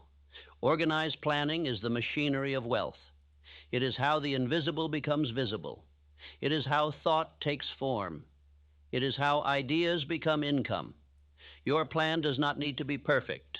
It does not need to be complete, but it must exist, and you must begin moving on it today. Take your definite chief aim. Now ask, what steps must I take to bring this into form? What value must I produce? What alliances must I form? What knowledge must I acquire? What hours must I devote? Write it all down. Break it into months, then weeks, then days. This is how a man prepares the soil for his harvest. Let me offer you a warning. Procrastination is the tool of the devil. It does not come with a horn or a tail. It comes dressed as logic. It says, wait. It says, not yet. It says, let's think about it more. And if you listen, your fortune dies unborn. If you permit it, your plans are buried before they breathe. I say to you, begin immediately, not when you feel like it, not when the weather is right, but now. Begin poorly if necessary. Begin clumsily. Begin without full knowledge, but begin. Action is the soul of faith. Movement creates momentum, and momentum makes miracles seem inevitable. And understand this, no great fortune was ever built alone. Every empire, every enterprise, every enduring success was born through the coordination of many minds moving in harmony. This is the mastermind principle, and without it, your plan lacks power. You must surround yourself with one or more individuals who share your belief, support your aim, and expand your insight. I think now of Charles M. Schwab, who took a dying company and made it a billion-dollar success, not by working harder than everyone, but by aligning with minds greater than his own. He understood how to inspire others, how to coordinate talent, how to delegate, how to organize energy. This was not luck, it was planning. Form your own mastermind. It need not be large. One or two is enough if they are definite. Share your plan. Ask for counsel, meet regularly, sharpen each other. When two minds move with one purpose, a third mind is born, one of greater power than either alone. That power attracts riches. That power awakens infinite intelligence. Now return to your plan. If it feels too large, break it smaller. If it feels unclear, write more. Do not leave it floating in your mind. Get it on paper. See it with your eyes. Carry it in your coat. Review it each day. This is how you discipline your desire. This is how you command your thought. This is how you build wealth like a craftsman builds with wood and stone. Say this now. My plan is clear. My action is constant. I attract riches because I obey the law of definite movement. Repeat it daily. Let it be the rhythm of your discipline. When you rise, speak it. Before you sleep, affirm it. Action becomes habit. Habit becomes identity. And the man who identifies as one who always acts will soon find that money acts in his favor. You must become a planner. You must become a strategist. You must become a commander of your own destiny, not a waiter, not a wisher, not a wanderer. If a step fails, revise. If a route closes, reroute. But never lose the plan. Never sit idle. Never let a day pass without some motion toward your aim. And do not say, "But I don't know how." That excuse is the language of poverty. You may not know how, but you can find out. You may not have done it before, but you can begin now. All great men began in ignorance. They rose through effort, repetition, feedback, correction, and determination. So will you. You are not required to have the full picture. You are required to move on what you do see. As you move, new light will come, new paths will appear, new knowledge will be given. But that knowledge will not arrive until you prove you are serious by taking action. This is why organized planning is the test. The world does not trust the man who speaks. It trusts the man who builds. Your plan, executed with persistence, is your proof. It is your certificate of seriousness. It is your letter to life that says, "I am ready, I am willing, I am acting." Let me give you this truth. Riches do not visit the idle thinker. They do not belong to the philosopher without discipline. They do not reward the creative man who will not move. They are reserved for the builder, the planner, the executor, the one who organizes desire into a structure of execution. So begin today. Open your notebook. Write your next steps. Choose a time and place for daily review. Build a system for daily progress. Create a calendar for execution. If you fail to plan your time, you surrender your life to chaos. But if you command your days, you begin to master your fate. And remember, each plan is temporary. It will be adjusted. It will be corrected. That is not failure. That is wisdom. Failure only occurs when a man abandons the act of planning altogether, when he says, "This is too hard," when he returns to comfort. And that, my friend, you must never do. So I leave you with this. Faith gives you vision. Planning gives it legs. If you want riches, do not only imagine them, build the staircase. If you want money, do not only feel it, pursue it with structure. Repeat again. My plan is clear. My action is constant. I attract riches because I obey the law of definite movement. Now return to your desk. Look at your aim. Write your plan and prepare for motion. Because when planning becomes law in your life, riches begin to arrive on schedule. The man who wins is not the one who starts strongest. It is not the one who knows the most. It is not the one who makes the loudest declarations. It is the one who refuses to stop. Persistence is the golden key that turns desire into results. Without it, all plans rot. All faith withers. All riches hide themselves from view. Life will not hand you riches at the first request. That is not cruelty, it is law. All who ask for great things must be tested. Not because life seeks to punish you, but because life demands proof. It will ask, "Do you truly want what you say?" And it will not believe your words. It will only measure your actions. When defeat comes, and it will, it is not failure. It is an inquiry. It asks, "Will you continue?" Most men do not. Most men quit when results delay. Most men curse when nothing moves. Most men stop when they feel tired, when they feel doubt, when they feel resistance. But the man who persists, he becomes king. Persistence is decision maintained through resistance.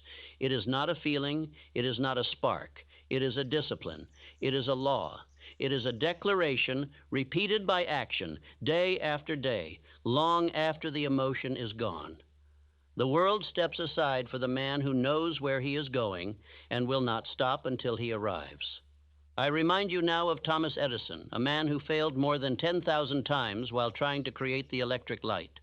He was ridiculed, scorned, ignored, dismissed, but he kept working, not because he was sure of the outcome, but because he was sure of himself. He refused to stop. That alone made him victorious. Understand, you are not judged by how you feel. You are judged by how you persist. The man who continues without emotion will outlast the one who burns brightly and burns out quickly. Persistence is what separates those who speak from those who conquer. It is the filter of success. It removes the weak and rewards the committed. Temporary defeat is not failure unless you accept it. The greatest fortunes were built upon setbacks. Rockefeller lost everything in panic. Ford was laughed at by every financier. Lincoln lost election after election, yet all persisted. And because they persisted, they broke through. The same law will serve you if you obey it. You must create structure for persistence. You must not rely on mood. Build daily rituals, morning declarations, evening reflections, scheduled execution, written review. Persistent action is not spontaneous. It is manufactured. It is installed like steel rails, so that even when storms come, your train keeps moving. Read your definite chief aim aloud, daily. Read it especially when you don't feel like it. Speak it through doubt. Speak it through fatigue. Speak it until it becomes louder than all opposition. Every time you speak it, you reinforce your path. Every day you act, you deepen your identity. And that identity, built on persistence, becomes unshakable. This is how the law of cosmic habit force begins to serve you. Cosmic habit force is the invisible momentum of repetition. It is the law by which repeated thoughts become belief, repeated actions become habit, and repeated effort becomes destiny. It is indifferent. It will support failure or success. You must choose the pattern. The law is this: what you repeat becomes permanent. If you repeat delay, you install hesitation. If you repeat excuses, you build weakness. But if you repeat motion, you build inevitability. If you repeat belief, you build results. And if you persist day by day, even the most stubborn resistance will collapse. Each day you persist, you are installing the gears of wealth. You may not see them turning yet, but beneath the surface, in the invisible realm where cause precedes effect, your persistence is building bridges, aligning events, creating force. You are storing up pressure, and one day it will break loose as results, as riches, as reality. Let me give you this. Persistence does not make things easy. It makes you stronger than what is hard. That is the secret. It does not change the mountain. It changes the climber. And once you are changed, nothing outside you can defeat you. Once persistence becomes your identity, wealth becomes a matter of time. Say this with me: I persist until I succeed. I am unmoved by defeat. I will have the wealth I demand, or I will die in pursuit of it. Repeat that daily. Let it become your war cry. Let it become the voice that answers every delay, every distraction, every discouragement. The man who speaks this and lives it cannot remain poor. Persistence will offend your comfort. It will strip you of laziness. It will demand your full effort, your full presence, your full discipline.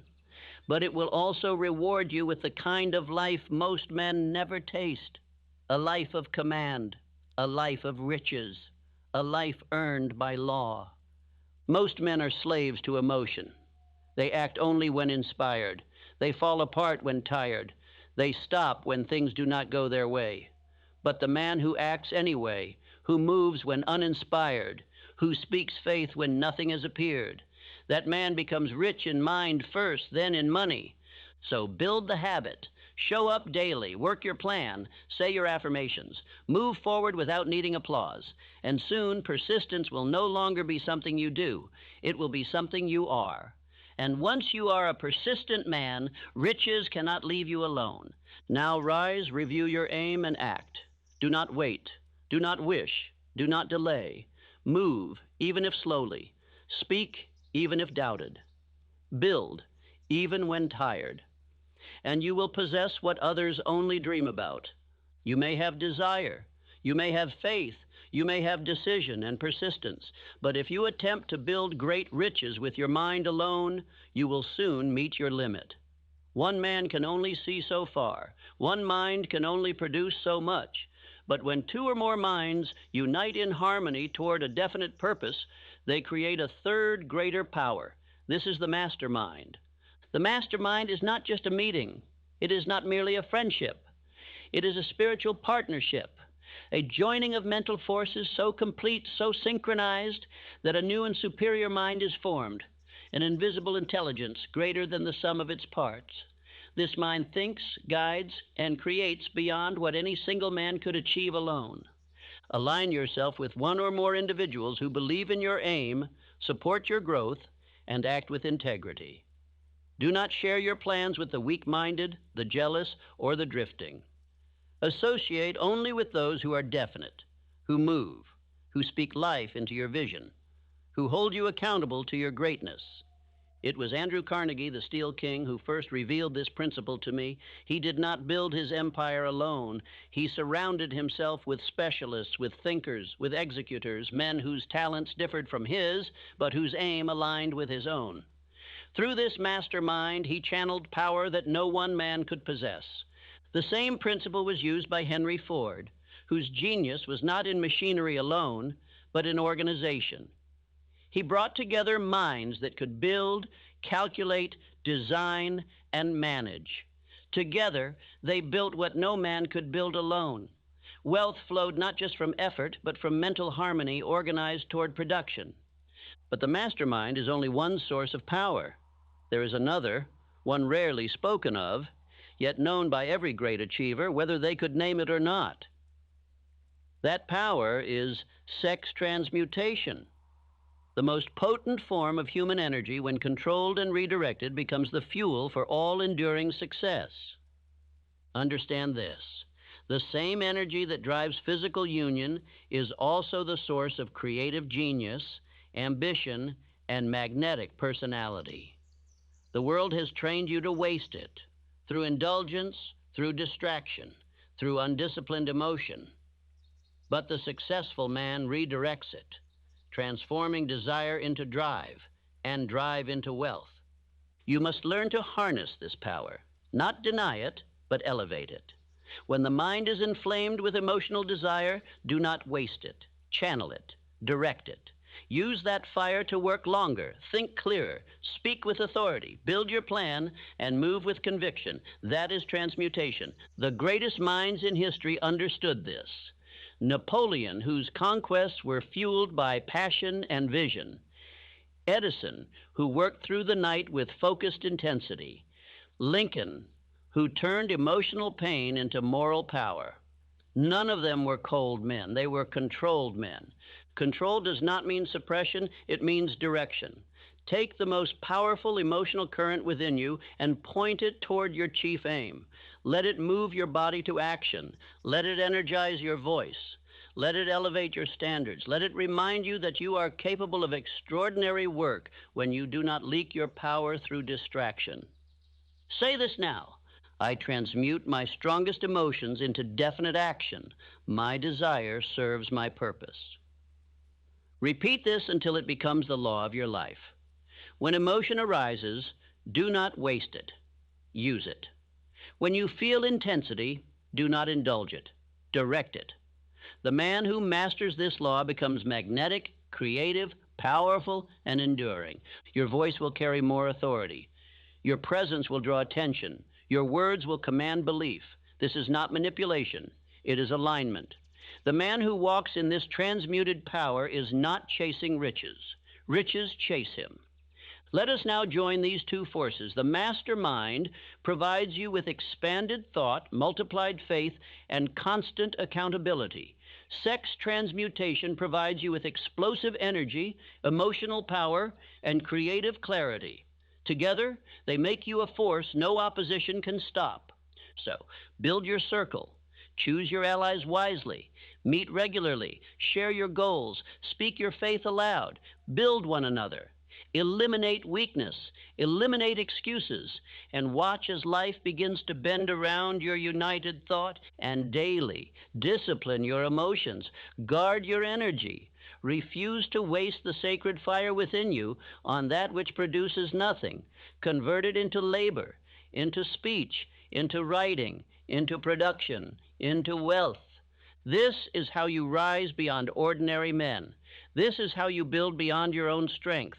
This is how you become a magnet for money, influence, and power, not because you begged for it, but because you became the man who attracts it. Say it again. I transmute my strongest emotions into definite action. My desire serves my purpose. Now rise and walk with the fire of two great laws, the power of aligned minds and the fire of elevated desire. The world cannot stop a man who has both. Whatever you plant in the subconscious mind, whether it be wealth or worry, purpose or fear, definiteness or doubt, will grow. The subconscious does not judge. It does not resist. It accepts. And once it accepts a thought, it begins to shape your world in the image of that thought. That is why you must master it, or be mastered by it. Understand, the subconscious is always working. It never sleeps. It never ceases. It is the silent engine that directs your beliefs, your instincts, your habits, and your results. And if you do not direct it by conscious decision, it will be directed by environment, suggestion, and emotional impulse, most of which are destructive. This mind cannot reject. It only accepts. It obeys the strongest influence it receives over time. If that influence is doubt, it obeys doubt. If it is fear, it obeys fear. If it is faith, it obeys faith. And if it is wealth, spoken with authority, repeated with belief, and felt with emotion, it will bring wealth into your life by law. Let me give you an image. The subconscious is soil. It cannot choose what seeds you plant, but once planted, it will grow whatever you give it. Give it the seed of poverty, and it will yield lack. Give it the seed of riches, and it will yield abundance. But the law demands that you plant, water, and tend it daily. Each time you repeat your definite chief aim, you are planting the seed. Each time you speak it with conviction, you are watering it. Each time you act on it despite difficulty, you are strengthening its roots.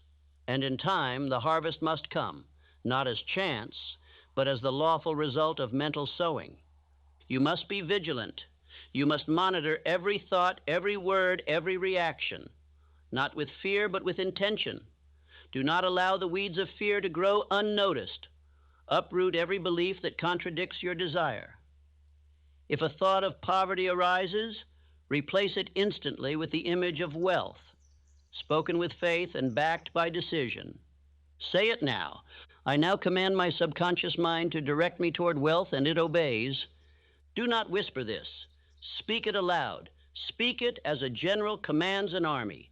Speak it as a master speaks to his servant.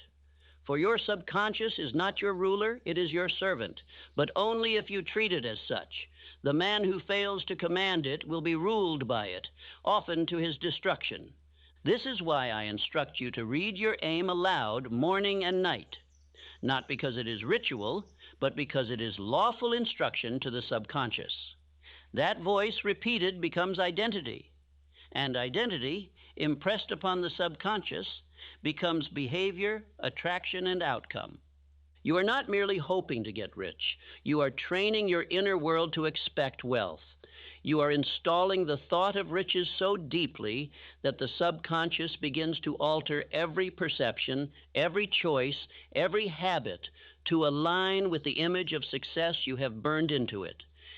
This is not done casually. This is not done occasionally. It is done with military discipline every day without fail. Why? Because repetition is the language of the subconscious. It does not respond to single commands. It responds to sustained instruction. That is how all identity is formed. You were once taught to think small. That was done through repetition. You were once taught to fear. That, too, came through repetition.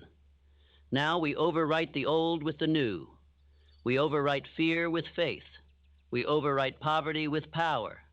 And we do so through the most powerful law in existence, autosuggestion. Repeat this affirmation now with full authority.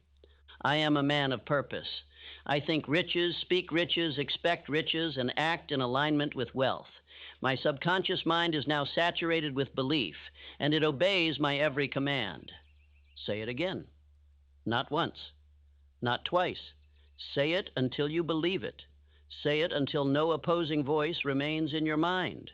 Say it until your very countenance changes, until you walk into a room and carry the identity of wealth before you ever speak a word. You do not rise by emotion. You rise by conditioning. Every thought is a brushstroke on the canvas of your identity. Every sentence you speak is another groove cut into your inner pattern. And if those strokes are definite, consistent, and empowered by belief, you will become what you speak. Let us be clear. Your outer world is nothing but a mirror. It reflects the inner structure of your mind. The poor man is poor in thinking long before he is poor in circumstance. And the rich man is rich in thought before ever touching gold.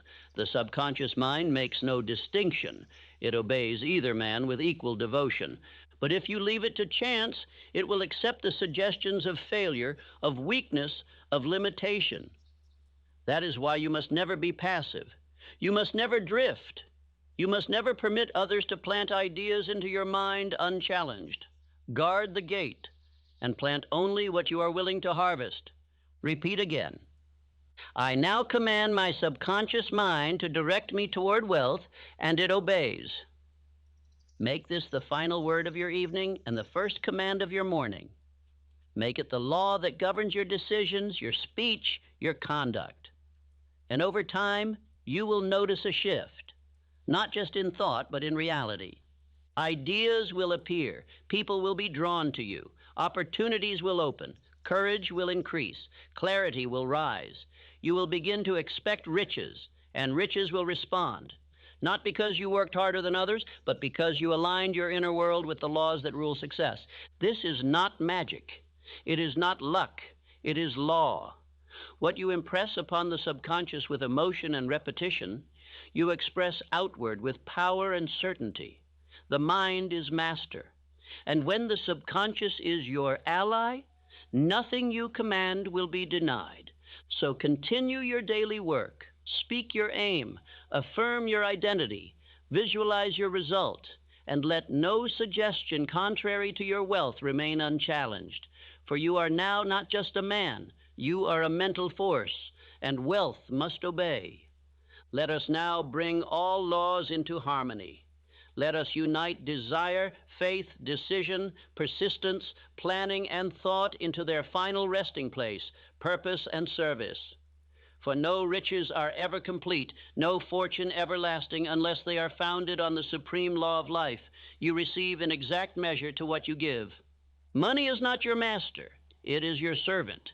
It obeys the definite man, the faithful man, the persistent man, but only when that man uses it to fulfill a greater purpose than his own comfort. If you chase riches without purpose, they will curse you. If you seek wealth without service, it will turn to ash in your hands.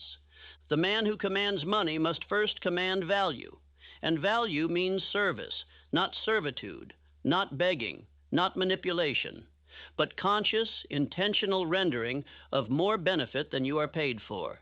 This is the forgotten law. The man who gives more than expected will soon be paid more than imagined. I speak now to your soul. You were not created to consume. You were not born to hoard.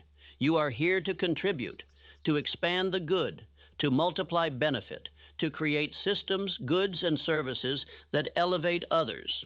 And when you align your riches with service to mankind, you invoke the highest law. Let us remember Elbert Hubbard, who declared, "Get rich, yes, but render more service than you are paid for." That is the secret. That is the source. That is the gateway to permanent wealth.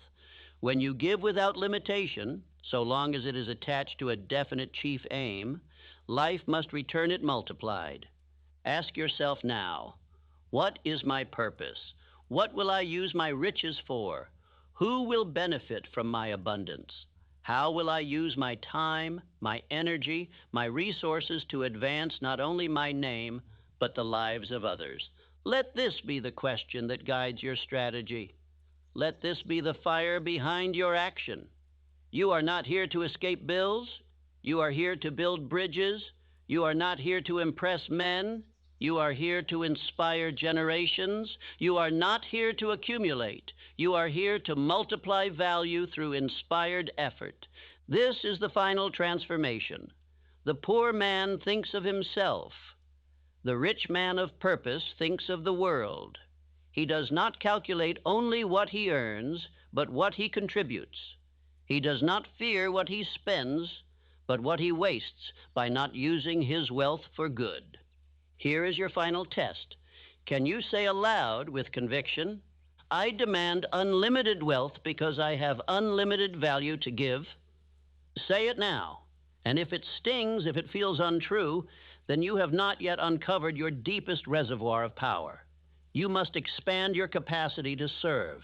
You must think bigger, move faster, render more, dream broader, deliver more value than any man in your field, and do it without excuse. Say this also. I am the master of money. I am the servant of purpose. This keeps your riches aligned. This protects you from greed. This safeguards your character. It ensures that wealth does not harden you, but magnifies you. If you are weak, money will expose it. If you are selfish, it will increase it. But if you are definite, focused, and driven by a higher aim, money will become your greatest instrument. Your voice must now carry purpose. Your actions must radiate intention. Your reputation must become one of excellence, over-delivery, and certainty. And your entire identity must say to the world, I am here to build something greater than myself. This is how you complete the law. This is how you draw in riches so vast they cannot be measured. You obey the principles. You speak your desire. You persist through defeat. You organize your movement.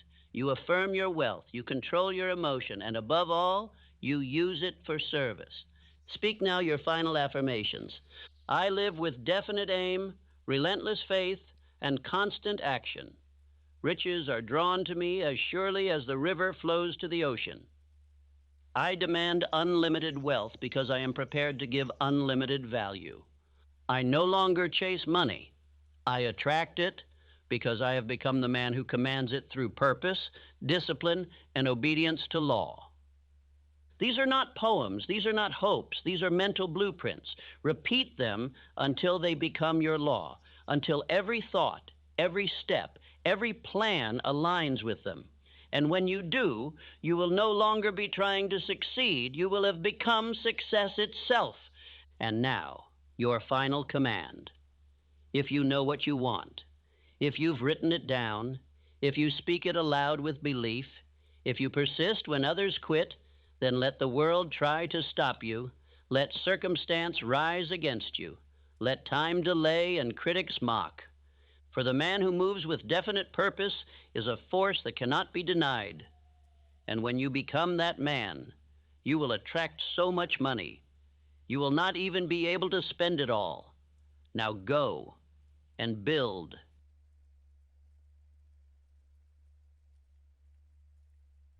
Stop everything you are doing and listen with the intensity of a man who has decided to never struggle again, because this is not a speech. This is a summons. This is your awakening. The moment when you stop blaming the world, stop waiting for permission, and finally realize the clock will not wait for you. You feel it, don't you? That quiet panic in your chest, that ache of knowing too much time has passed and too little has changed. You look at the clock and you lie to yourself. I'll begin tomorrow. But I say to you now, the clock is not your friend. It is your mirror, and it will not wait for your indecision. This is your wake-up call. Not from the world, but from the deepest part of your spirit that is tired of watching you hesitate. You were not made to drift. You were not born to repeat the same year 10 times and call it life. You were made to move. Now, every second you delay, your potential decays. Every hour you hesitate, your family, your wealth, your destiny remains bound. And the truth is brutal. No one is coming. No mentor, no miracle, no moment of perfect readiness, only you. You say you don't have time? Then stop giving it to things that do not build you. You say you're tired? Then stop wasting energy on distractions and excuses. This message will not repeat itself. If you shut this out now, your life may never change. But if you choose to listen, not casually, but with burning decision, then I promise you, this is the hour that everything begins. The world will not wait for you. But if you act now, it will obey you. Wake up, move, begin. You think you have time? The clock does not care about your dreams. It will tick through your excuses. It will move past your delays. It will walk on while you sit frozen in thought. You are not waiting on anything. The only question is, will you move before it runs out? Most men believe they have time because they mistake the movement of the clock for the movement of their life. They feel hours pass and confuse it with progress. But drifting is not movement. Drifting is decay. And no man ever drifted to greatness. The dreamer lives in thought. The doer breathes fire. One speaks of goals. The other moves while the world sleeps. One fantasizes at night. The other commands the day with plan, with purpose, with decision. Your past can remain your master, or today can become your emancipation. This is your wake-up call. Not from a bell, not from a tragedy, but from the deepest truth within your soul. You've waited long enough. You've drifted through enough cycles. You've broken enough promises to yourself. The next year of your life will be a copy of the last, unless you tear the script and write a new law today. The clock is your mirror. It does not pause for uncertainty. It does not hesitate for fear. It does not delay for the weak. It marches forward, and it only obeys the man who marches with it, in boldness, in clarity, and in persistence. Your family is not safe if you remain indecisive. Your finances are not safe if you remain unsure. Your purpose will perish in delay if you do not answer it now. The danger is not failure. The danger is another year of sleepwalking. You do not need more time. You need command. And time, like all things, bends to the man who acts in faith, not the man who drifts in thought. This speech is not a gift of inspiration. It is not soft encouragement. It is war against delay. It is fire against indecision. It is a sword for the man who has finally had enough of waiting. You will remember this moment if you move, but you will regret it forever if you ignore the sound in your soul right now. Your decision is the turning point. Your next hour is sacred. Your definite chief aim must no longer be an idea. It must become a law. Say it with me now. I move now. The clock will not wait, so neither will I. Each second of hesitation costs me freedom. I obey faith, not fear. I act in purpose, not pause. Now, wake up. Let us begin. The clock has never been your enemy, but it will never be your ally until you move with decision. You say you're waiting for the right moment, but the right moment is not a gust of wind. It is a command you issue to life. Time does not grant permission. It obeys the one who declares. Most men die waiting, waiting for confidence, waiting for clarity, waiting for confirmation, and time gives them none, because time is not the giver. It is the mirror. Indecision is the thief you invited into your own home. You blame the seasons, the economy, the past, but it is not time that has delayed you. It is your lack of decision. A man may live 40 years and not begin living, for life does not start with age. It starts with resolve. It begins the day you look in the mirror and say, "No more drifting. I move now." Time cannot carry you. Time does not serve you. It observes you. It reflects you.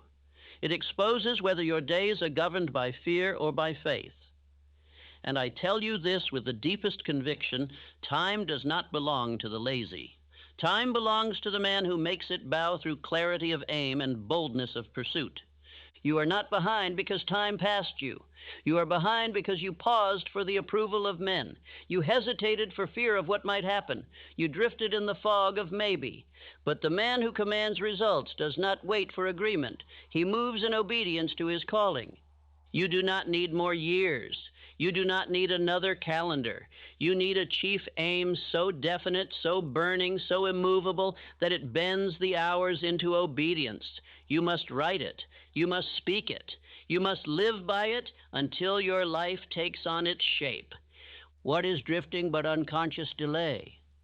What is stalling but the polite cousin of cowardice?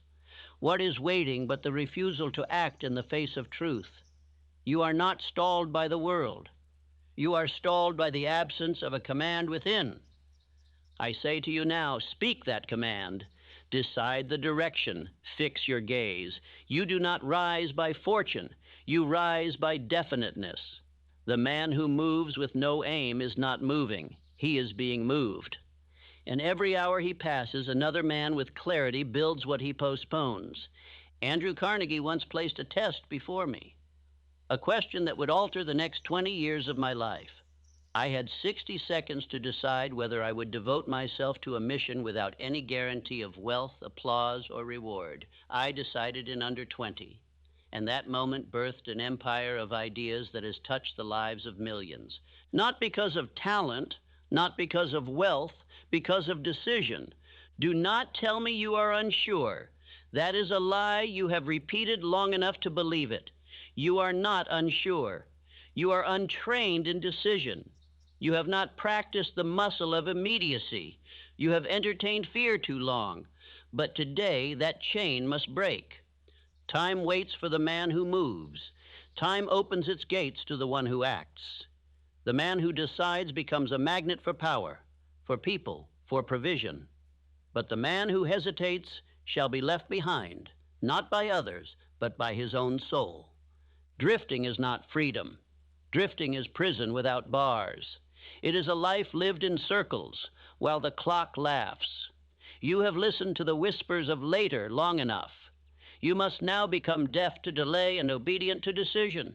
Let us build a new rhythm now, one where thought is not just reflection, but initiation.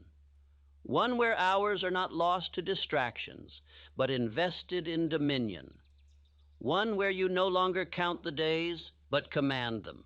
Stand now and write your definite chief aim. Let it be your daily commandment. Speak it aloud in the morning when your spirit is strongest. Repeat it before sleep when your subconscious stands ready to receive. Do not be vague. Do not say, I want to be successful. That is the language of the defeated. Say instead, I shall build this. I shall become this. I shall do this, and nothing shall stop me. And when you say it with the force of a man whose future depends upon it. Because it does. Because no more time can be given to the man who does not govern what he already has.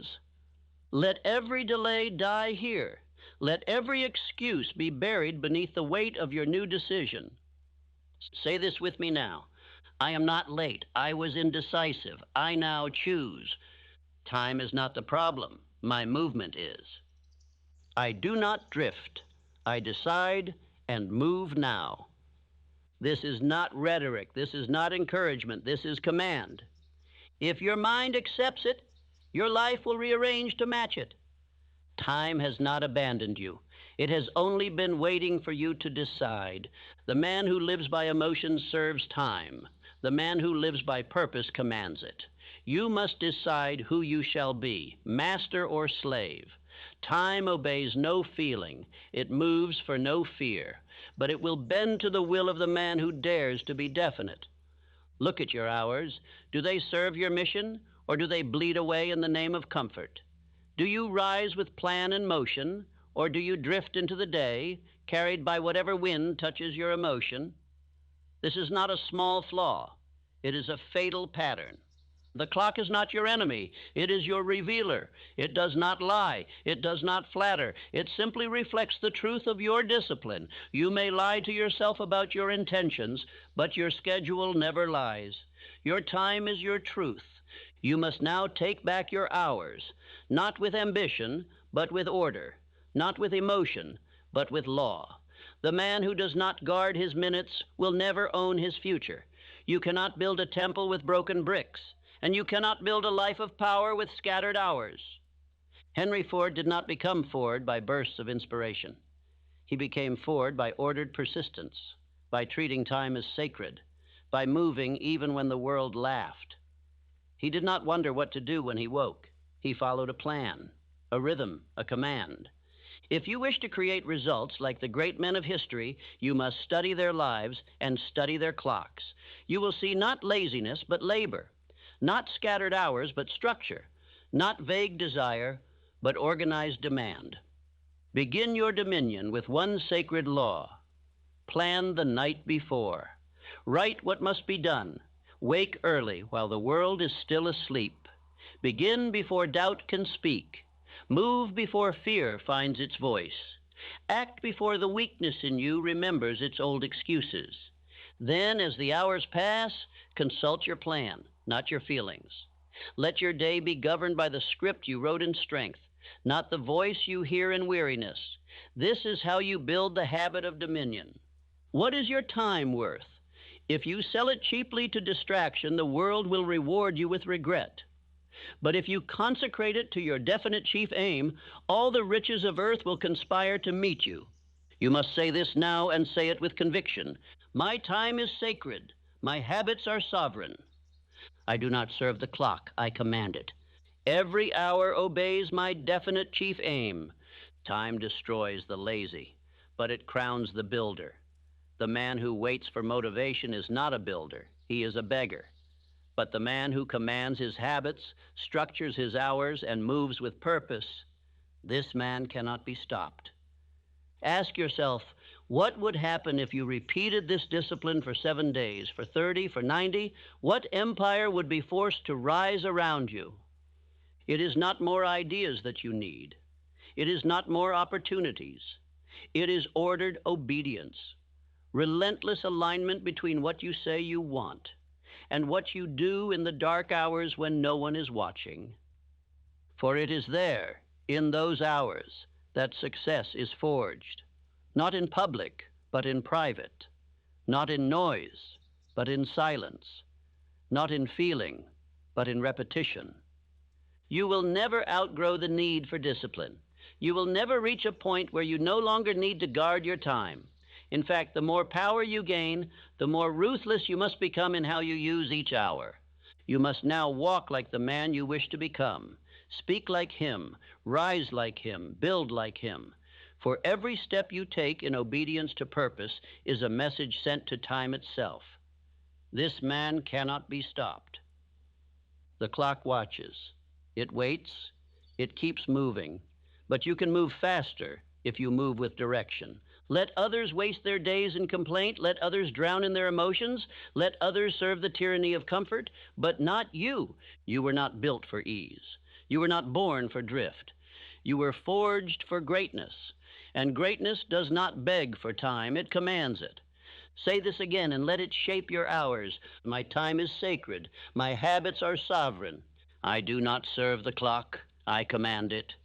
Every hour obeys my definite chief aim. Now rise, plan, move. The clock is watching, but so is your destiny. You do not need to fall to be destroyed. You need only to drift. Drift is the quiet killer, the slow leak of the soul's fire. It takes no explosion to ruin a life, just indecision, just delay, just one more morning where you do not rise with purpose, just one more hour where you move with no direction. Men believe that evil wears horns and comes with fury, but no, evil comes wearing comfort, distraction, endless options. The devil does not need your sin. He only needs your drift, your silence, your softness. And once you let go of definiteness, you are his. A man without a plan is a slave to drift. He may appear free, but he is bound by everything around him, the opinions of others, the urges of his body, the weakness of his habits, and worse, he thinks he has time when in truth, time has him. The dreamer says, I will act when it feels right. But the doer knows that feelings are liars. That comfort is the enemy. That movement must be made while the fire is faint, or it will never burn again. Drift always begins as delay, then it becomes death. Do you want to see drift? Watch the man who scrolls his life away. Watch the man who changes his goal every season.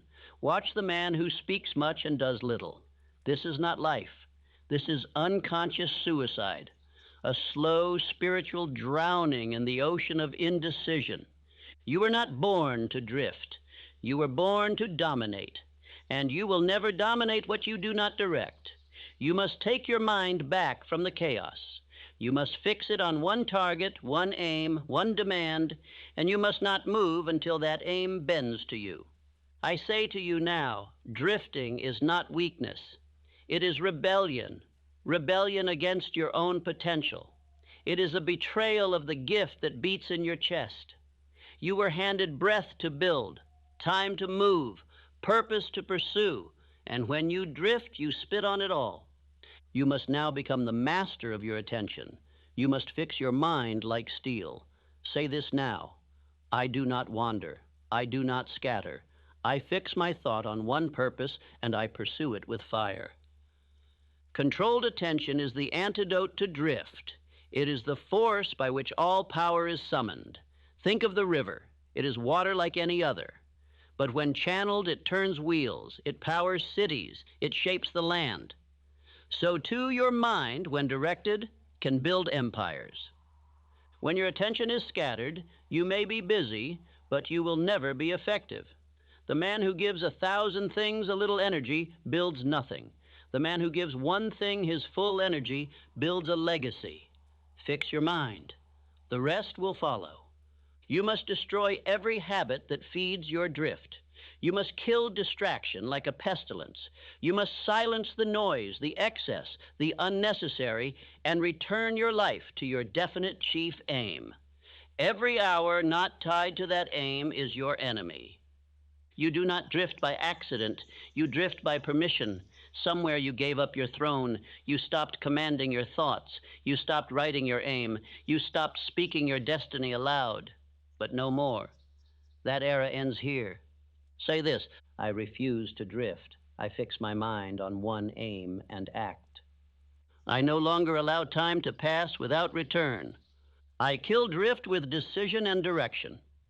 You must become a furnace, focused, hot, controlled. A man who walks into the room and knows why he is there. A man who opens his journal and sees his mission. A man who speaks only what feeds the fire, and who silences anything that waters it down. This is not mere discipline. This is war. And in this war, drift is the enemy. Drift is the whisper that says, you can rest now. Drift is the feeling that says, there's no rush. Drift is the voice that says, you'll begin tomorrow. Kill that voice, or it will kill your future. I am not asking you to move faster. I am asking you to move clearer, to move with such focus that drift becomes impossible.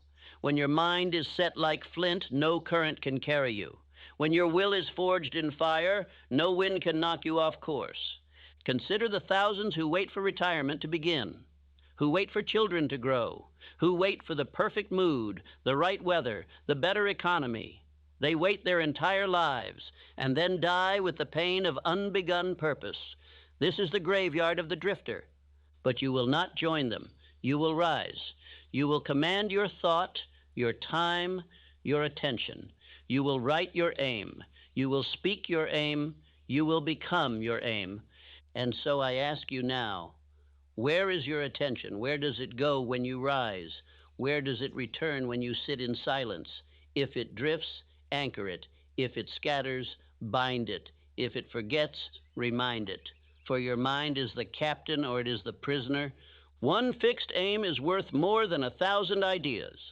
One definite direction is more powerful than a library of options. Be narrow, be clear, be ruthless with your focus. This is how you kill drift. This is how you build empires. Repeat this until it echoes in your bones. I refuse to drift. I fix my mind on one aim and act. I no longer allow time to pass without return. I kill drift with decision and direction.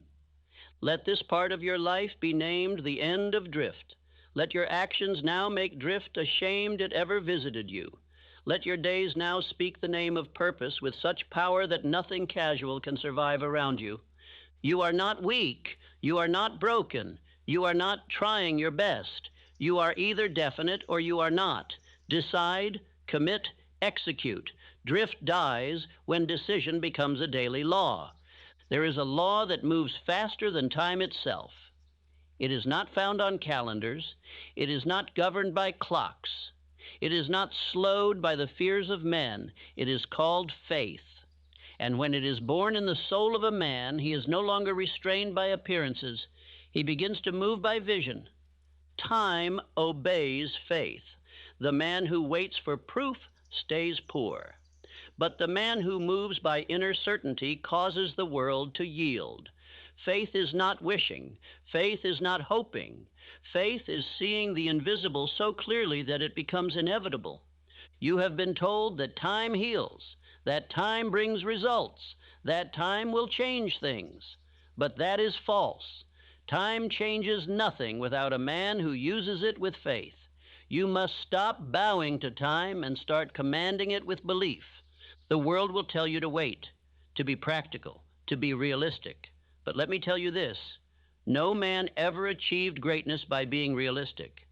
The world you see was built by men who believed in things no one else could see. And because of that belief, they made time serve them. Faith collapses time. Faith makes the impossible bend. Faith does not ask if it is possible. It begins with the assumption that it is already done.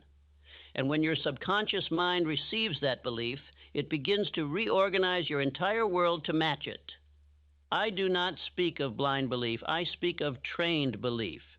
Faith that is forged through repetition, through autosuggestion, through the daily command of the Spirit over the senses, through the principle that what you feed the mind with persistence becomes your reality. The subconscious mind obeys emotion. It does not hear casual requests. It responds only to repetition backed by belief. You must speak your aim aloud morning and night. You must feel it as if it is already so. You must walk as if it is already done. This is not fantasy. This is law. The subconscious is the bridge between you and infinite intelligence, and it cannot be tricked. It must be trained. It must be impressed with intensity. It must be filled with your aim until it becomes real. Say it with fire. I believe my future into form. Time is not my limit. Faith is my fuel. I speak my aim. I see it. I act until it appears. When you live by faith, you no longer measure by time. You measure by movement. You move as the man who already possesses the result. And that movement calls forth resources, people, circumstances that cannot be explained by logic. Faith is the only power that creates something from nothing. It is the force that turns thought into gold, vision into empire, word into wealth. Without it, you are a wanderer. With it, you are a creator. Think of Edison. Did he wait for others to believe in the electric light? Number. He believed alone. He believed in a world of darkness, and that belief carried him through thousands of failures until light obeyed. That is how you must walk. You do not need the world to agree. You do not need permission. You do not need evidence. You need only one decision backed by faith. And then you must persist until the world rearranges itself to match your inner conviction. Let this be written in your soul. Time follows belief. The man who walks by faith commands his results. The man who waits for perfect timing remains a servant to fear. You must begin now to build the rhythm of belief. Do not speak doubt. Do not rehearse failure. Do not wait for clarity. You must move before you are ready. You must speak before you see. You must act before you feel qualified. Write your definite chief aim. Repeat it aloud twice per day, with emotion, with clarity, with fire. Feed your subconscious until it becomes undeniable, until doubt has no room to live, until delay has no power over you. Your environment will try to distract you. Your past will try to shame you, but you must return to your belief every single morning. You must make it your law, your ritual, your command. You must say to yourself, I believe, I act, I persist, I receive. This is not magic. This is the structure of all success. It is how Ford built his company, how Lincoln led a nation, how Rockefeller rose from nothing. They believed when there was no reason to, and that belief created the reasons. Faith is faster than fear. Faith builds faster than worry. Faith does not sit, it advances. If you wait until you feel ready, you will never begin. But if you act in faith, readiness will catch up to you. What is your belief? What is your aim? Have you declared it? Have you written it? Have you repeated it so often that your body begins to act in alignment with it before you even think? If not, begin now. Do not delay. Write your aim, speak your aim, see it, walk in it, assume it, become it. For that is the path of all who have ever achieved lasting success. You do not attract what you want. You attract what you believe. Your life is a reflection of your dominant thought. Your circumstances bend to the thoughts you repeat most often. So what are you repeating? You must now take command of your inner speech. You must become ruthless about your inner environment. Every word you speak is planting a seed in the soil of your subconscious. Make sure that soil grows only what serves you. Say now, I no longer repeat doubt. I no longer speak fear. I only affirm what I am building. My belief is stronger than time. My results obey my thoughts. I live by law, not chance. Faith is not loud, but it is constant. It is consistent. It is unshakable. It is the quiet knowing that says, it is mine, even when I cannot see it yet. And here is the greatest secret. Once faith is fully formed, results must obey. It is not a matter of if, but when. The delay is not in time. It is in the strength of belief. Therefore, do not ask, how long will it take? Ask, how deeply do I believe? Do not wait for others to agree. Train your subconscious until it agrees. Do not ask for evidence. Become the evidence. Let your belief walk before your success. Let your words lead your results. Let your spirit lead your body. And let your mind be the master of your fate. You are not bound by your past. You are not delayed by your age. You are not limited by your failures. You are only bound by what you believe and what you are willing to repeat. So repeat truth, repeat power, repeat purpose. Speak what you want and speak it until it obeys. This is the path. This is the law. This is how time becomes your servant instead of your master. Final affirmations for this part. I believe my future into form. Time is not my limit. Faith is my fuel. I speak my aim, I see it, I act until it appears. This hour is not small, it is sacred. For what you do in this single moment echoes into the future of your family, your name, your legacy. You may think you are simply deciding how to spend your morning, but in truth you are writing your history. The world remembers only one kind of man, the man who finished what he started, the man who built when others waited, the man who chose sacrifice when others chose sleep. And you must now decide, will you be that man? Cosmic Habitforce does not reward your intentions, it rewards your patterns. Whatever you repeat becomes your life. Whatever you rehearse in thought, in action, in belief, this becomes the house your family must live in. You are not just living your life. You are building a template for those who come after you. If you rise late, drift often, quit quickly, your children will too. But if you live in purpose, in daily command, your descendants will walk the path you paved. You think the hours you waste belong to you. They do not. They belong to your lineage. Every moment you spend in fear becomes a legacy of fear. Every hour spent in faith becomes a legacy of freedom. There is no neutral ground. Every thought either builds or breaks. Every habit either lifts or lowers. Every decision either advances or delays the destiny of those who will one day bear your name. You must now act with legacy in mind. Ask yourself, if my son copied my mourning, would he rise in power or stumble in weakness? If my daughter repeated my self-talk, would she speak with confidence or echo the voice of fear? The greatest men do not think in hours. They think in generations. They know that the impact of their actions will outlive their breath. And so they live not just for themselves, but for the 1,000 yet unborn. You cannot pass down wealth if you never learned discipline. You cannot give your children confidence if you never mastered your own doubt. You cannot pass strength unless you live it. The inheritance of the soul is greater than silver. The legacy of discipline is more powerful than gold. And the man who builds his day in purpose builds a dynasty, even if he starts with nothing. There is no future in drifting. There is no peace in comfort. There is no wealth in waiting. But there is greatness in daily, deliberate, disciplined action. That is the only law time will ever obey. Your family is watching you, whether they are born yet or not. They are watching to see if you will rise. They are waiting to see if someone in the bloodline will finally build something that lasts.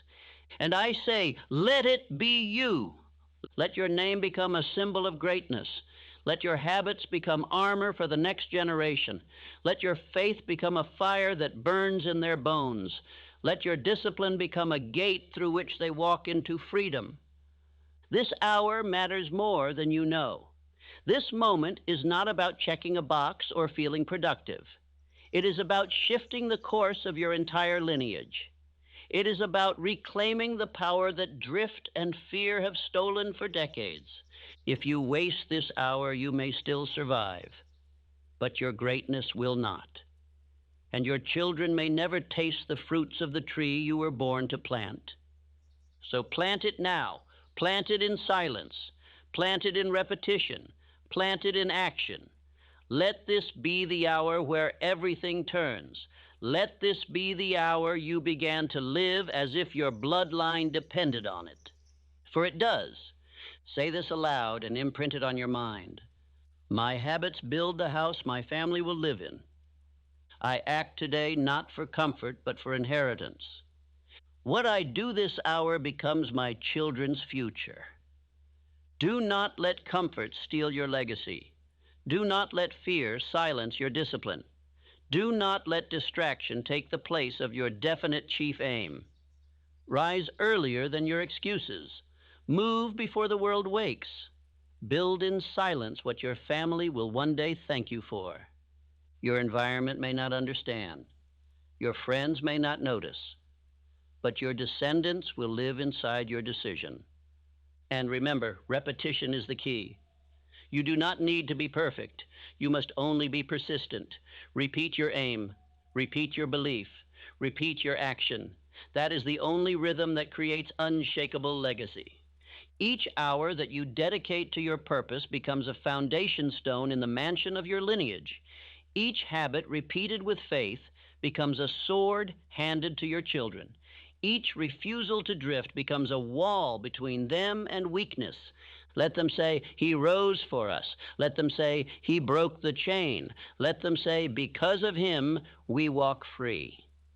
The law is clear. Cosmic habit force will multiply whatever you plant.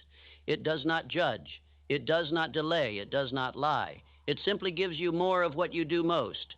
So do not waste this hour. Turn it into a weapon. Let this moment become a monument, not because it was easy, but because you made it count. Say this again and again. My habits build the house my family will live in. I act today not for comfort, but for inheritance. What I do this hour becomes my children's future. You do not need permission to begin. You do not need applause to persist. You do not need the world to understand. You need only the courage to act, the discipline to repeat, and the fire to finish. Let this be the hour. Let this be the man. Let this be the moment that rewrites the future. The clock is watching. Your name is waiting. And your legacy is listening. Will you rise? Life does not wait for the man who hesitates. It obeys the man who moves. You were not born to analyze forever. You were born to decide, to declare, and to do. Delay is not safety. It is silent disobedience. And the longer you delay, the weaker your spirit becomes. This is a law. The universe was never designed to favor the slow. It was designed to respond to the swift. Lightning does not pause. The sun does not stall. The seasons do not consult your fears. All of creation rewards action, faithful, prompt, unwavering action, and so must you. Speed is not recklessness. It is spiritual alignment. It is the act of obeying what you already know to be right, without consulting your weakness for permission. It is a man moving the moment truth speaks. It is the habit of listening to purpose, not comfort. Success moves toward the man who makes room for it. And the man who acts immediately upon his purpose creates a vacuum so powerful that results must rush in to fill it. Indecision is clutter. It repels good fortune, but decisiveness is a cleared runway for success to land. Ask yourself now, how often have I known what I needed to do, but delayed until the door closed? How many times did hesitation rob me of my moment? If you are honest, you will find that most of your losses did not come from ignorance, but from delay. The law is simple. He who obeys quickly receives fully. He who doubts drifts, and he who drifts decays. The world is full of men with plans and dreams and visions they never moved on. But the kingdom of wealth and greatness belongs to the man who moves. A definite decision made today carries more power than a perfect plan that takes a year. Why? Because infinite intelligence flows through action, not over-analysis. Thought without execution is a betrayal of your own potential. Action activates providence. This is not theory, it is law. The man who chooses a definite chief aim and moves upon it without delay, without question, without negotiation, is met by invisible forces. Opportunities arise, doors open. The world rearranges itself to obey the decision maker. You do not need more research. You need resolve. You do not need to be more prepared. You need to be possessed by purpose. You do not need more time. You need to use the time you already have with fire, with focus, and with force. Consider the men who shaped history. Henry Ford moved when others hesitated. He was mocked for imagining a machine no one could build, but he did not wait for approval. He moved, and the world followed. Andrew Carnegie rose from poverty, not because he had a map, but because he moved with purpose. He decided to rise. He obeyed that decision daily, and that decision turned into steel, and steel into empire. Charles Schwab, young and untrained, stood before giants and made decisions they would not make. Because he moved boldly, he rose swiftly. The world rewards speed when it is built upon purpose and backed by faith. Do not ask how long it will take. Ask how quickly you will begin. The man who begins fast finishes strong.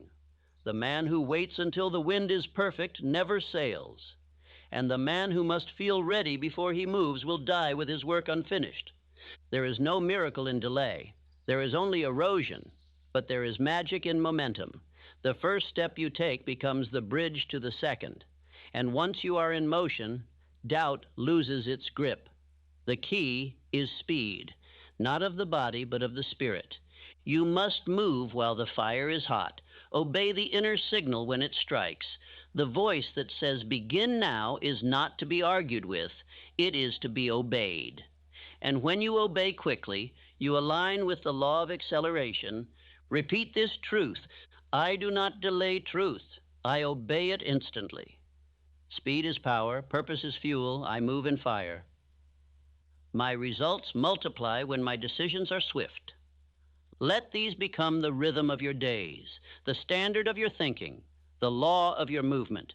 And hear me, the man who moves swiftly in purpose is not reckless. He is reverent. For nothing honors your potential more than immediate obedience to purpose. Every time you delay, you insult the power placed within you, but every time you move, you magnify it. Stop believing the lie that says you need more time. Time is not your master, it is your servant, but it will only obey you if you learn to move. The longer you pause, the more time you waste. But the man who moves swiftly redeems time. He makes up for years with days of fire. Speed is not chaos, it is clarity. It is the mind so focused on its aim that it refuses to negotiate with hesitation. It is the man so convinced of his calling that he does not need to check the weather. He simply begins. Write this down. I move immediately when purpose speaks. I obey without delay. I trust my aim. I act without pause, and therefore time obeys me. You must become the fast decision maker, the man who says, this is my aim and I shall move upon it today. This identity alone can collapse a decade of drift into a year of transformation. Your breakthrough is not waiting in the distance. It is waiting in the speed of your decision. But you will only meet it if you rise without delay. Let this be your law. Let this be your creed. Let this be your legacy. Say it again. I do not delay truth. I obey it instantly. Speed is power. Purpose is fuel. I move in fire. My results multiply when my decisions are swift. You now understand the law of speed is a spiritual law. It is not about rushing. It is about obedience. The man who waits for perfection is already defeated, but the man who acts now builds perfection through persistence. Move now. For every second you hesitate, your future moves farther away.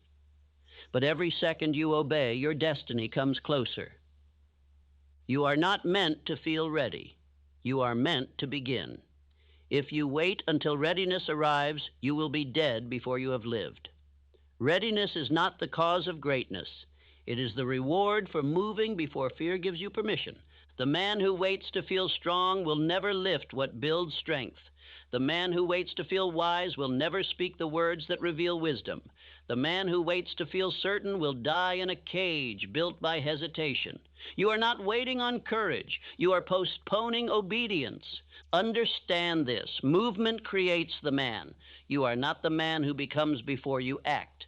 You are the man who acts and becomes through the fire of action. Begin in trembling if you must. Begin with no applause, no understanding, no guarantees, but begin. I speak now to the man standing at the edge of his definite chief aim, staring down into a canyon of uncertainty. You say, I'm not ready. And I say, the moment you begin, you will be. You say, I need to know more. I say, knowledge grows with obedience. You say, what if I fail? And I say, what if you don't begin? All great men began before the path was lit. Barnes climbed aboard a freight train with nothing but desire and declared, I will work with Edison. He had no money, no plan, no title, but he had fire, and that fire made him indispensable. The fire that moves mountains does not begin as a blaze. It begins as a spark, a decision. That decision becomes movement. That movement becomes momentum. That momentum becomes mastery. But the first step must come before the mind believes it is ready. Do not insult your destiny by asking for certainty. Certainty is not a condition. It is a consequence. You must act your way into confidence. No man is born with belief. He builds it by keeping his word to himself day after day, even when it costs him. You were not made for safety. You were made for obedience to purpose. And purpose does not reward hesitation. It rewards the man who shows up in fear, in doubt, in imperfection, but shows up anyway. Begin while the voices in your mind whisper, you're not qualified. Because those voices are not prophecy. They are remnants of past drift. They are ghosts. They have no law over you unless you obey them. Every great builder began without full permission from the world. Rockefeller started small, with steady vision. Carnegie began as a messenger boy. Edison had no one's approval but his own. None of them were ready, but all of them began. You must now say, I do not seek readiness. I command myself to act. This is the voice of a man who leads himself. And when a man begins with obedience, life begins to organize around him. Say this aloud. I begin where I stand. I do not wait. I obey the call. My courage grows through motion. I act first, and readiness follows. Let these words become your law. Let them govern your mornings. Let them be the answer when fear calls and says, "You are not prepared." Your answer is, "Neither was anyone great, but they began." The man who moves before he is ready is the man who moves ahead. He does not compete with the confident. He surpasses them with commitment. He does not debate his inadequacies. He drowns them in obedience. And make this clear.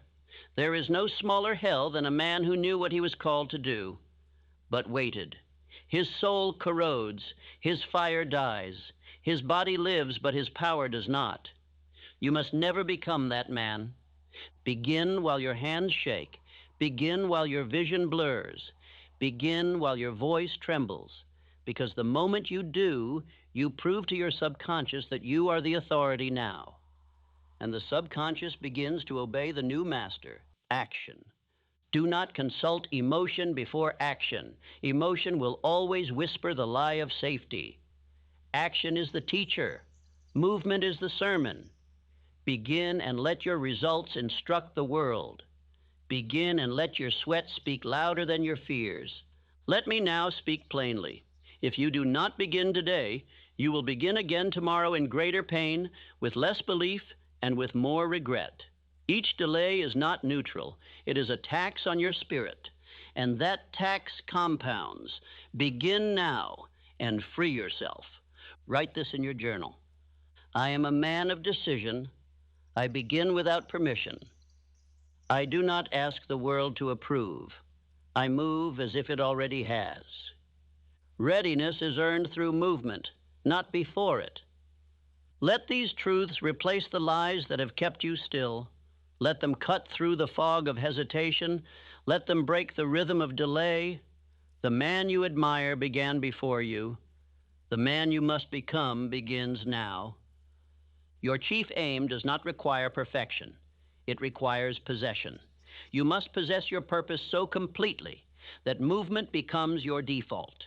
Do not wait for the wind to blow in your favor. Become the wind. Begin, and the storm obeys you. And now I ask, what have you delayed that should already be moving? What idea have you imprisoned in overthinking? What goal have you rehearsed so many times in your mind that it has lost its fire?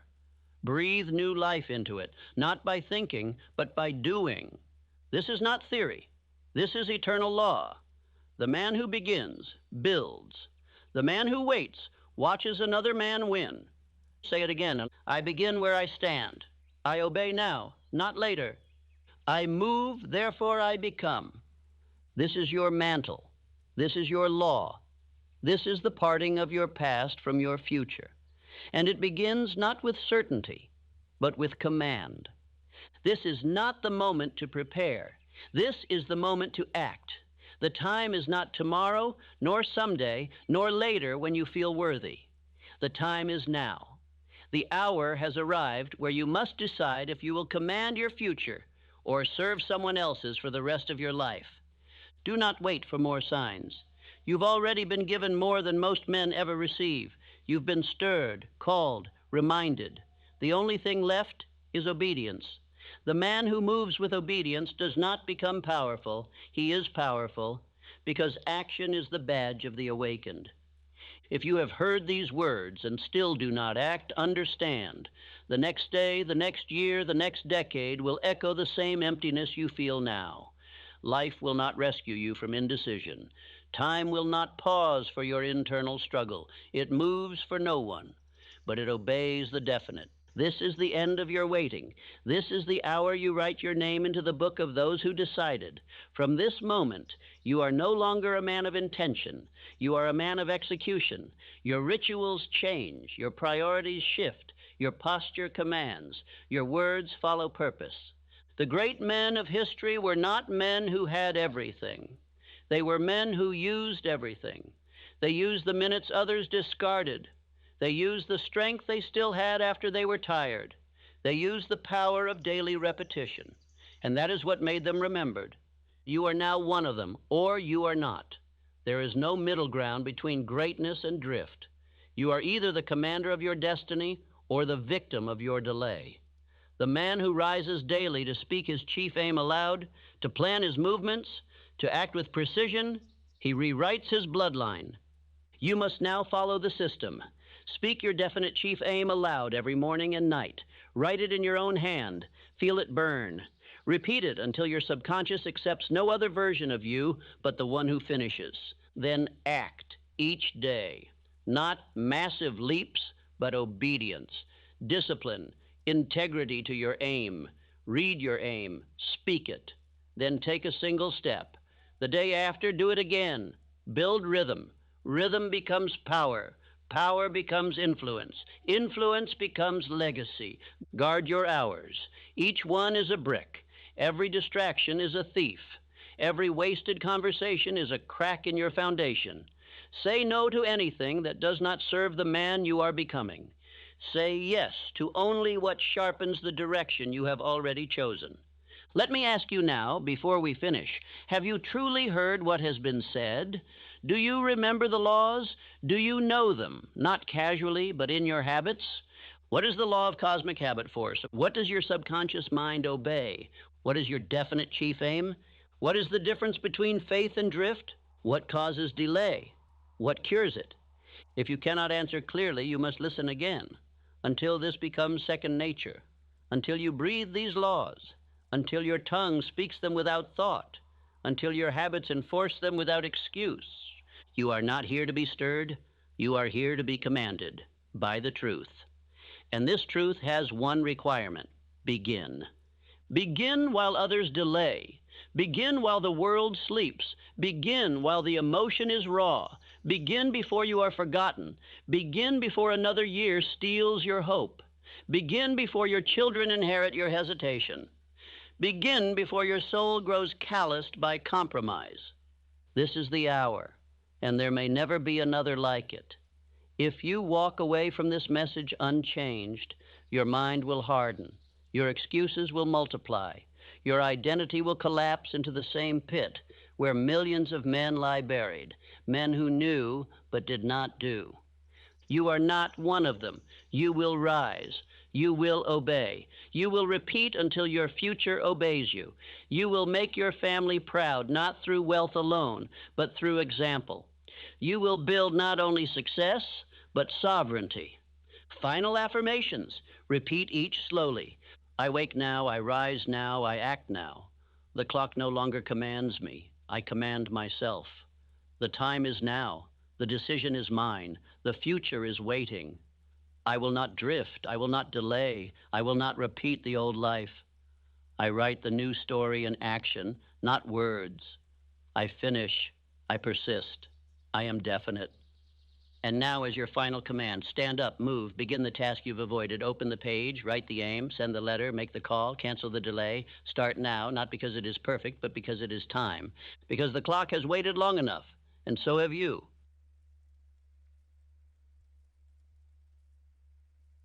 Let me speak plainly. This is not about your comfort. This is not about your dreams. This is about your bloodline, your children, their children, and every name that will come after yours. Right now, in this very hour, you are deciding if your last name will be a banner of honor or a symbol of regret. You are deciding if your lineage will feast in freedom or beg under the weight of your hesitation. Do you believe your excuses won't echo into your children's lives? Do you believe your laziness, your drifting, your fear of sacrifice ends with you? It does not. It multiplies. Your decisions today will clothe your family in either strength or shame. You are the wall. You are the floodgate. Either poverty pours through you or greatness begins with you. If you don't rise, they won't eat. If you don't build, they won't have shelter. If you don't fight, they will be forced to. This speech is not entertainment. It is war. And if you will listen, not with pride, not with ego, but with the fire of sacred duty, then I promise you, this is the moment everything changes. Sacrifice now, so they never have to. You must awaken, not for your own sake, but for those who carry your name after you are gone. You are not just a man. You are a line. You are the hinge upon which generations swing open or shut. What you build, what you believe, what you repeat with discipline will echo into your bloodline. You are not alone. You are legacy in motion. You have no right to drift when your children will be forced to carry the weight of your indecision. You have no right to spend time foolishly when they will grow up without time to dream. You are the protector, the architect, the builder of a name. If you choose weakness, you are teaching it. If you choose power, you are multiplying it. Everything you do is inheritance.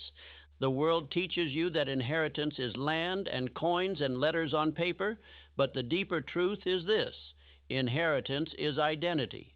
It is belief. It is emotional response. It is confidence or cowardice. It is whether your children will rise and say, "I was built for this," or whether they will tremble under the shadow of your indecision. If you are not intentional, you are planting indecision. If you are not decisive, you are teaching doubt. If you are not definite, you are modeling drift.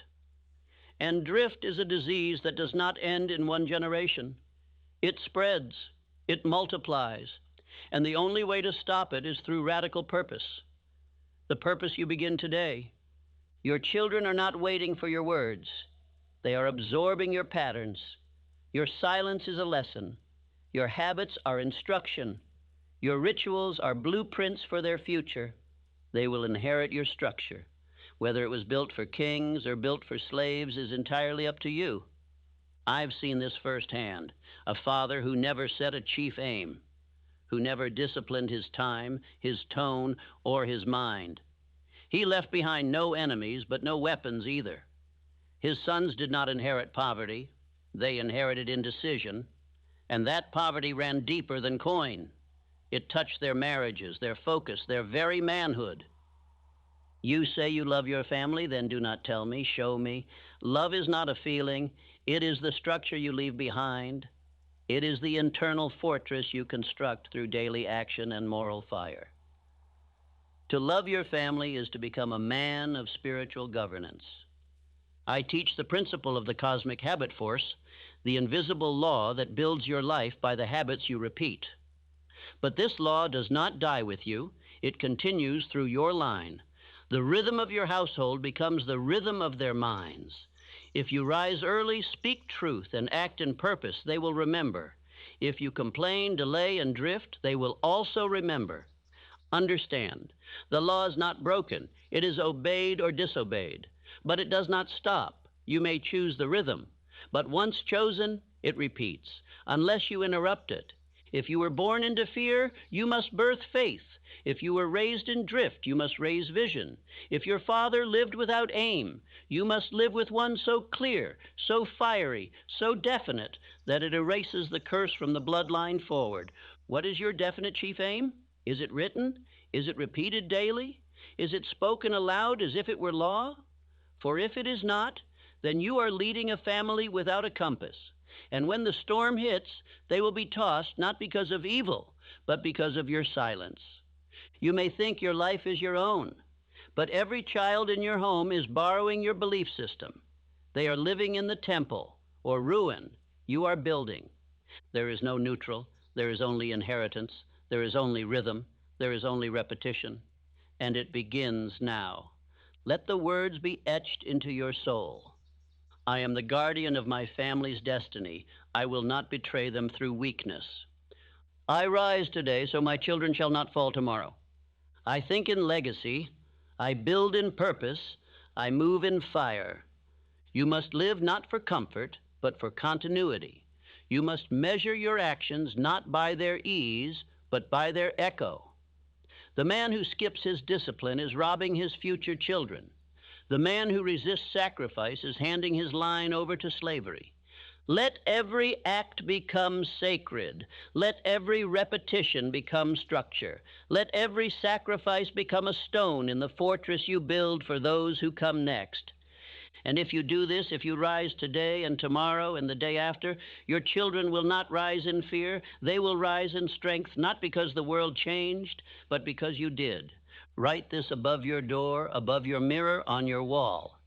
If I do not rise with courage, my children will rise with chains. You are the hinge, the wall, the shield. Be the man your bloodline needed. Be the man history shall remember. Let us move forward into the next law, into the next pillar, for the weight of legacy does not crush the faithful. It awakens the obedient. You must give up something. That is the law. You cannot rise while clinging to ease. You cannot serve your bloodline while serving your pleasures. Every man who built a legacy sacrificed more than sleep. He sacrificed comfort, entertainment, distraction, and he did it with joy.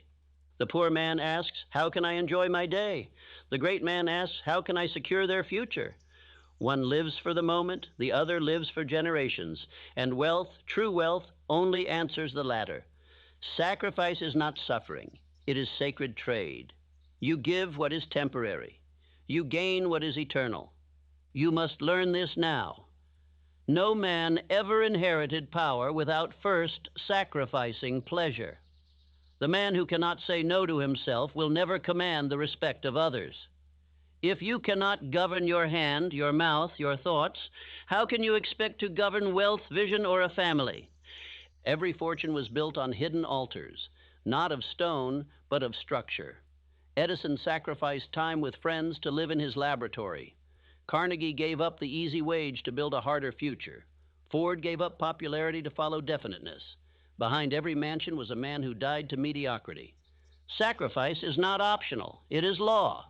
And if you disobey the law, it enforces itself through failure, confusion, and regret. You are not avoiding sacrifice when you choose laziness. You are only transferring it to your wife, your children, your future. If you do not carry the burden now, they will later. You say you are tired. Your grandfather worked until his hands bled. You say you are overwhelmed. Your great-grandmother buried 2 children and still fed the rest. Your bloodline was not built for weakness. It was built to overcome. And that spirit is in you if you stop feeding the excuses. When you sleep in, you teach delay. When you break your word, you teach doubt. When you waste time, you teach neglect. These are not mistakes. They are seeds. And what you sow, they will harvest, unless you choose to pay the price now, to lay down vanity and take up vision. Every evening you indulge in mindless entertainment is a contract with generational drift. Every dollar wasted on temporary satisfaction is an inheritance stolen. Your habits are not private. They are spiritual contracts with the future. You are always teaching, even in secret. Let this truth ring in your ears. I will give up what is easy so they may live free. The food you avoid today gives them health. The discipline you keep today gives them structure. The dream you protect today gives them permission to dream bigger tomorrow. Purpose must override preference. This is not your era of ease. It is your hour of obedience. Greatness is not built on feeling motivated. It is built on burning desire forged in decision. When you wake tired and act anyway, you build legacy. When you resist comfort and persist, you build structure. The average man trades purpose for pleasure and then complains that his children inherit pain. You must be different. You must trade the moment for the future. You must choose pain with meaning over pleasure with regret. That is what leaders do. That is what bloodline builders do. Sacrifice is not suffering. It is stewardship. It is the recognition that you are not living for applause, but for alignment. That you are not here to collect feelings, but to construct a fortress that will house your family's name long after your body returns to dust. Ask yourself now, what have I truly sacrificed? What do I still cling to? Are you willing to trade your vices for vision, your excuses for execution, your comfort for command? These questions define whether your children inherit excuses or dominion. When others sleep, rise. When others drift, decide. When others quit, persist. Not for pride, but for legacy. Let the cry of your bloodline ring in your ears. Do not let us fall. And let your answer be action. Let your answer be fire. Let your answer be discipline. Say it aloud and burn it into your soul. I am the sacrifice. I am the price. I give my ease so they may walk in strength. I do not serve comfort. I serve vision. I do not worship rest. I worship responsibility. You were not born to impress your peers. You were born to impact your descendants. And every act of discipline you keep, every temptation you reject, is a spiritual deposit into their future. Sacrifice is your savings account for legacy. Let your balance grow. Imagine your grandson saying, "Because of him, I know who I am." Or your daughter saying, "Because he worked, I can dream." That is worth every night of broken comfort. That is worth every hour of disciplined labor. That is what turns ordinary men into eternal founders. You must become the man who says, "I will not eat until my children are fed. I will not rest until my vision is born. I will not entertain until my purpose is executed." You are the hinge. You are the line. If you break, the chain continues. If you burn, the chain ends. Sacrifice is the fire that purifies your line. Burn away the fear. Burn away the delay. Burn away the ego that says, "This is unfair." It is not unfair. It is sacred. Do not confuse sacrifice with loss. You are not losing anything permanent. You are trading temporary pleasures for permanent freedom. You are exchanging fleshly ease for spiritual dominion. And one day, your descendants will rise and call your name with honor. Let the final word of this part ring in your ears like a command from heaven itself. Sacrifice now, or your family will sacrifice later. Choose. You are thinking too small and too fast. Your thoughts flicker like matches instead of burning like eternal torches. You think in days and wonder why nothing lasts. You think in feelings and wonder why your children suffer. You must stretch your vision across generations. The man who thinks about Friday's pleasure cannot see the chains of his bloodline. The man who plans only a year ahead cannot build a name that lasts a century. But the man who plants in centuries, he births an unbreakable foundation. That is the man you must become. Most men think about how to impress strangers. Great men think about how to free their descendants. The world teaches you to seek attention. Hill teaches you to seek alignment. You must not live for applause. You must live for inheritance, spiritual and eternal. Do not waste your days trying to be seen. Use your days to build what they will stand upon. You must think beyond your own grave. You must make decisions that your grandchildren will thank you for, even if they never know your name. That is greatness. That is manhood. Your calendar reveals your curse or your crown. Do you plan with emotion or with eternity? Are your thoughts governed by what the news says, or are they governed by what your lineage needs? Ask yourself, what decisions am I making today that will still bear fruit in 100 years? You are not late. You are simply underdeveloped in vision. The man who feels behind is the man who judged his progress by the world's noise, not by his own eternal rhythm. Start again, but this time build as though your bloodline depends on it, because it does. Hill said, "The man who cannot think in terms longer than a day will never rise beyond a wage." And I add this, the man who does not think in terms longer than his lifetime will never break the curses that bound his ancestors. This is not about progress. This is about permanence. Great men do not think, "What do I want today?" They ask, "What will my descendants need tomorrow?" They plant not just trees, but forests. They write not just goals, but legacies. They live not for comfort, but for continuity. You must become that man. Let us speak plainly. If your thoughts never stretch beyond your paycheck, your descendants will never stretch beyond your shadow. If your plans end with your own life, your children will inherit nothing but repetition. If your mind is short-term, your impact will be short-lived. The world teaches urgency based on fear. I teach urgency based on purpose. The world says, "Move fast or be replaced." I say, "Think eternal or be forgotten."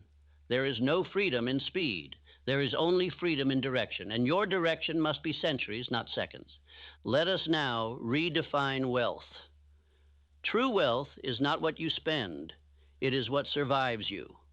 It is not what fills your home. It is what outlives your name.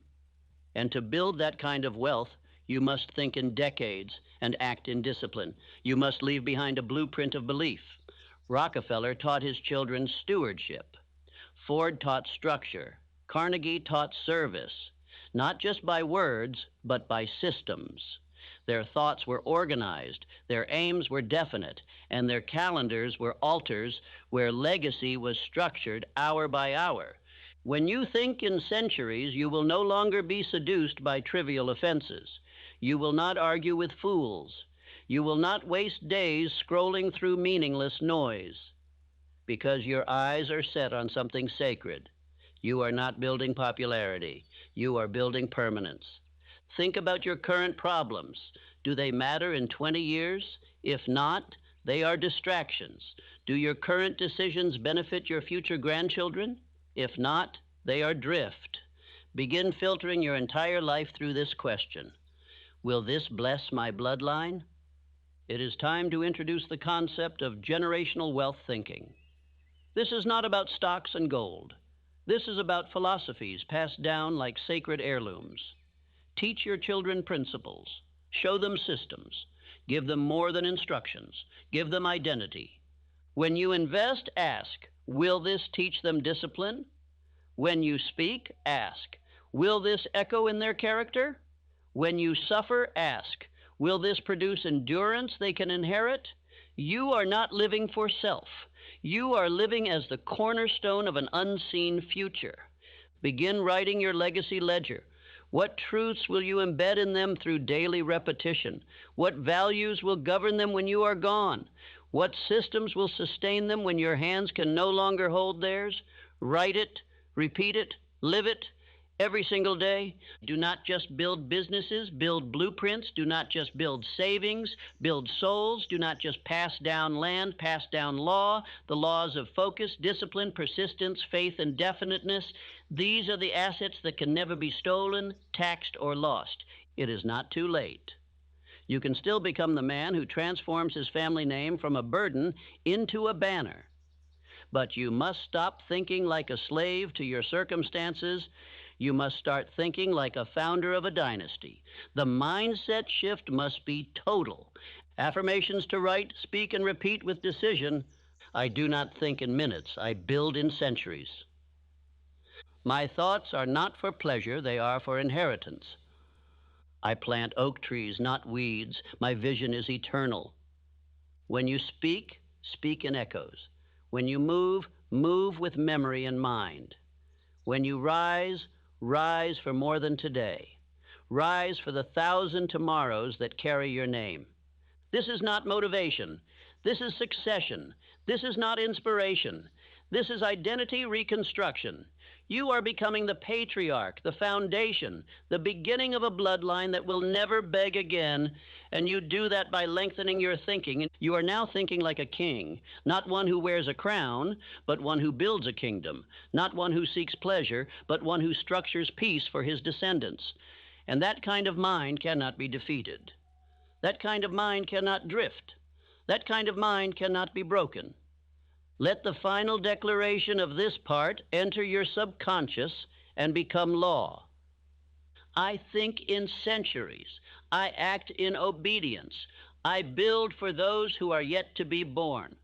If you do not rise, they will repeat. If you do not build, they will beg. If you do not confront the curse, they will carry it. Weakness is not an accident. It is an inheritance. And if you do not end it with your life, it will continue in theirs. This is where it ends, with you. A fearful father raises a son who seeks safety. A lazy man raises a son who avoids pain. A drifting man raises a child who dreams but never decides. And none of this is spoken. It is passed through action, repetition, and tone. Weakness whispers louder than words. Let me say this without apology. If your bloodline is filled with poverty, fear, doubt, or failure, it is not your fault that it was handed to you, but it is your fault if you hand it to your children. Your excuses are not valid once you see the truth. and now you see it. The 6 ghosts of fear are not abstract, they are generational chains. The fear of poverty, criticism, ill health, loss of love, old age, and death are not only personal, they are inherited. Your children will fear what you fear, unless you cast it out of your house by decision. Hill taught, faith is the antidote to fear. But I add this, action is the proof of that faith. You cannot say you believe in greatness while living like a slave to emotion. You cannot say you want to lead while cowering under comfort. Faith is not what you say, it is what you obey. Look at Abraham Lincoln, born in a one-room log cabin, no formal education, no inheritance, no easy path. But he did not inherit weakness, he inherited obscurity. And he used that silence to build strength. He became the father of a nation because he first fathered his mind. If your grandfather was a coward and your father a dreamer, then you must be the doer. You must be the one who stops the bloodline from repeating its fear. You must be the one who says, it ends with me. It does not pass me. It will not continue through me. Weak men explain. Strong men execute. Weak men cry about their fathers. Strong men become the fathers they wish they had. Weak men wait for the world to notice. Strong men create something the world cannot ignore. You must now choose. Will you be weak or will you become? We must introduce the breaker identity. This is the mindset of the man who shatters generational curses by force of will. He does not inherit identity. He builds it. He does not drift. He defines. He does not repeat. He rewrites. You must now become the breaker. The breaker does not ask for sympathy. He accepts the burden of transformation. He lives with a code. I will endure what my children must never face. And this is not said with pride, but with sacred duty. He understands. The man who breaks the chain must bear the weight of it. Ask yourself, what behaviors do I carry that would destroy my son? Answer it. Write it down. Now commit. Those behaviors die with you. They will not pass. They will not cross into the next life. You are the line. You are the wall. You are the sword. Let us be plain. If you cannot master your emotions, your children will be mastered by them. If you cannot endure discipline, your children will be ruled by chaos. If you cannot define your vision, your children will serve someone else's. You are their ceiling or their floor. To break the chain, you must first break your patterns. Wake early, plan daily, reject distraction, read truth, speak affirmations aloud, repeat your chief aim morning and night. These are not suggestions. These are bloodline rituals, daily, without negotiation. Affirmations to be spoken as law. I am the chain breaker. I carry the fire and I end the fear. I do not hand down excuses. I pass on strength, order, vision, and belief. I serve my descendants by mastering myself. Let us reflect on the deeper law, cosmic habit force. Whatever you repeat becomes permanent. If you repeat cowardice, it becomes culture. If you repeat faith, it becomes fortress. What you do daily becomes what your children do automatically. You must reprogram the rhythm. And do not confuse comfort with love. Comfort breeds stagnation. Discipline breeds strength. If you want to love your family, lead them. If you want to bless your children, train yourself. If you want to give them peace, first master your own mind. Now hear this. Every failure you refuse to confront today will multiply in your child tomorrow. Every fear you excuse today will echo in their life. Every weakness you justify today will become their identity. If you do not act with urgency, you are handing them a curse. Look at Thomas Edison. His mother was told he was mentally broken. She refused that belief. She trained his mind. He grew up and gave light to the world. One act of faith, one refusal to accept limitation. That's what it means to break the chain. You are not born weak. You are trained into weakness. But you can be retrained. You can build a new pattern. And when you do, everything changes, not just for you, but for every unborn child who will carry your blood. They will inherit your decision or your delay. Choose now. This is not pressure. This is power. You are not burdened by this truth. You are blessed with it. You are no longer drifting. You are now on divine assignment. You are the one your bloodline has waited for. Rise, obey, break the curse. Let us repeat the sacred identity. I am the one who ends the cycle. I do not complain about the past. I command the future. I become the father of a new bloodline, one of discipline, one of power, one of victory. You are not the end. You are the beginning. You are not repeating. You are writing. You are not cursed. You are chosen. And now, by this decision, your name becomes sacred. Your habits become holy. Your identity becomes armor. And your legacy becomes eternal. Let the final command of this part settle deep into your subconscious. I am the end of fear and the beginning of faith. My children will never know the chains I break today. You say you want to change your family's future, but I ask you, do your actions declare that, or only your emotions? For what is a man's love for his children if it is not forged into discipline? What does a man truly hand down if not the evidence of his daily obedience to order? The destiny of your bloodline is not built in dreams. It is constructed in repetition, in the invisible rituals, in the thankless hours, in the early rising and the refusal to sleep before the duty is done. This is what builds a bloodline, not luck, not inheritance, but discipline. The man who masters his day shapes his dynasty. The one who governs his calendar commands his name to rise. Your life is not random, it is rhythmic, and what you repeat becomes your family's religion. You cannot pass down discipline until you live as its servant. Let this be etched in your mind. Your calendar is your bloodline's will. Every hour you waste becomes a habit your children will inherit. Every goal you abandon becomes a limit they will never question. If you drift, they will drown. If you decide, they will dominate.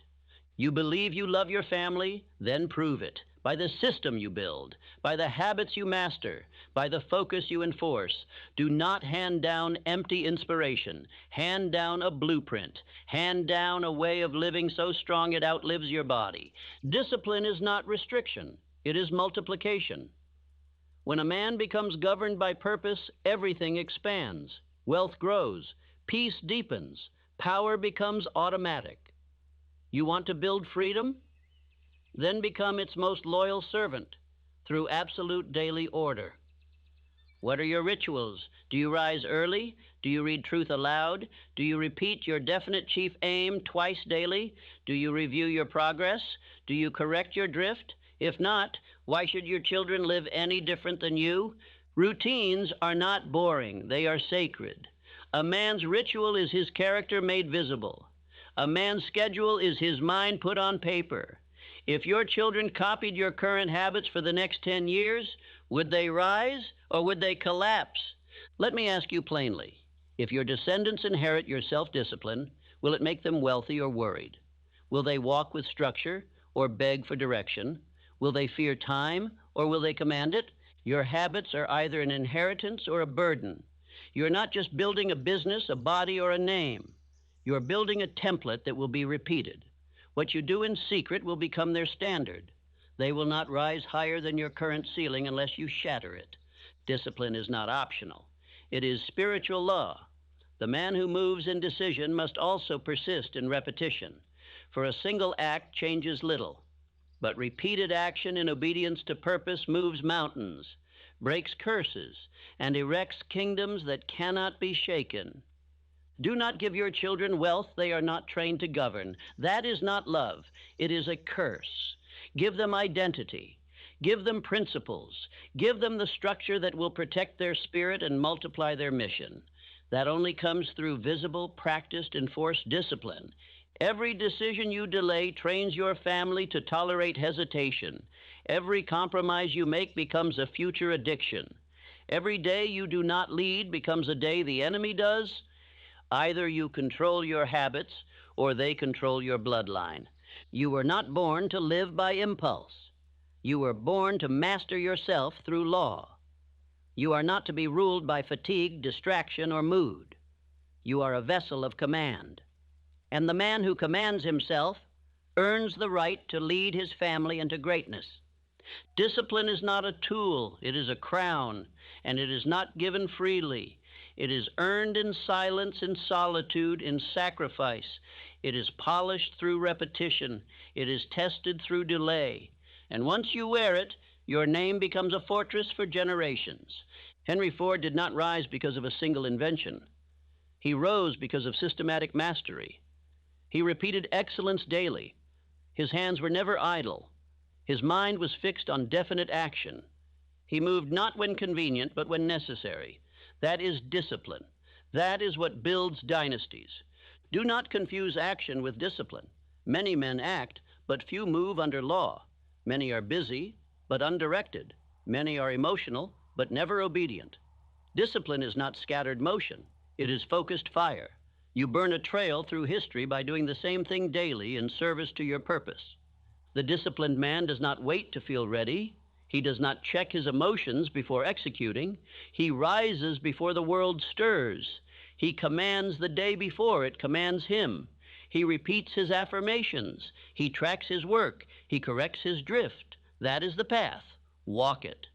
Ask yourself again, if my descendants copied my day, would they win?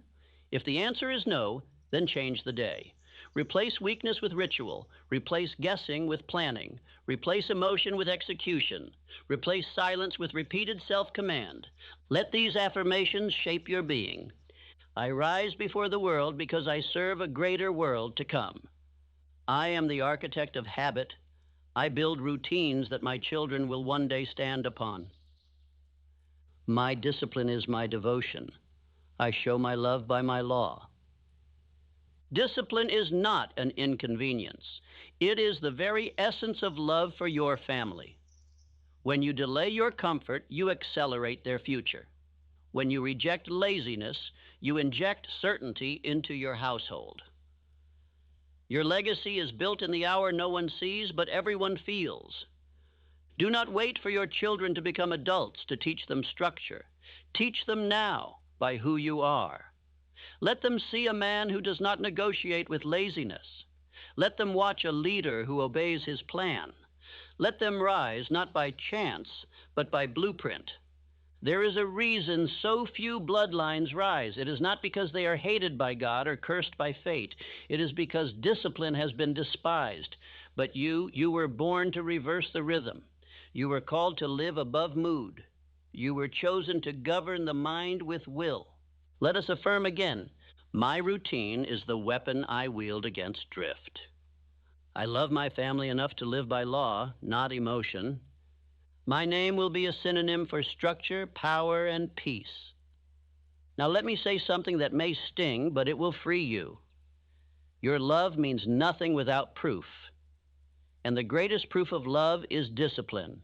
Not promises, not tears, not declarations, but order, repeated, without fail, until it becomes identity.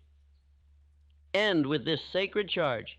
You are not late. You are not lazy. You are simply untrained. But now, this day, you must train. You must build. You must wake before the sun and act before the world, because everything they inherit tomorrow depends on how you move today. And if you cannot remember what you did last Tuesday, they will forget your name next century. Build structure that speaks for you. Build habits that fight for them. Build a calendar that echoes long after your body turns to dust. Affirm again, I am the guardian of structure. I do not drift, I define.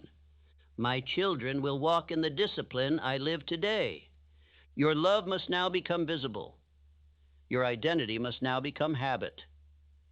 Your bloodline is shaped not by dreams, but by repetition, by law, by schedule, by sacrifice. Let it begin before the sun rises tomorrow. You speak of legacy and think of houses, land, or banknotes. But wealth without principle is a curse in disguise. What good is silver if your soul is empty? What good is inheritance if your children cannot carry it with strength, clarity, and truth? Everything that can be stolen is not truly yours. You must build what cannot be burned: character, integrity, identity, conviction. These are the riches that fire cannot touch. These are the treasures that do not rust. These are the gifts that pass through generations, untouched by war, depression, or decline. The man who builds only wealth leaves his family weak, but the man who builds belief, vision, and moral structure, he leaves them unconquerable. There are men who inherited millions and lost it all.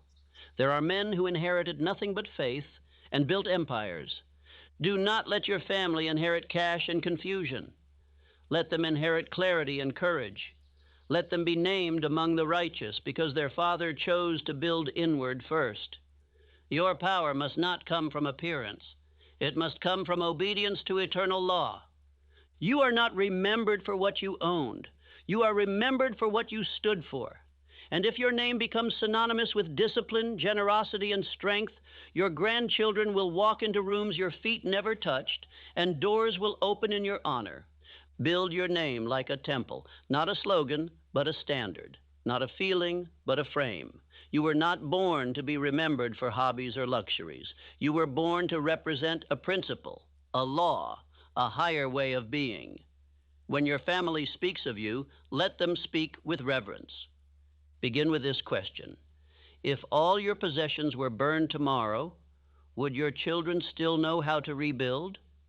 Would they have the internal tools, the belief system, the self-command? Or would they stand before the ashes and weep, having never been taught how to create? The fire always comes. The market will fall. The banks will close. The titles will vanish.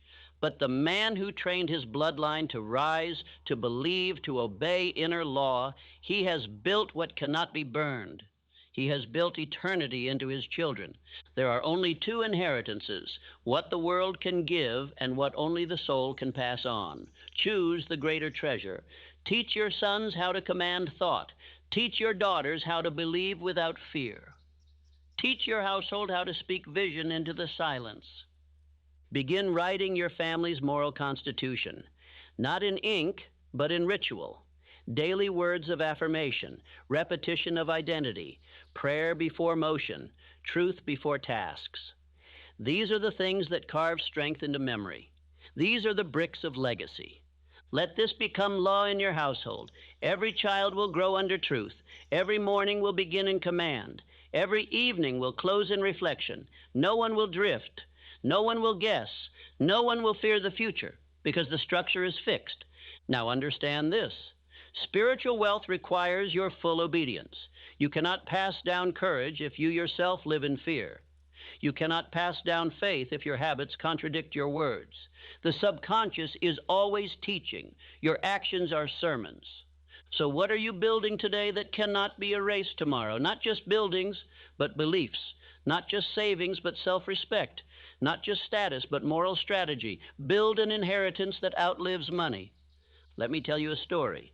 A poor immigrant father, no education, no assets, gathers his sons and teaches them three things every day: work with honor, speak with courage, serve with humility. That was all. And today, his lineage owns companies, churches, and communities. Why? Because the wealth was never money. It was philosophy. Do not envy those who build towers without foundations. They may rise quickly, but they fall in storms. You, however, are building roots. You are building a code. You are building strength that does not require applause. Your rewards will outlive you. Here is your intangible asset ledger. Record these daily. Courage: did I act despite fear? Integrity: did I speak and live in truth? Prayer: did I connect to infinite intelligence before the world's noise? Resilience: did I rise again when it would have been easier to drift? Service: did I use my gifts to lift my family and others? These are the deposits. These are the things your children will not forget. These are the assets that cannot be taxed, stolen, or devalued. These are the materials that build dynasties of the spirit. Affirm this now and daily: I build what cannot burn. I create an invisible fortress. I pass on a code, not just currency. My name becomes their compass. My discipline becomes their inheritance. I rise in silence to shape a legacy that no fire can touch. Let every man hearing this understand, what you tolerate today will multiply in your children, and what you repeat today will be repeated by them tomorrow. You are not building a moment. You are writing history with every act of discipline. You must become the patriarch of principle, the man who did not chase trends, the man who did not bend to fear, the man who built a house with unseen bricks, belief, law, structure, courage, and devotion. That house will never fall. Do not mistake this message for metaphor. This is practical legacy. This is structure as inheritance. This is character passed down through example. The new world belongs to those who build unshakable internal economies. So I ask you, have you built something that cannot be burned? If you lost it all, would your children be rich in soul?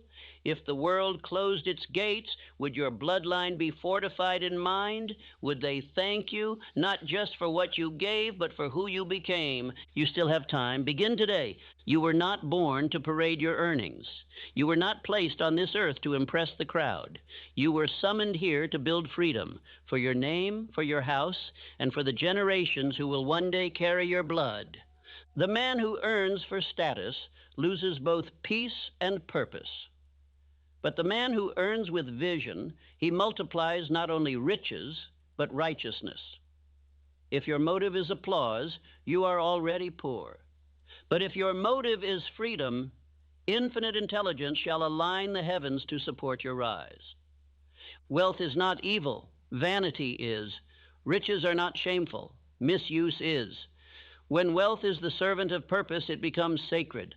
When it is the master of the soul, it becomes slavery in disguise. You were called not to serve money, but to command it for sacred mission. Let me say it plainly. Your family does not need your cars, your gold, or your shoes. Your family needs your freedom.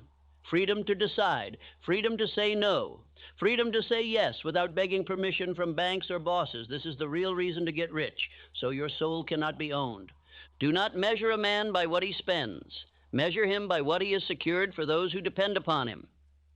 The man who saves, the man who multiplies, the man who builds with vision, he is the builder of empires. He is the quiet king. He is the one whose children will never beg. So I ask you now, if your children inherit your habits with money, will they be free or will they be bound? If they spend like you, save like you, invest like you, will they build or will they break? Your relationship with wealth is not private, it is generational. You must begin thinking like a king, not for pride, but for permanence.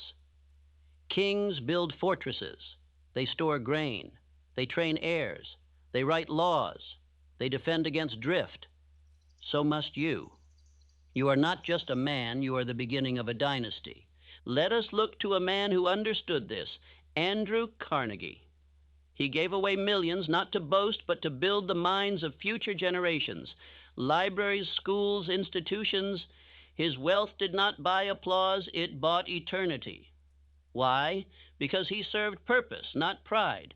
If you earn for status, you will spend for approval, and you will lose it all. But if you earn for mission, you will preserve, multiply, and transform. Your bank account is a report card of your discipline, your vision, and your ability to withstand foolish temptations. Now ask yourself, what would my wealth serve today if it grew tenfold tomorrow? Would it buy more distractions, or would it fund freedom? Would it multiply waste or multiply mission? The answer to that question determines if you are ready to receive more. Money multiplies the man. If the man is undisciplined, money magnifies his ruin. But if the man is governed by spiritual law, that wealth will become a weapon of legacy, a tool of transformation, and a shield for generations to come. We must reprogram the subconscious. No more associating wealth with pride. We must associate it with responsibility, with duty, with stewardship. Say this now. I do not earn to impress, I earn to secure. I do not seek applause, I seek dominion. I do not serve vanity, I serve vision. You are not meant to hide from wealth, nor are you meant to be owned by it. You are meant to master it through law, discipline, and clarity of aim. The poor man waits for wages. The rich man commands value through definiteness of service. Let me offer you practical command. Create a written savings plan. Begin investing with purpose. Teach your children about value, not spending. Associate money with mission, not indulgence. The man who teaches his children how to earn, how to save, how to serve, he gives them the keys to escape every system built to enslave them. You must become that man. Not tomorrow, today. Every dollar you save in discipline is a day your children will not be enslaved to debt. Every investment you make with vision is a door opened for your grandchildren. Every time you delay consumption for the sake of construction, you change the future. Wealth becomes holy when governed by purpose. It is no longer gold, it becomes seed. No longer status, it becomes structure. No longer noise, it becomes name. Your bloodline will not rise because of your jewelry. It will rise because of your judgment. Do not be seduced by the world's definition of success. Cars rust, applause fades, clothes rot. But freedom, when passed down, becomes generational force. When your children are free to dream, to serve, to build, it is because you bought them time through discipline. Let your life speak this truth. I earned not for myself, but for those I will never meet. I built not for applause, but for freedom. I sacrificed not for luxury, but for liberty. My family walks in light because I walked in fire. Let your wealth be structured around this vow. No child with my blood shall ever beg. No heir of mine shall bow to the world's poverty program. No soul born from my line shall drift. I build for them. I rise for them. I earn with discipline so they may live in dignity. This is your inheritance plan. Not only dollars, but decisions. Not only riches, but rituals. Not only cash, but character. If you obey the law daily, you will leave something more valuable than gold. You will leave a pattern of greatness. Affirm this: I do not buy freedom, I build it. My riches serve purpose, my purpose serves my people. I earn, I preserve, I multiply for them. Now take inventory. Every purchase, every budget, every expense. Ask, does this secure or seduce? Does this multiply or deplete? Does this serve my name or destroy my seed? Become ruthless in stewardship. Become righteous in structure. Let your wealth be so governed by law that it cannot help but increase. Let it be so filled with faith that no man can shake your peace. Let it be so rooted in clarity that even in drought your family thrives. You are the beginning of a new financial bloodline, not because of how much you earn, but because of how wisely you govern. Remember, the riches you do not respect will flee, but the riches you structure under law, they become your legacy. A moment will come when your children will either thank your name or curse it. That moment is not in their future. It is now. The decision rests not with them, but with you. You are the link. You are the hinge. You are the pivot on which the destiny of your bloodline turns. You must understand this. The soul of your lineage waits on your choice. You are the living declaration of what is permitted to continue and what ends with you. The drift, the poverty, the silence, the excuses, all of it can end here. But only if you decide it must. You are not just breaking your own limitations, you are rebuilding your family's name. Every repetition, every sacrifice, every disciplined act, it rewrites the story. It plants new patterns in the soil of your bloodline. Your habits are holy. Your words are prophetic. Your decisions are eternal. If you fail, your children will carry your fears. If you delay, they will inherit your doubts. If you quit, they will mimic that too. But if you rise, if you speak purpose, if you obey the law, you give them the permission to win before the world ever sees them. This is not just about you, this is about them, and the ones who will never meet you, but will walk in the freedom your sacrifice built. Now I ask you plainly, do you remember the laws? Have you written them down? Have you spoken them aloud? Or have you let them fade back into the fog of your former self? Answer this. What is your definite chief aim? What is the law of cosmic habit force? Who are your invisible counselors? What is the enemy of all progress? If you do not know, listen again and again, until the answers rise from your mouth unshaken, until they are engraved upon your mind like Scripture. This speech is not meant to inspire. It is meant to reprogram. Let me remind you, your definite chief aim is the purpose you were born to fulfill. If you do not write it, you drift. If you do not speak it, you forget. If you do not act on it, you disobey. The law of cosmic habit force is the rhythm of the universe.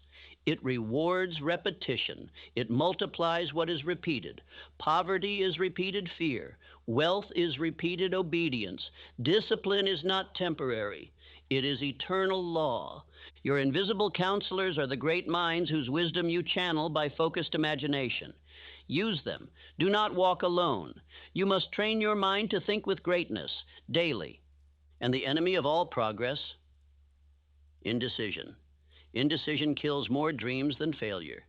It leaves a man stuck between thoughts, paralyzed by imaginary opinions, and bound by fear of movement. I now demand this of you. Study this daily. Read your aim aloud. Speak your affirmations without apology. Act with purpose, and never allow one more generation to inherit your hesitation. Let me tell you of a boy. He grew up with nothing but a father's faith. He had no inheritance, no name, no mentor, but belief. But that boy became a leader of nations because one man, his father, chose to think differently, to live differently, and the son never forgot. You are that father, you are that mother, you are that link. Let your line begin again with strength. I do not say this to flatter you. I say this to commission you. You are the founder of a new dynasty. You are not a man of the past. You are not a woman of regret. You are the first stone of the new foundation. Say these words aloud, slowly, one line at a time, with belief in your bones. I will not drift. I command my thoughts. I serve purpose, not pleasure. I build for bloodline. I break the chain. These are not slogans. These are spiritual commands. Speak them until they echo through your subconscious. Repeat them until they override fear, delay, and distraction. Let them govern you. Let them discipline you. You will be remembered not for how you felt, but for what you built. Not for your comfort, but for your courage. Not for your ease, but for your example. Let your children say, "He began it. She broke it, they rose, and we now walk free." Do not wait for approval. Do not wait for ease. Do not wait for more signs. You are the sign. You are the proof that a name can change, a destiny can be rewritten, and a future can be rebuilt from ashes into fortresses. You are not late. You are right on time for them. You are not small. You are their answer to prayers they haven't yet spoken. You are not unqualified. You are the one trained in fire to rise in power. And now I leave you with this command. Build, speak, decide, persist, protect, sacrifice, lead. This is your call. This is your commission. This is your moment. And from this moment forward, your children will not wonder what you believed. They will live inside your decision. Begin.